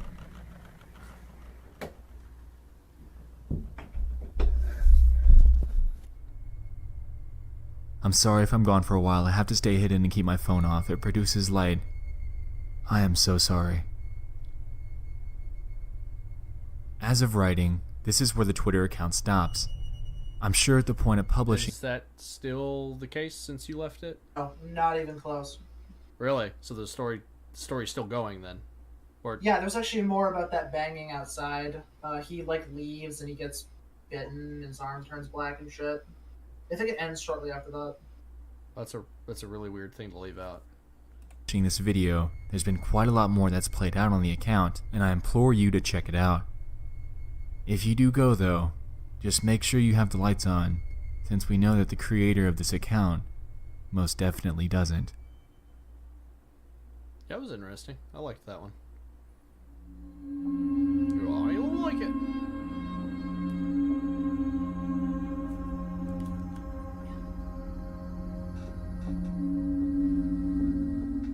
Anxiety War is a channel that I've been following for quite a few years now, and I want to talk about his old content. No. The channel is run by a guy named Zach, and while he hasn't done anything disturbing himself, he's had quite a heavy hand in exposing child predators, vigilante style, through his YouTube channel. Unfortunately, if you head over to Zach's channel today, you'll come to realize that his content has most definitely changed and his direction has taken a complete 180 from his old days of busting child predators online. While this is so, there is one video that he's left up, and it's exactly how all of his old content was when I first found him. If you're curious as to why this channel has gone through a sudden change, the reason is simple. While Zach was successful in putting 7 men in jail through Anxiety War, he was actually sued by 2 of them. This basically threw him into the spotlight for quite a while as he faced these legal battles alongside police scrutiny for taking the subject matter into his own hands. YouTube also cracked... I've never in my life heard someone pronounce scrutiny as scrutiny. ...down on him, essentially, temporarily, forcing his videos off of the platform and onto his own site, anxietywar.com. Ironically, that URL now redirects you to his YouTube channel with his new content. Anyway, back to the topic of the original Anxiety War. Zach's format was simple. Disguise yourself as an underage girl or boy, go to online sites where predators are rumored to lurk, lure one to you by sweet-talking with them, and after days, or even weeks, agree to meet up with them. What the predators don't know though, is that the entire thing is being filmed for a YouTube video, and that they're not actually meeting up with an underage kid at all. They're meeting up with Zach, who set out to expose them to the world and put them behind bars. Here's a portion of one of his confrontations with what he calls one of the most bizarre predators he's ever encountered. It's just EDP. I could write a book. Hey man, I'm looking for some cupcakes. You know I can get some cupcakes. About all the lies and misconceptions that you hear in the media and in the comment section. Or I can encapsulate that all just by sharing one experience I had recently. And that was, someone said that I had become overweight. I've never really been too much in depth with this guy. But I think my experiences with him, what he has done, should be highlighted, unlike some of the other people that I've confronted. Because this guy was the most bizarre predator I've seen.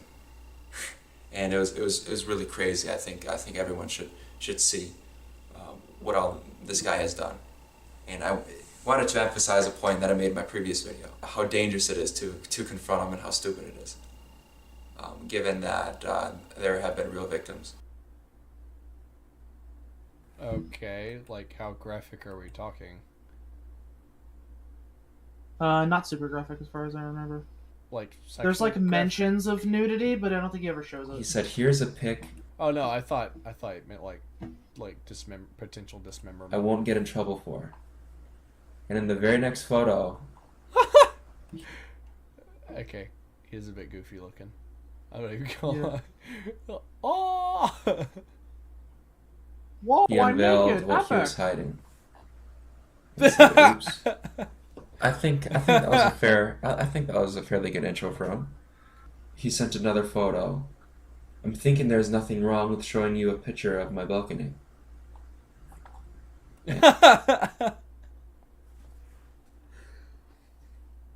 Okay, don't ask me why I'm laughing so hard at this. It's late, and for some reason I find this really funny. We'll show you a picture of my balcony. He's just out there naked. This goofy, stretched out George Bush looking guy is just out there naked. And there he stood. He's gonna turn right, probably. If he turns right, that's our guy. Oh, dude, he's gonna turn right. It's him. It's him. I don't know, with stuff like this, I never really liked the like, obviously I'm all for making sure predators don't offend, but I feel like this should be like something you give to the law and let them take care of. I don't think you need to be doing this yourself. By the way, one of the things that really freaked me out, apparently that was in volume 5. I'm trying to find the other one. Okay. But it might also be in volume 5. With stuff like this, it's like, yeah, man, just don't bother with stuff like that. Let the law take care of it. You don't need to be putting yourself in harm's way. Not only that, I'm sure the law is more qualified to investigate these things than you. You know? Like, I feel like there's like times where he's probably totally gotten stuff wrong. Or maybe. I don't know. I just feel like the law should be the one that just takes care of this. What he was doing. Okay, so one of them was in volume 5 and one of them was in volume 6. Number 3 was not the one I was thinking of. I apologize. Okay. He bypassed Taco Bell and he went around the back and he was combing the area behind Taco Bell. He was going through all these little side streets and stuff. I know the area very well. So I knew what he was doing, and at one point we went right by each other, and then I saw his face, and of course I'm just some 20-year-old in a car, but we bypassed each other. I thought, that's the dude, and I was just so excited. I knew I would see him at Taco Bell. Eventually, I knew eventually he would settle. I knew he had a lot to lose. I feared me saying, hey, dude, what you did is sick and wrong, and I know you did this, and I know you did that, etc., etc. I feared talking about that because I didn't want him to react a certain way. So I left it at that. I just said, hey, how you doing? I'll show you the video. What? How's it going? Good. Where are you going? I don't know. All right, stay here.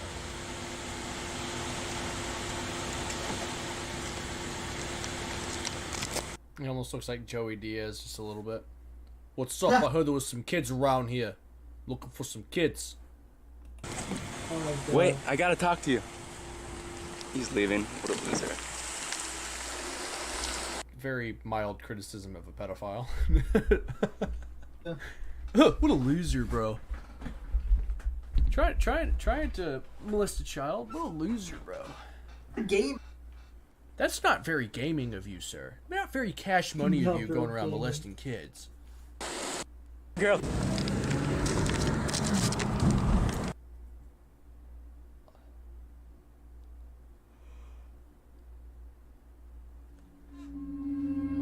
I'll link his entire video down below, and it's an incredibly interesting watch to see how this sick individual sent videos and photos to what he thought was an underage girl. Also, if you search the term Anxiety War on YouTube, you can find re-uploads of all of his old content scattered around other channels. Definitely give those a look as well. Anyway, why am I talking about this guy? Well, it seems that after Zach's unfortunate fallout with YouTube and the police, he seemed to spawn a movement across the platform known as the Creep Catchers. These people could be any ordinary person with a camera and a desire to expose creeps much like Zach did, and if you search the term on YouTube, you'll find Creep Catchers videos from all over the world. These guys have taken direct inspiration from Zach and turned it into something that's, while risky and illegal, a very noble cause. This should be setting off a red flag for many of you. Yes, there are creeps all around you, and yes, they could very easily be any everyday person that you might encounter. These predators all have lives and families, and it's evident on their Facebook pages that are usually shown after they're caught. What these guys are doing under all the ordinary Facebook lives and rushes of work and family is truly something dark and disturbing, and it's unbelievably striking how widespread this issue is. These types of people also always have the cookie cutter excuse that they weren't actually going to pursue the child. Instead, they were going to teach them a lesson and educate them, blah blah blah. Creep Catchers and Anxiety War were on the right track, doing— Imagine trying to pass that off as an excuse. It's like, oh, I'm just here to educate you. So that naked photo I sent, that's to tell you that people will do that. See, right there? You never know what people will send.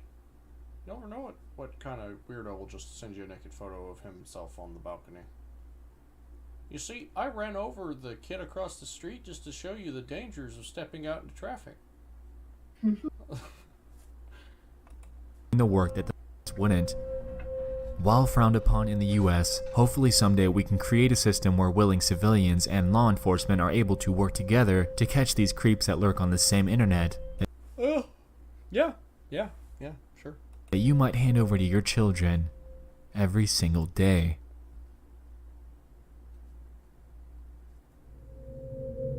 Hell in Paradise Valley.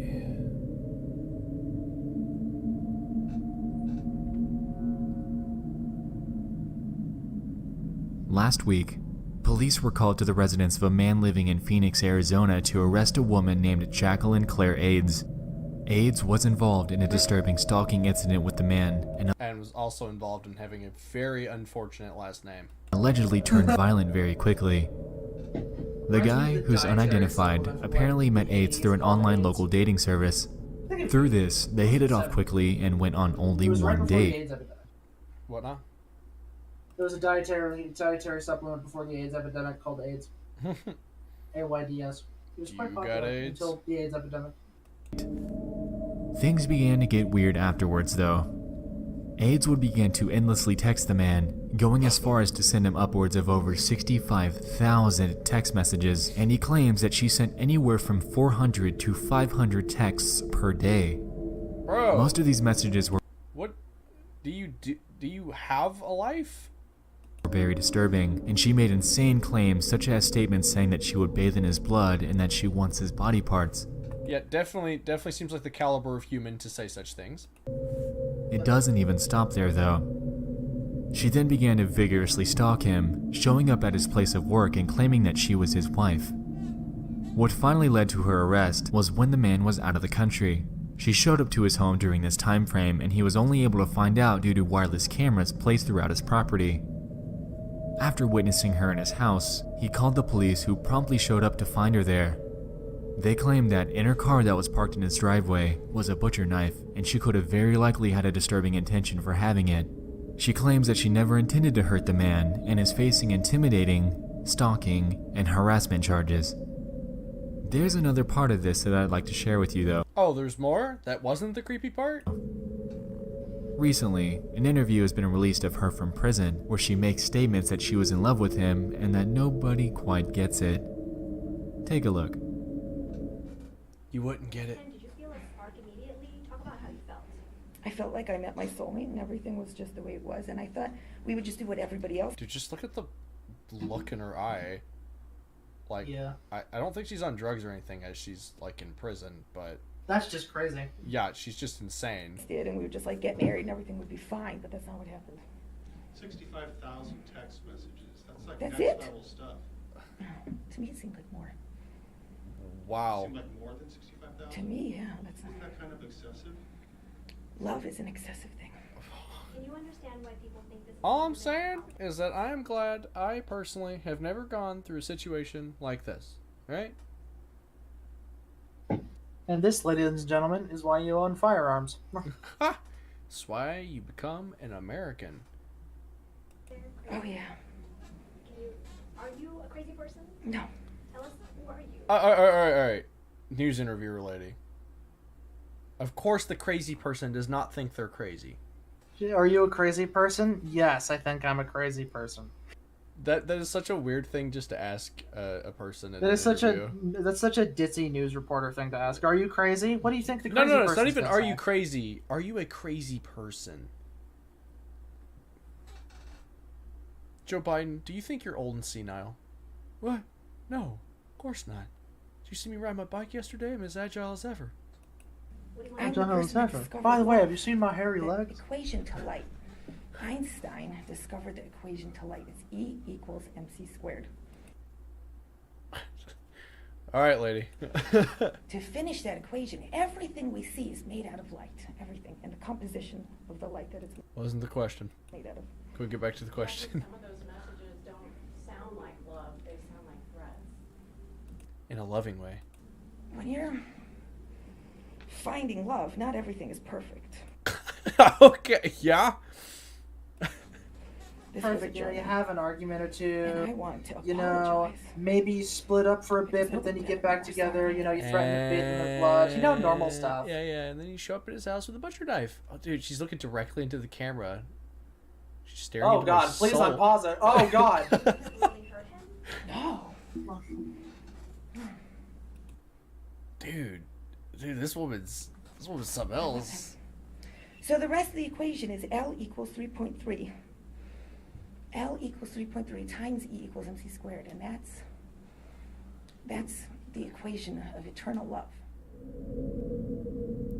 This is literally like the Batman and Joker kind of dynamic. I can only imagine the kind of torment that this guy went through when dealing with her. This entire situation just goes to show that you never really know who you're actually meeting up with on these dating sites. No. This is why you just do it face to face. Could very easily be unknowingly. There's plenty of fish around you. You do not need to go to a dating site to meet some random creepo. She's looking to the camera again. There you go. Thank you. Don't need that. Your next real world nightmare. Thank you so much for joining me in Volume 3. That was a great video. Really good. Let's see. Let's go to more videos. Let's just go to part 4. I think we'll just end it. I don't know. I got a couple more hours. It just kind of took me to the YouTube page rather than just opening it up here. Well, yeah, true. Whatever. Yeah, Carlton Gant.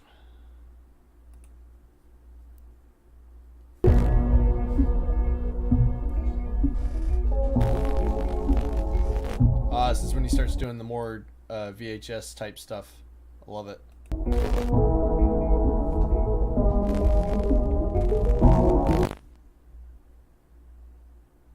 Is there any good stuff in this one? Do you remember?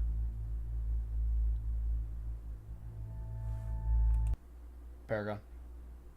No, I don't remember. Okay. Microphone was picking up from time to the night. Across the internet, strange and obscure content's out there that just might send a chill down your spine, or at the very least, leave you feeling at least slightly unnerved. Yeah, I saw Pyro's video about that game. That's Petscop. Yeah, Petscop. That's weird. Yeah. With that being said, I'd like to welcome you all back to Disturbing Things from Around the Internet. This is my series where I consolidate bite-sized creepy discoveries that I've recently stumbled upon online. Reminder that this is part 4, so if you're new to the series, be sure to go check out volumes 1 through 3 on my channel. It's time, once more, to dive into 5 more hand-picked and disturbing things from the internet.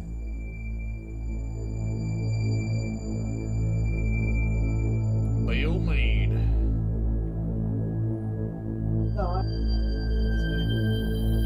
Videos playing in the background. Markiplier. Bill Meade is the name of a YouTuber that runs a channel primarily focusing on the topic of religion.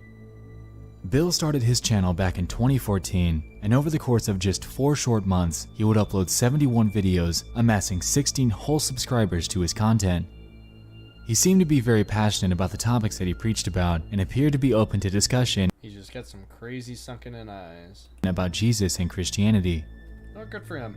Over the course of the channel's existence, Bill would make it evident that he was dealing with other complications.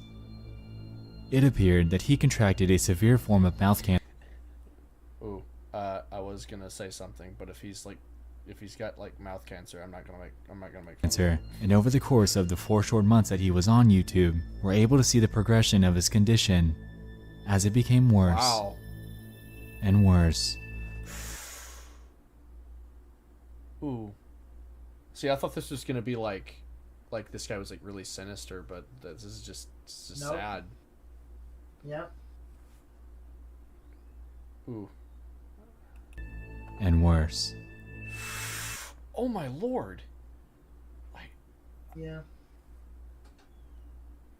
Wow. His very last video was uploaded on October 21st, 2014, and it was titled, in all caps, 10-hour surgery tomorrow. Strangely, in this and the upload with the duplicate title, I was unable to extract any type of audio, almost as if it was completely muted by accident. In the description, Bill asks us, in jumbled text, to pray for him and the doctors as he undergoes this operation.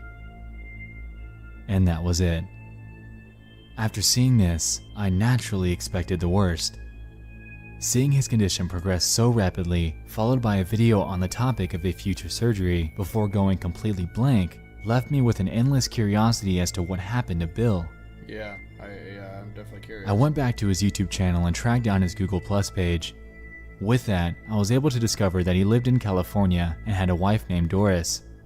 After doing what seemed like endless digging, I just wasn't able to find anything on a William or Bill Meade that would be related to a Doris. So I acquired the help of some friends, and one of them, specifically Alex Bale, was able to track his record down. Bill would have been 90 this year, and unfortunately passed away less than a month after his surgery. His legacy lives on though, and with this, we're left with a very humbling example of how quickly a condition can progress on the human body. Well, you know what? I hope he stuck to his principles and his beliefs until the very end. Pretty sure he did. Very strong man to be praising Jesus, and despite having this. Yeah.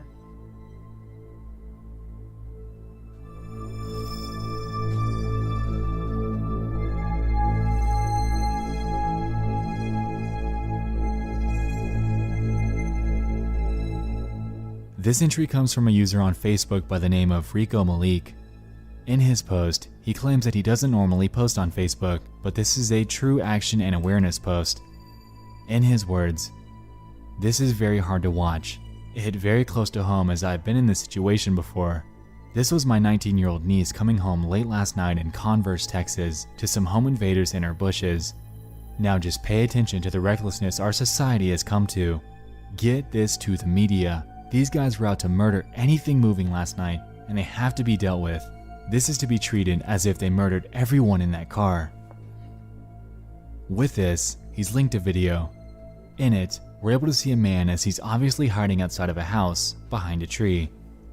Apparently, the people in the car pulled up to their mom's house who was asleep inside. After calling the cops from within the car, things begin to take a very dark turn.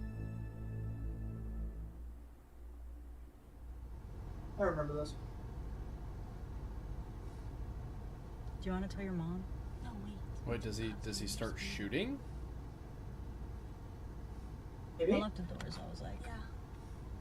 Because if they, that doesn't mean they're alone. Carlos, no. That's crouched outside their house, right? So yeah. I'm in Converse at Well, not a very smart thing to do in the state of Texas. There's somebody standing at the side of my house. Looks like they're trying to get in. They just get into a gunfight. Okay, so here's the thing. In the state of Texas, they have like the best, or maybe even the second best, I can't remember. They have one of the best self-defense laws in the country. If these people are on your property and they're not supposed to be, you could literally shoot them and you will have nothing. Yeah, there's nothing they can do to you. The law. Trying to run. I'm reversing. Oh, they have a gun. 8310 Jaybird. I gotta get out of here. Oh my god.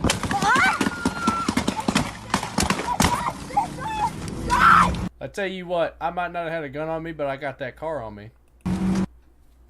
Well, yeah. Are you okay? Are you okay? Does it sound like her kid daughter is inside that? Was inside the car. I think she is. Well, she's 19. I don't think she has that. I think someone's just either young or high pitched. She's just getting high pitched voice, but wow.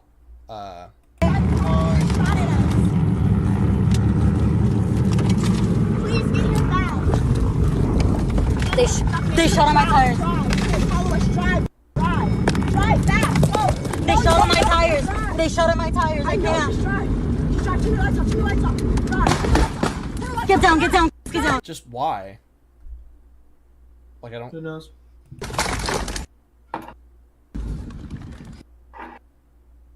Please drive. Hurry before they find us, please. Are you okay? Put down. Please. Oh my gosh, she's stuck. God, please let them come back, please. God, please, God, please, God, please. God, please. God, please don't let them come. God, please. God, please. Now these people, I think he said the people made it out okay, so still. No. Can you see top left? She's stuck.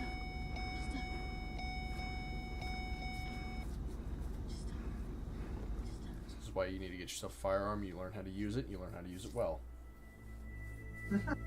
Thankfully, they all made it out alive. In this They situation, didn't even want to be seen by the news media. they were absolutely lucky that they weren't harmed, because this so very easily could have turned out far worse than it did. And as they're running away, they're still shooting at them. It's like, who are these people? Yeah. After first seeing this, I spent a lot of time contemplating at what I would do if I were in this situation. This means There's people shouldn't own guns because I'm stupid. There's no way around how it would have turned out. Grab a gun, shoot him back. There's two of them, and they have a direct line of sight to you in the car. Yeah, but you start shooting them back, they're gonna get rattled at least and try to like move away. There's a lot of things that could happen. It's better than nothing. Floor it and ram into the tree? Like I said, there's two of them. The other would have come out from behind the bushes, guns ablaze. Back out. Dude, they were like waiting for them. Either they were waiting for them or they were waiting for someone else, and these people happened to show up, and it was just like, I don't know, kill the witnesses? I don't get what the plan was. And speed off? I still feel like they would have been inclined to shoot just because they can. All around, there's just no good way through. Unfortunately, what he just said, I think, is actually the actual explanation. They did it just because they could, just because they're evil. This situation, which is what makes it that much more miraculous that the driver and passengers were unharmed. While this is so, unfortunately, the two men involved are currently still at large.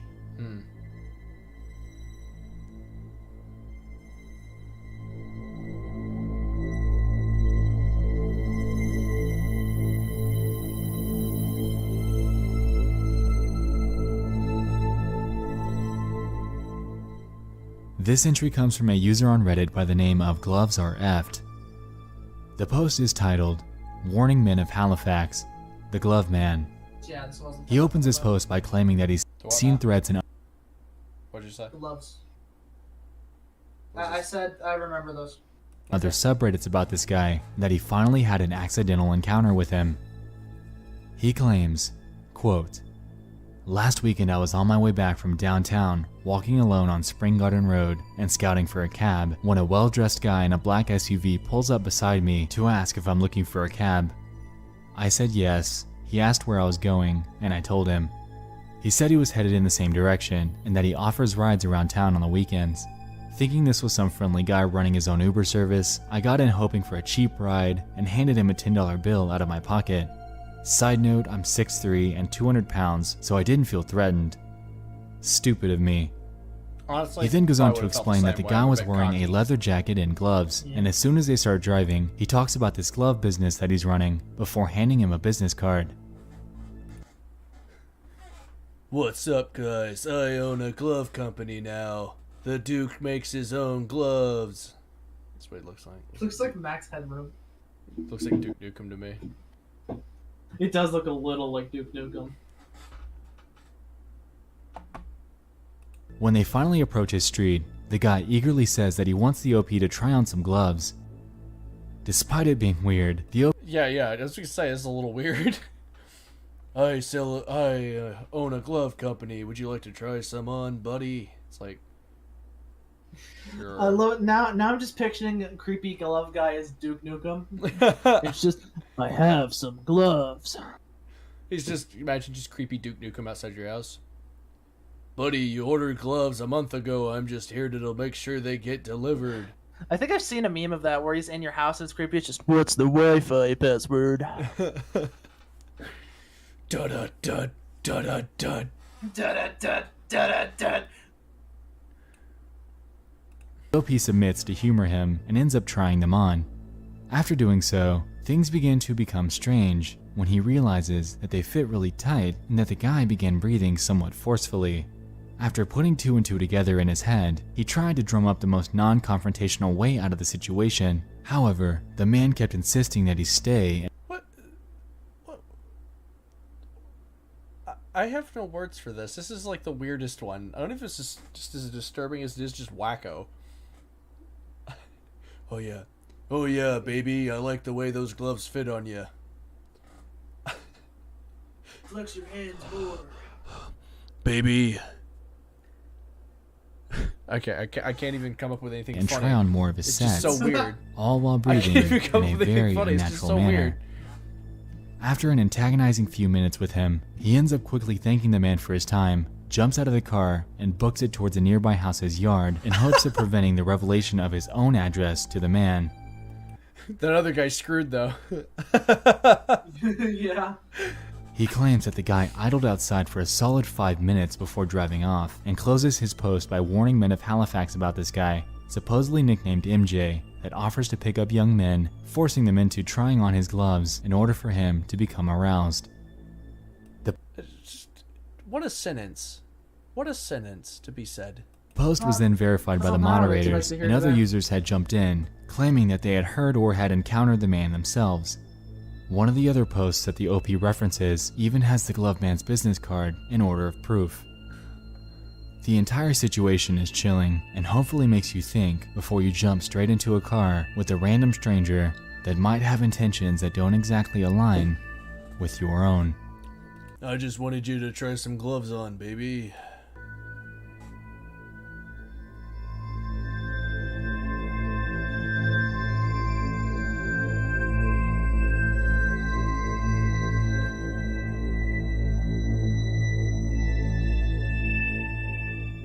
This entry comes from a Facebook post made by a user named Hank Squires.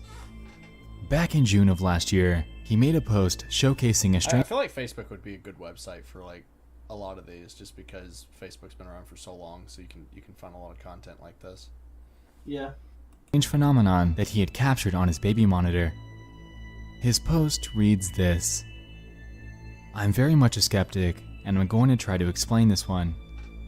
Last night, Cora woke up and started playing with the stuffed animal. Hannah thought it was cute, but she recorded it from the baby monitor. When she showed it to me, I told her that it was way too cold in her room, 66 degrees when we keep the house at 70. Then, the freaking teddy bear behind her moved. Watch the video. Alright, got a ghost The one video on that this he one. uploaded with that showed this.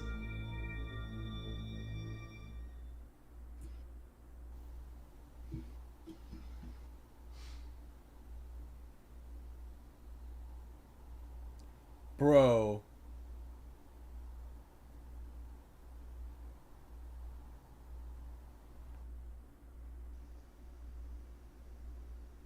Yeah, that's weird. If it was me, we'd be in that room, and the bear would be dead. Burn the teddy bear. And the entire house would be prayed over, and anointing oil would be put on every single door frame. Yeah. Yeah. No, we don't put up with that.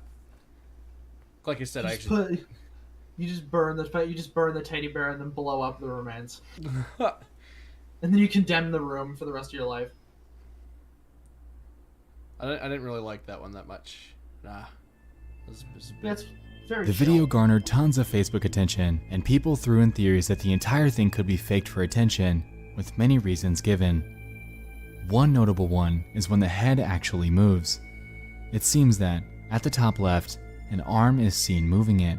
However, I'd personally like to counter this by saying that there simply would be no room for anyone or anything to squeeze their arm into that tight space. Unless there was some sort of modification done to it, nobody would have been able to fit back there. Yeah, Another theory people have thrown up is that it's a battery-operated bear. While Hank claims that this is not the case, it could very well be true. The only real update we have is from June.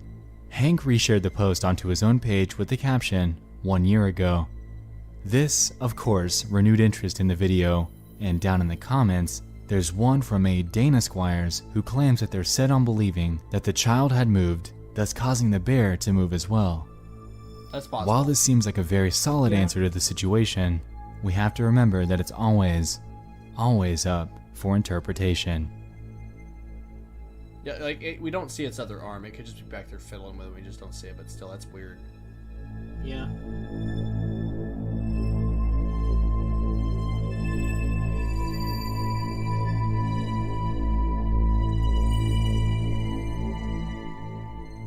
Last year, a post was made on the X-board of 4chan claiming that there was a user on Facebook that discovered a strange profile by the name of Ori Chef. Apparently, Ori had commented on a news article clamoring on about nonsense. After they attempted to translate it, things got strange. The 4chan user went forth to say this. So I was just on Facebook like a normie that I am, and I came across a comment in a post that's a bit unnerving. It's from a posted article from a page that has a few comments, so I saw it. The comment was obviously not entirely in English, but she explains how she wants to be cremated before her husband, or some type of thing, and she kept talking about her friend Susie or something. So I got weirded out by this and tried to click on the Facebook account to know what the fuck is up with this lady. This is where it gets weirder. This was her profile. I immediately saw that she had What a face. no posts or even uploads of pictures, so I assumed that she was a dummy account by some dude who's doing God knows what. It looks like a dummy. Like, it just legit looks like a mannequin. Yeah. Then I saw her friends list.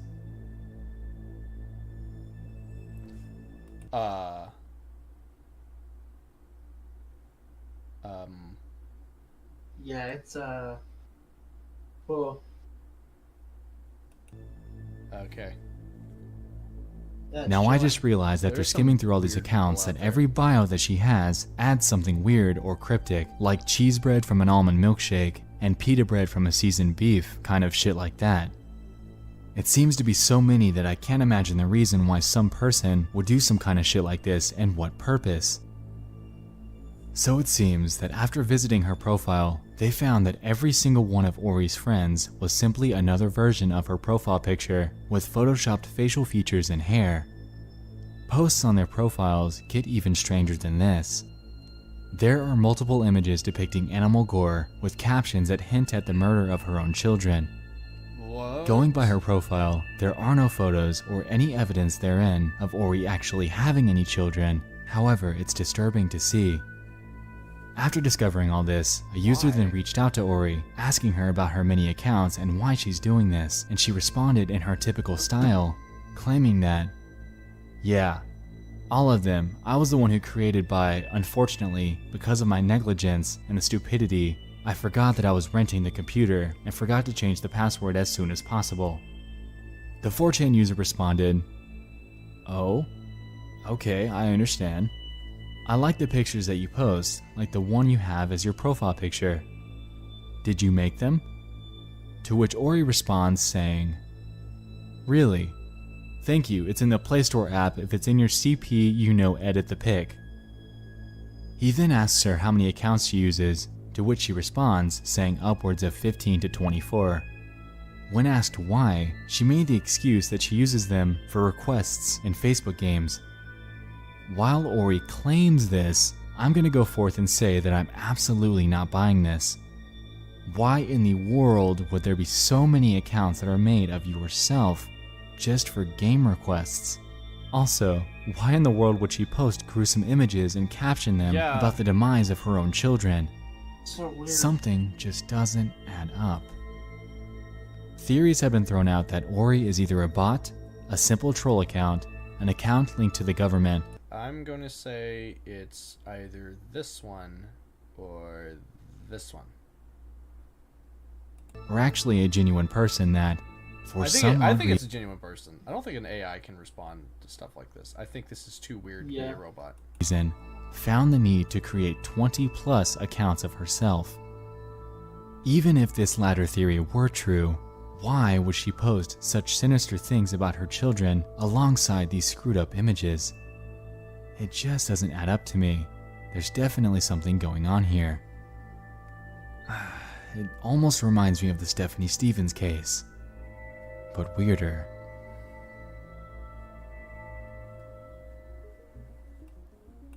All right then. All right, we're gonna we're right at 5 now.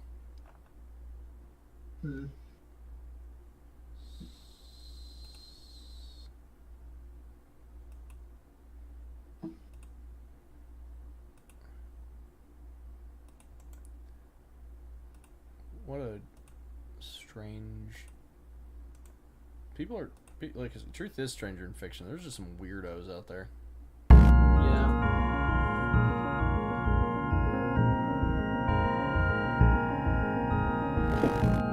Just shows Majora's mood for no reason.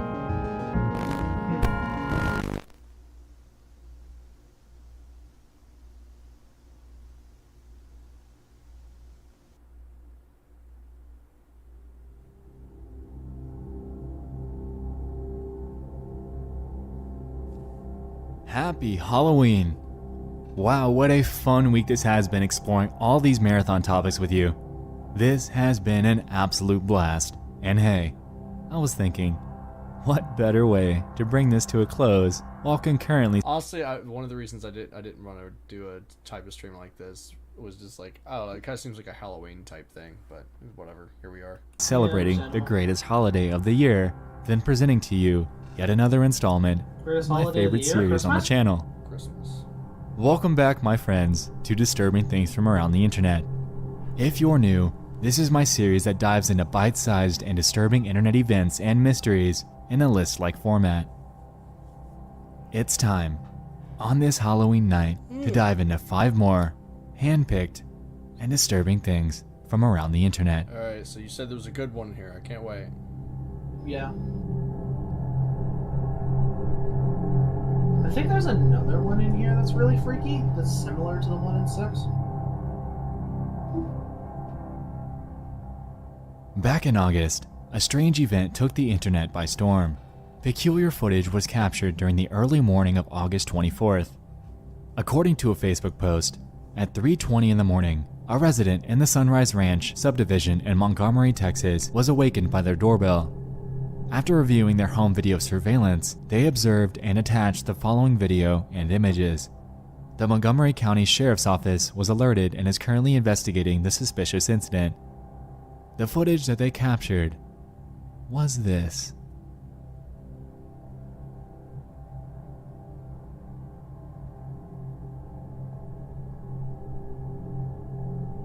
Oh, I remember this. Everyone was on immediate alert. If the odd timing being so late in the night isn't enough to alarm you, then the shackles that seem to be attached to her wrists just might. Oh. We were dead asleep in our bed. Is she like an escaped convict? They think. That half of that was right. My husband was awoken. Oh, escaped. Okay. By the doorbell. It rang probably 20 First off, to 30. if this woman is escaping someone's captivity and stuff like that, and I missed it, and this is the only evidence I have, like, I don't know, that would frustrate me a lot. especially I if would they feel really bad. Yeah, especially if this was never resolved. It would really frustrate me. I know there's not a lot I could do about it, but it would still aggravate me. Probably 20 to 30 times, one nearby resident claimed. The woman, wearing only a t-shirt and no shoes, seemed at the time to have vanished into thin air. Nobody was able to immediately track her down, and so a massive search had commenced for this mystery girl. What happened to her? Why was she crying? And why was she ringing the doorbell so many times at 3:20 in the morning?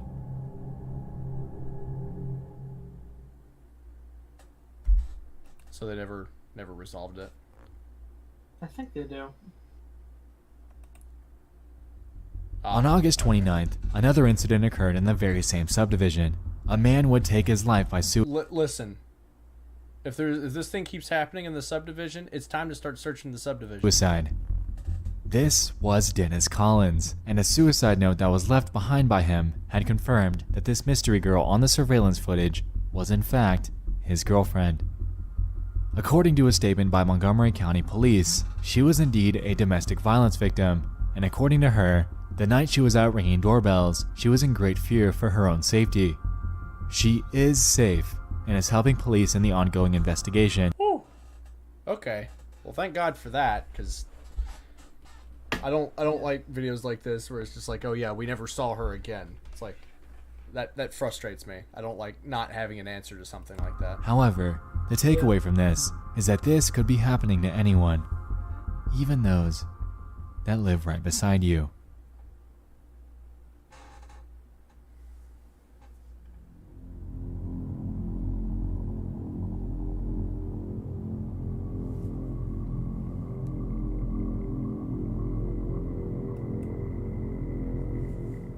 A post was made in the Ask Reddit sub, asking everyone what post was the creepiest that they've ever found on Reddit. While there were many notable responses, one in particular stuck out to me from a user by the name of Killing Spear X. They said this: I don't know where the post is, but I'm sure many Redditors came across it already. It was about a mother who was pushing her baby on a swing at night. When people approached her, they found out that the baby had been dead for... This is the one that freaked you out? No. I mean, but that's really No, disturbing. I just remember this one. This one's really sad. hours, and that the mother had some sort of mental breakdown or something. One notable response to this came from a user by the name of El Chapo's cousin, who claimed that either this is a lie or the area she lived in has the shittiest healthcare in America. In response to this, someone quoted them and said, apparently the latter, because this actually did happen, with a link to a news article. In Maryland, a 3-year-old boy was in fact dead due to being pushed in a swing for upwards of 43 hours. According to authorities, he was alive when his mother began pushing him in a swing on May 20th, 2015, and had remained in this very same seat for 2 days while his mother pushed him until May 22nd at 6:55 a.m. Wow. I don't have a response to that. That's insane. That's incredible. Yeah. That's another thing. It's like when you hear it, you're just like, no, that didn't happen. Things like that don't happen. That's weird. I don't even know like what condition you would have to even like for that to even happen to you. Or once you came to your senses, God only knows what your reaction would be. Yeah. And the kid just sat there the whole time. That's odd. When he and his hysterical mother were found by police. The mother, allegedly, had a psychotic episode during this and unfortunately did not know what was happening for those 2 agonizing days. 2 days. Since the original homicide, no charges have been filed, and the mother has since sought treatment for her bipolar disorder and depression. Just, wow. 43 hours. Yeah. Sit back and think about this for a second. This children's swing was a death trap for this little boy, and the sheer thought of what he endured, initially thinking that it was going to be a fun and exciting time at the park, then becoming tired of the fun. This is stuff that a fiction writer would never even come up with. Yeah. This is something only so weird that of course it happened. Like the best writer in the world, like Stephen King, would not sit down and come up with something like this. He couldn't. It would amaze him that something like this even happened. Yep. Then McD, then realizing Mom isn't stopping. For hours and hours and hours. Until it was over. I can only imagine the haunting scene of an oblivious mother pushing the corpse of her own son in a swing. And I really, really don't know how I'd react if I were ever to stumble upon such a sight in real life. Neither do I. My first reaction would be, he's not dead, right? You wouldn't be pushing him to swing if he wasn't, but yeah.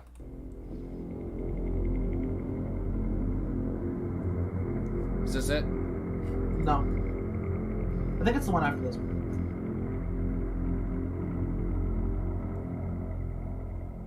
Last year, I made a video that included the phenomenon of the Yay Video Games Reddit account that exhibited seemingly ordinary behavior before a switch seemed to flip, causing their comments to spiral endlessly into obscurity. In 2011, a user on Facebook by the name of Karen Catherine Waldegrave would exhibit strikingly similar behavior. Karen, being a seemingly ordinary Facebook account, would, out of nowhere, begin posting nonsensical and unnerving ramblings that seemed to gather widespread attention from across the internet. According to her profile, she was born in London and allegedly graduated from the University of Toronto with a PhD. She has quite a few ordinary posts, which makes this entire phenomenon that much more puzzling. On May 23rd, at around 6:30 p.m., a switch would seem to flip from within her, resulting in her replying to her own statuses over and over and over. Even stranger, the posts that she would make would be entirely out of context, and it would seem as if she's having a full conversation with herself.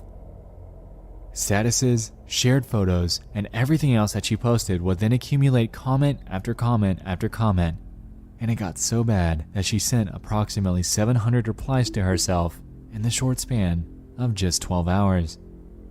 At times, there were paragraphs of nonsensical text sent within moments of each other, and it's been widely speculated that Karen simply did this for some sort of attention, or to troll with the help of either a bot or script that would do this for her. Yeah, it's an awful lot of work. After all, she allegedly has a PhD. For all we know, she very well could have done just that. Since the attention that she's gotten, her strange case has largely faded into internet history as none other than someone with schizophrenia or a simple troll. Solved, right? Well, not so fast. It seems that, to this very day, there's still something going on with her, and I can't quite put my finger on precisely what that is. This is Karen Waldegrave today. This account seems to be a newer one of hers and still exhibits the same strange and bizarre behavior of her original account. Oddly, the page seems to be named differently, however, it still appears to be the same person. The pictures match up almost perfectly, and her education and location information seems to be an exact replica of what was shown on her original account. Now, why in the world would a troll be doing this 7 years later? He wouldn't be. We can notice here that she seems to upload many images of herself, and these, ultimately, would be nearly impossible to replicate. As someone who's graduated with a PhD, being seemingly well off and ordinary, why would she have any sort of need to still reply to herself with not only obscure text, but randomized links to various websites and YouTube videos? In her posts, we could see direct reference. Imagine linking a video to yourself. Wow, that seems interesting. I'll click on that. Oh, that's right. I sent it to me. To scientific works and writings, and out of context, these seem to be completely normal. Until we realize that these are all being posted within seconds of each other. So it's a bot. It has to be. Furthermore, there's always just one person that likes each of her statuses and posts, and as you might have guessed, It's her. These are all coming from her. With just 9 Facebook friends, for all we know, this could still be the work of either a bot or a troll. The strikingly fast and almost randomized posts that come from her directly support this. However, With the pictures she shares that line up directly with her original account to the T, it's extremely hard to discount the very idea that something more obscure could be going on with her to this very day. This is just a wacko. Here's the one. Okay. We'll watch this video. This better be good.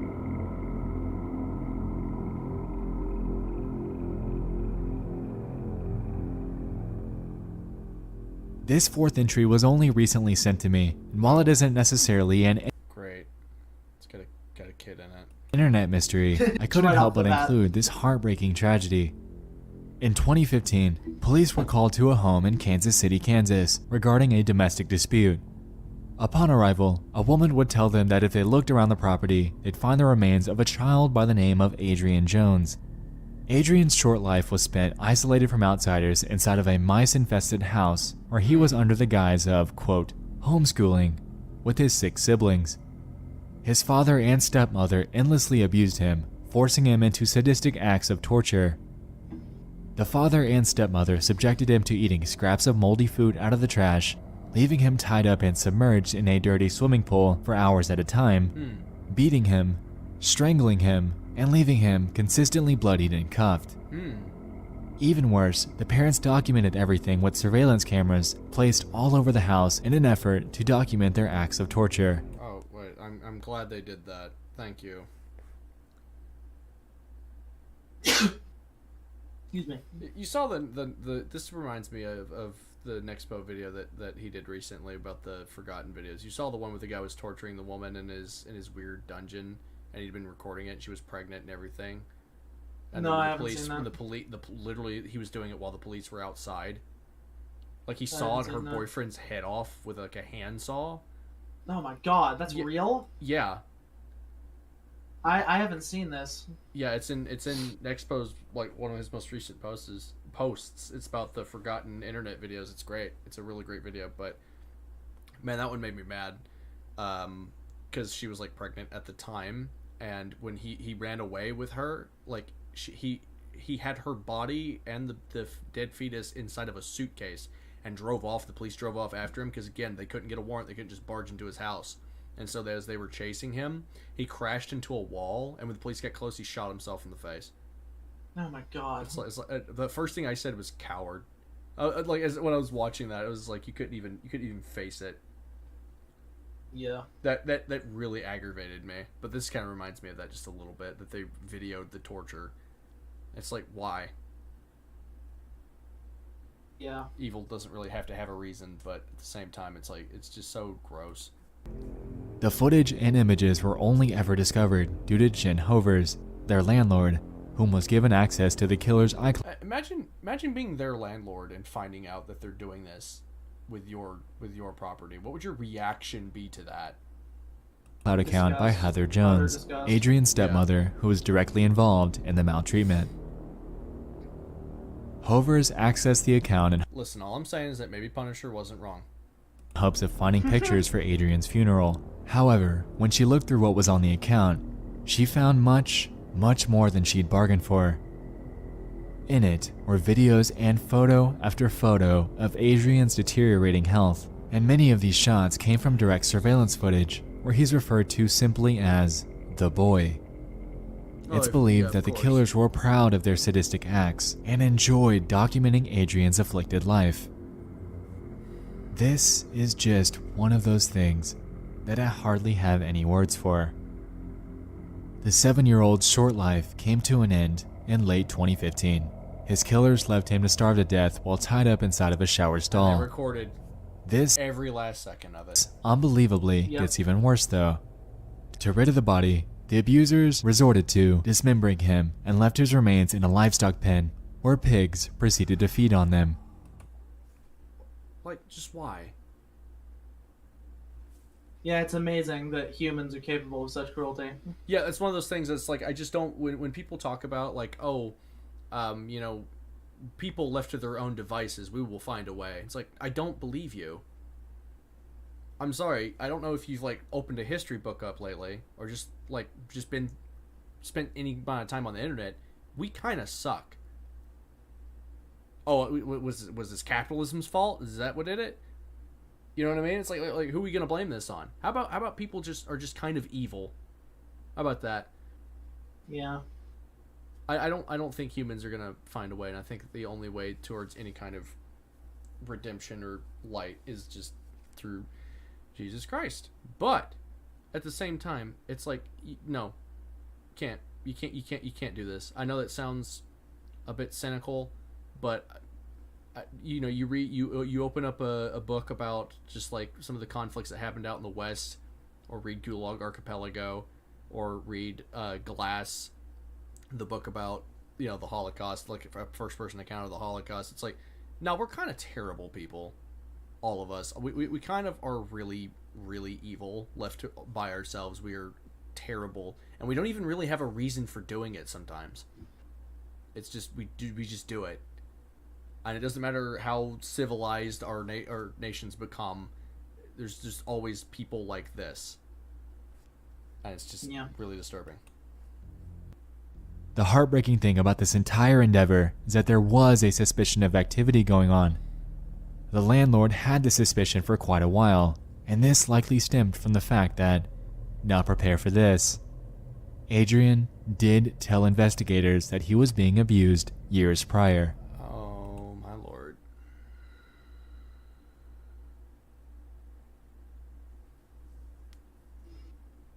Now, can you see why this one really got to me when I first listened to it? Yeah, it just kind of reminds me of like the Uvalde shooting recently, where people sat there and like waited for a door to be opened that didn't need to be opened as kids were getting shot. This is really what this reminds me of. It's gross. Imagine being told that bad things are happening to you. Like, just gonna keep playing the video. Still get mad. According to an article by KansasCity.com, Adrian told authorities in a 2013 interview how his father would kick him so hard in the back of the head that a little bone came out. Oh my lord! And you don't immediately arrest him. Why? Because they can't. Listen, if some... They don't know. Okay, listen. These people have a bit different temperament than me, okay? I'm just saying that if somebody, a little 5-year-old boy, because he'd have been 5 at this point, walked up to me and says, sometimes my daddy kicks me in the back of the head so hard a little bone comes out, it'd just be like, oh, where is it you said your daddy lived again? Dude, you literally just be Arnold Schwarzenegger in Kindergarten Cop. Yeah, Kindergarten Cop. Yeah. And you just beat the crap out of him. It's one of those things. It's like I hate that, and I hate that just nobody seemed to really do anything about it until it was entirely too late. Yeah, it's like you were told. And here's the thing, if I was a prosecutor and I heard about some guy just beating a man half to death because he kicked his son in the back of the head so hard a little bone came out, I don't know if I would really do anything to that guy. I don't know if in good conscience I could do anything to that guy. I'm being perfectly honest. My dad hit me in the head and punches me in the stomach, and my mom keeps pulling on my ears and it really hurts. He tried to make a plea for his life. However, that, unfortunately, didn't seem to help. His father and stepmother, Michael and Heather Jones, have since been just look at the eyes. Just sentenced to life in prison with no chance for parole. And his grandmother. And hopefully it's just well known exactly what it is that happened within that prison. Hopefully there isn't someone in there that might not take an issue with torturing a small child to death, and they just might end up, I'm not gonna say. Yeah, I'm pretty sure prisons actually have a hierarchy for these things, where you get more crap the more stuff you do. These guys would be at the bottom of the totem pole. Yeah, these would be the kind of guys where it's like, hey, I made a shiv, does it work? And you stab these guys. Maybe I shouldn't be saying things like that, but at the same time, it's like that is so gross. Whom had no idea that any of this was happening, has spoken out, absolutely devastated. Adrian Jones never deserved any of this, and it's completely heartbreaking to read about this tragedy that befell him. In some images, you're able to see him wearing a shirt that says tough guy, And you know what? This absolutely holds true. Adrian is a tough guy. Nobody deserves that title more than him. And I can only hope that he's since found the solace that's been overwhelmingly overdue for him. No, don't get mad. Don't get mad. This one's pretty scary too, from what I remember. I don't remember if it got to me. Probably did. Well, that other one, it wasn't freaked out. It was just devastating to listen to. This last entry comes from a user on Reddit by the name of Demeter of New. About 5 months ago, they made a post in the RBI subreddit claiming that their significant other had gotten a new phone, and for the first time ever, she now has visual voicemail. After receiving a voicemail from a family member that day, she realized that she had several others that she'd missed. According to the post, she started going through her... Sorry, I'm still mad about that last one. I'm gonna have to just... Whew. Yeah. Voicemails. Typical stuff. Family, bill collectors, but one voicemail, dated Friday, June 9th, 2017 at 4:38 p.m. was from a number that we do not know. It's 3 minutes long, and the area code is 480, placing the owner around the Phoenix, Arizona Valley. I've spent all day researching news where their incidents happened the afternoon of June 9th, 2017, and have exhausted my... By the way, audience, I do promise to react to less disturbing stuff than this. I don't want this to become the norm. It's just felt like the mood at the moment. My very limited research abilities. I will try to be more uplifting in the future. The voicemail that Demeter received was this.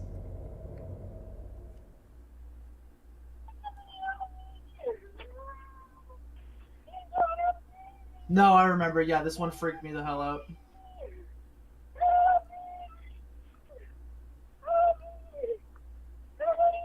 Yeah, I got really freaked out by this episode because of this one in Adrian Jones, and then the other one in episode 6 I was thinking of was also one that freaked me out.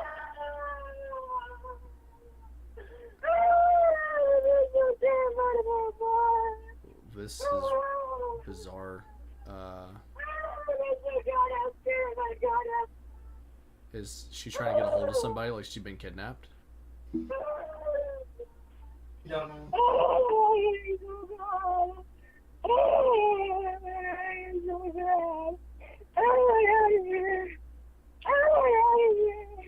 I want out of here.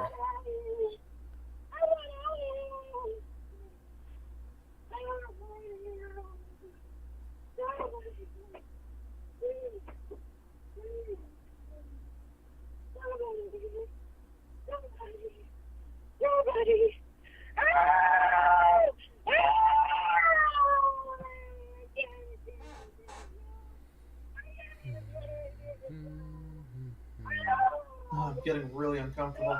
Yeah, so am I. Just a little bit.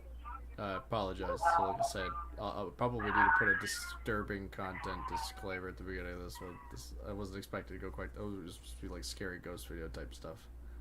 Yeah. Took a real turn there. The OP then went forth to give an edit, claiming that the voicemail was dated a year prior.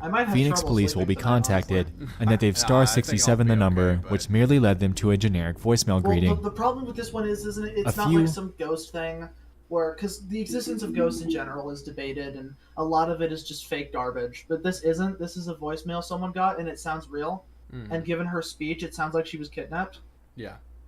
It really freaked me out when I first heard it. No, I get it. Varying theories have been given regarding the origins of this voicemail. A user by the name of Satellite Cookie seems to have dissected it quite well and gave the hypothesis that the woman involved may not have even known that the phone was there.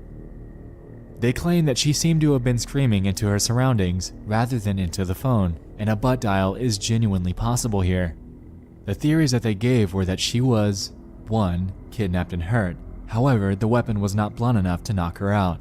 She seemed to be fully conscious. However, the possibility is there that she had just woken up and realized the situation that she was in, with panic ensuing. Regarding the phone, either she was able to break free to one, it was hers, the kidnappers, or potentially another victim's. Another theory has been given by a user named Sojo3. When Satellite Cookie mentioned that it didn't sound anything like a mental breakdown, they chimed in claiming that they work at a psychiatric hospital and that this absolutely sounds like an episode that could have happened with one of their patients. Sidetracking here, if we take a look at Demeter's post history, it doesn't appear that they were using a throwaway account, and also doesn't seem like they were doing this for any sort of attention. With this in mind, the possibility that this is a hoax or attempt at an ARG are slim. However, an odd red flag here is that they never proceeded to give any sort of valuable follow-up or proof of call history. I mean, I don't know how Many you are still follow awaiting that up. this, and it really puts this story up in limbo. The very fact that we have absolutely no idea whether this is definitively real or fake is what makes this story eerie. Either this is a hoax, someone had a genuine mental breakdown, or there really is someone out there that was captured without ever being able to escape. Yeah, after this, I think I'm gonna watch something haha funny. Just to Yes, kinda... please, God. The internet is no stranger to Yeah, just to kind of change things up a bit. Yeah.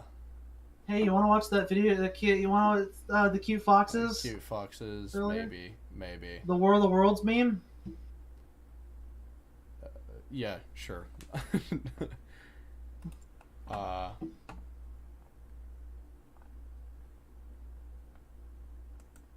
this is relevant to what we were talking about earlier about the foxes making weird screechy noises. Yeah, I mentioned how they're cute. Yeah, they're cute. Oh my gosh! Hi, foxes!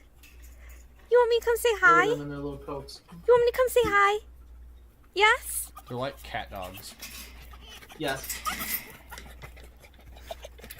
Excuse me, excuse me, excuse me.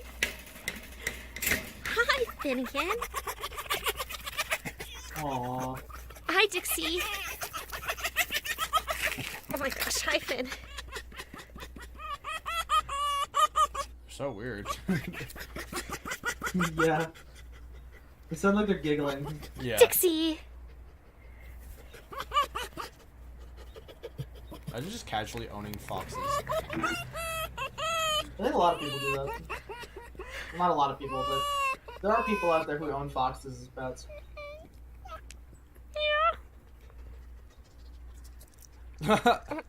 Aww. Well. Oh, Dixie.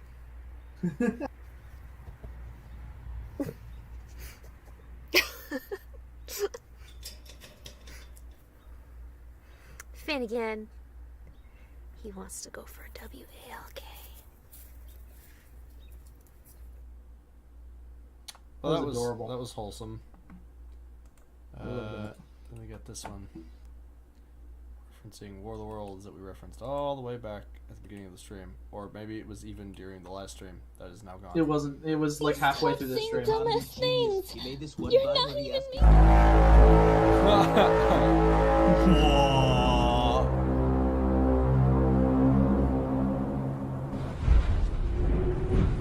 Walking. Yeah, the sound design's so cool. So awesome.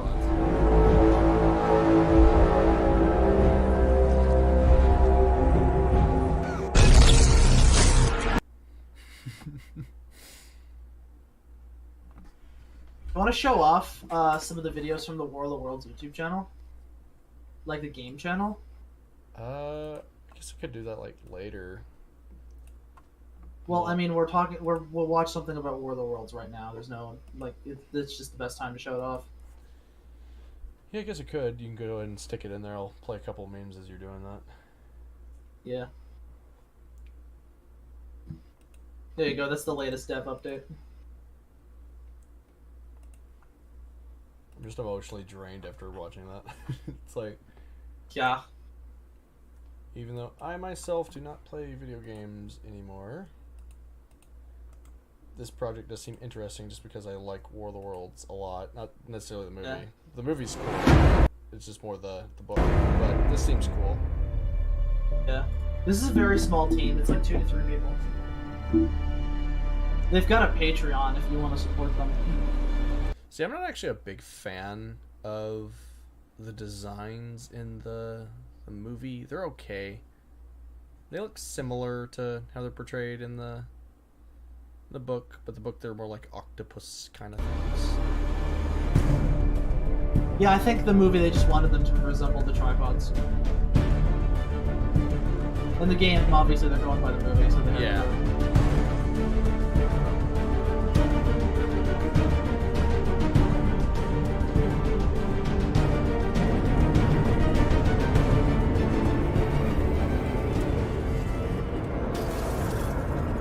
This is gonna be like a survival horror game, right?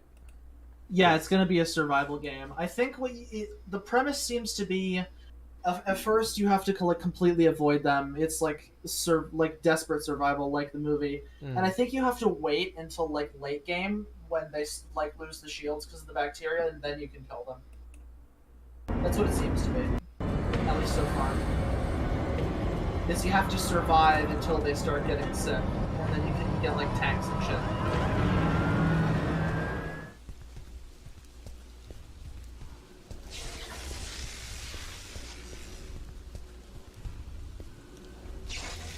Oh, that sound in the background is awesome. Yeah. It makes me wonder if they're going to be using like some of the book tactics that weren't really portrayed in the movie, like the black gas and stuff like that. Yeah, the smoke. I think they have the red like moss from the movie. Yeah, that's just the processed humans, I think, is what that's supposed to be. I forget. It's for terraforming. They process humans to feed them its blood, which then terraforms. Which is also what kills them.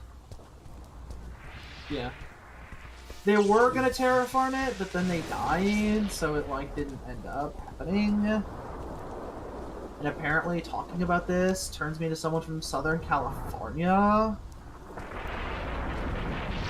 Bro, the aliens wouldn't have gotten sick if they just had some temperature. Makes me wonder, like, how in depth the destruction is like going to be in the game, because it would be cool if you're just trying to hide in a house and they just flatten a house next to it. A tripod foot just comes through the middle of the house, like, oh, okay. Yeah. I mean, because that would be really accurate to the book, because that's how it was. There were times they were just hiding, and like a thing out of their control would happen, and they would have to be really quiet as they were right there. You know.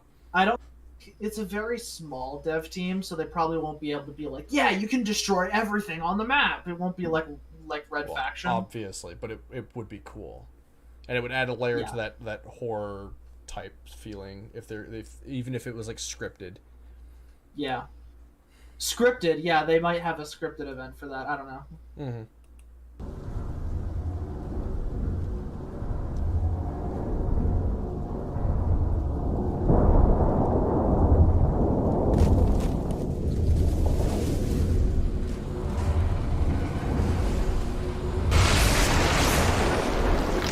Sound design's on point.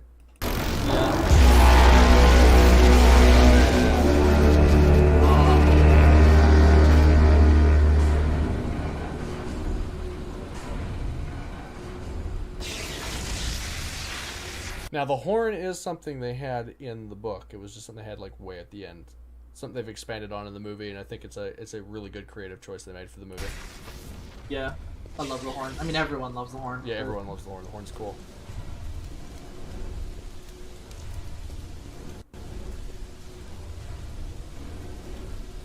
Yeah, I'm very curious as to what happens when you get spotted, and how you would avoid something. They probably haven't implemented it, but I think he gets grabbed here.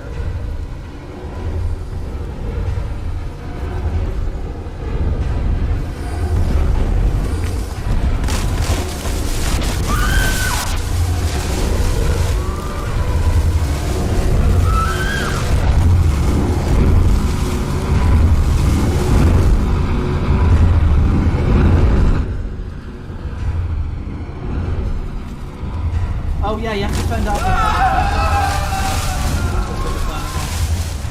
That's why you have like health and you can get guns and shit and stuff. Yeah. I didn't swear. I didn't swear. You swore. Huh.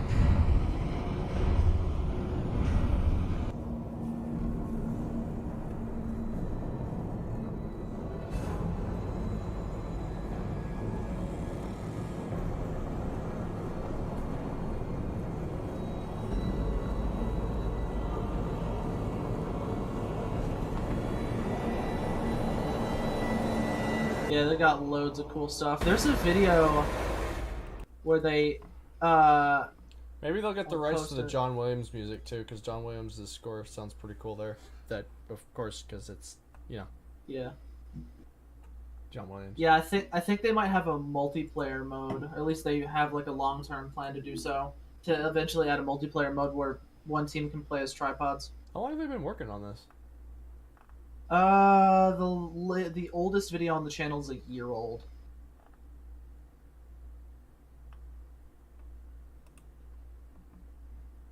Well, I wish them luck on it. Yeah. They have a Patreon if you want to donate to it. Or if anyone watching wants to donate to it, even though I think the only one watching was me. Alright, so the voice in it is kind of cringe, but the meme is genuinely shocking, so I'm going to play it. Alright. Girls prank be like. A proposition, but only one of you can take it. What's that? Who wants to date me? I got a girlfriend. Yeah. Do you want to date me? First off, I'm just saying that if a girl randomly walked up to me and was just like, hey, you want to go out? It's like, no offense, I'm the one that asked the questions here. Can never be too careful. It's a yes or no question. Sure. Oh, okay. Perfect. Do you want to go get something to eat? I'm actually waiting for a friend right now, but I can totally meet you there later. Okay. Okay. Number exchange. Boys prank be like. Alright, here comes, ready?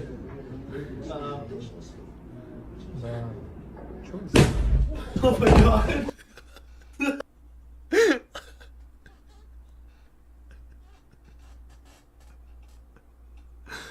I just want to point out how no one made a sound when that happened. I don't think they were intending for it to be that violent. You know it's serious too, because nobody said anything. It was just like, just complete stun. Number exchange. Yeah. Boys prank be like.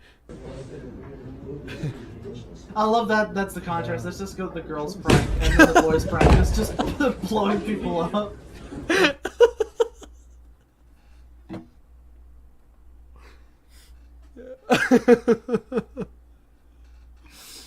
It's just boys prank. It's just it just dies.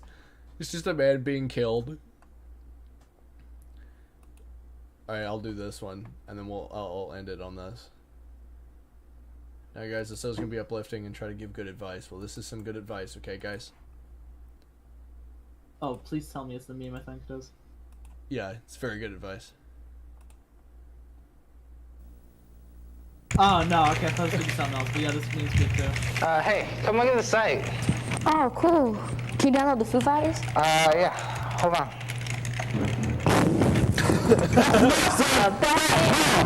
What'd I do? You know it's illegal. Download copyrighted music. I'm taking you in. Yeah, Paragon. You know it's illegal to download copyrighted music. Bro, this reaction is the best reaction in the world. Yeah. Always pay for music. Never illegally download it. Oh my god. It's so good. It's so badly made. I love it. Yeah, I love how just completely indecipherable the guy is. Just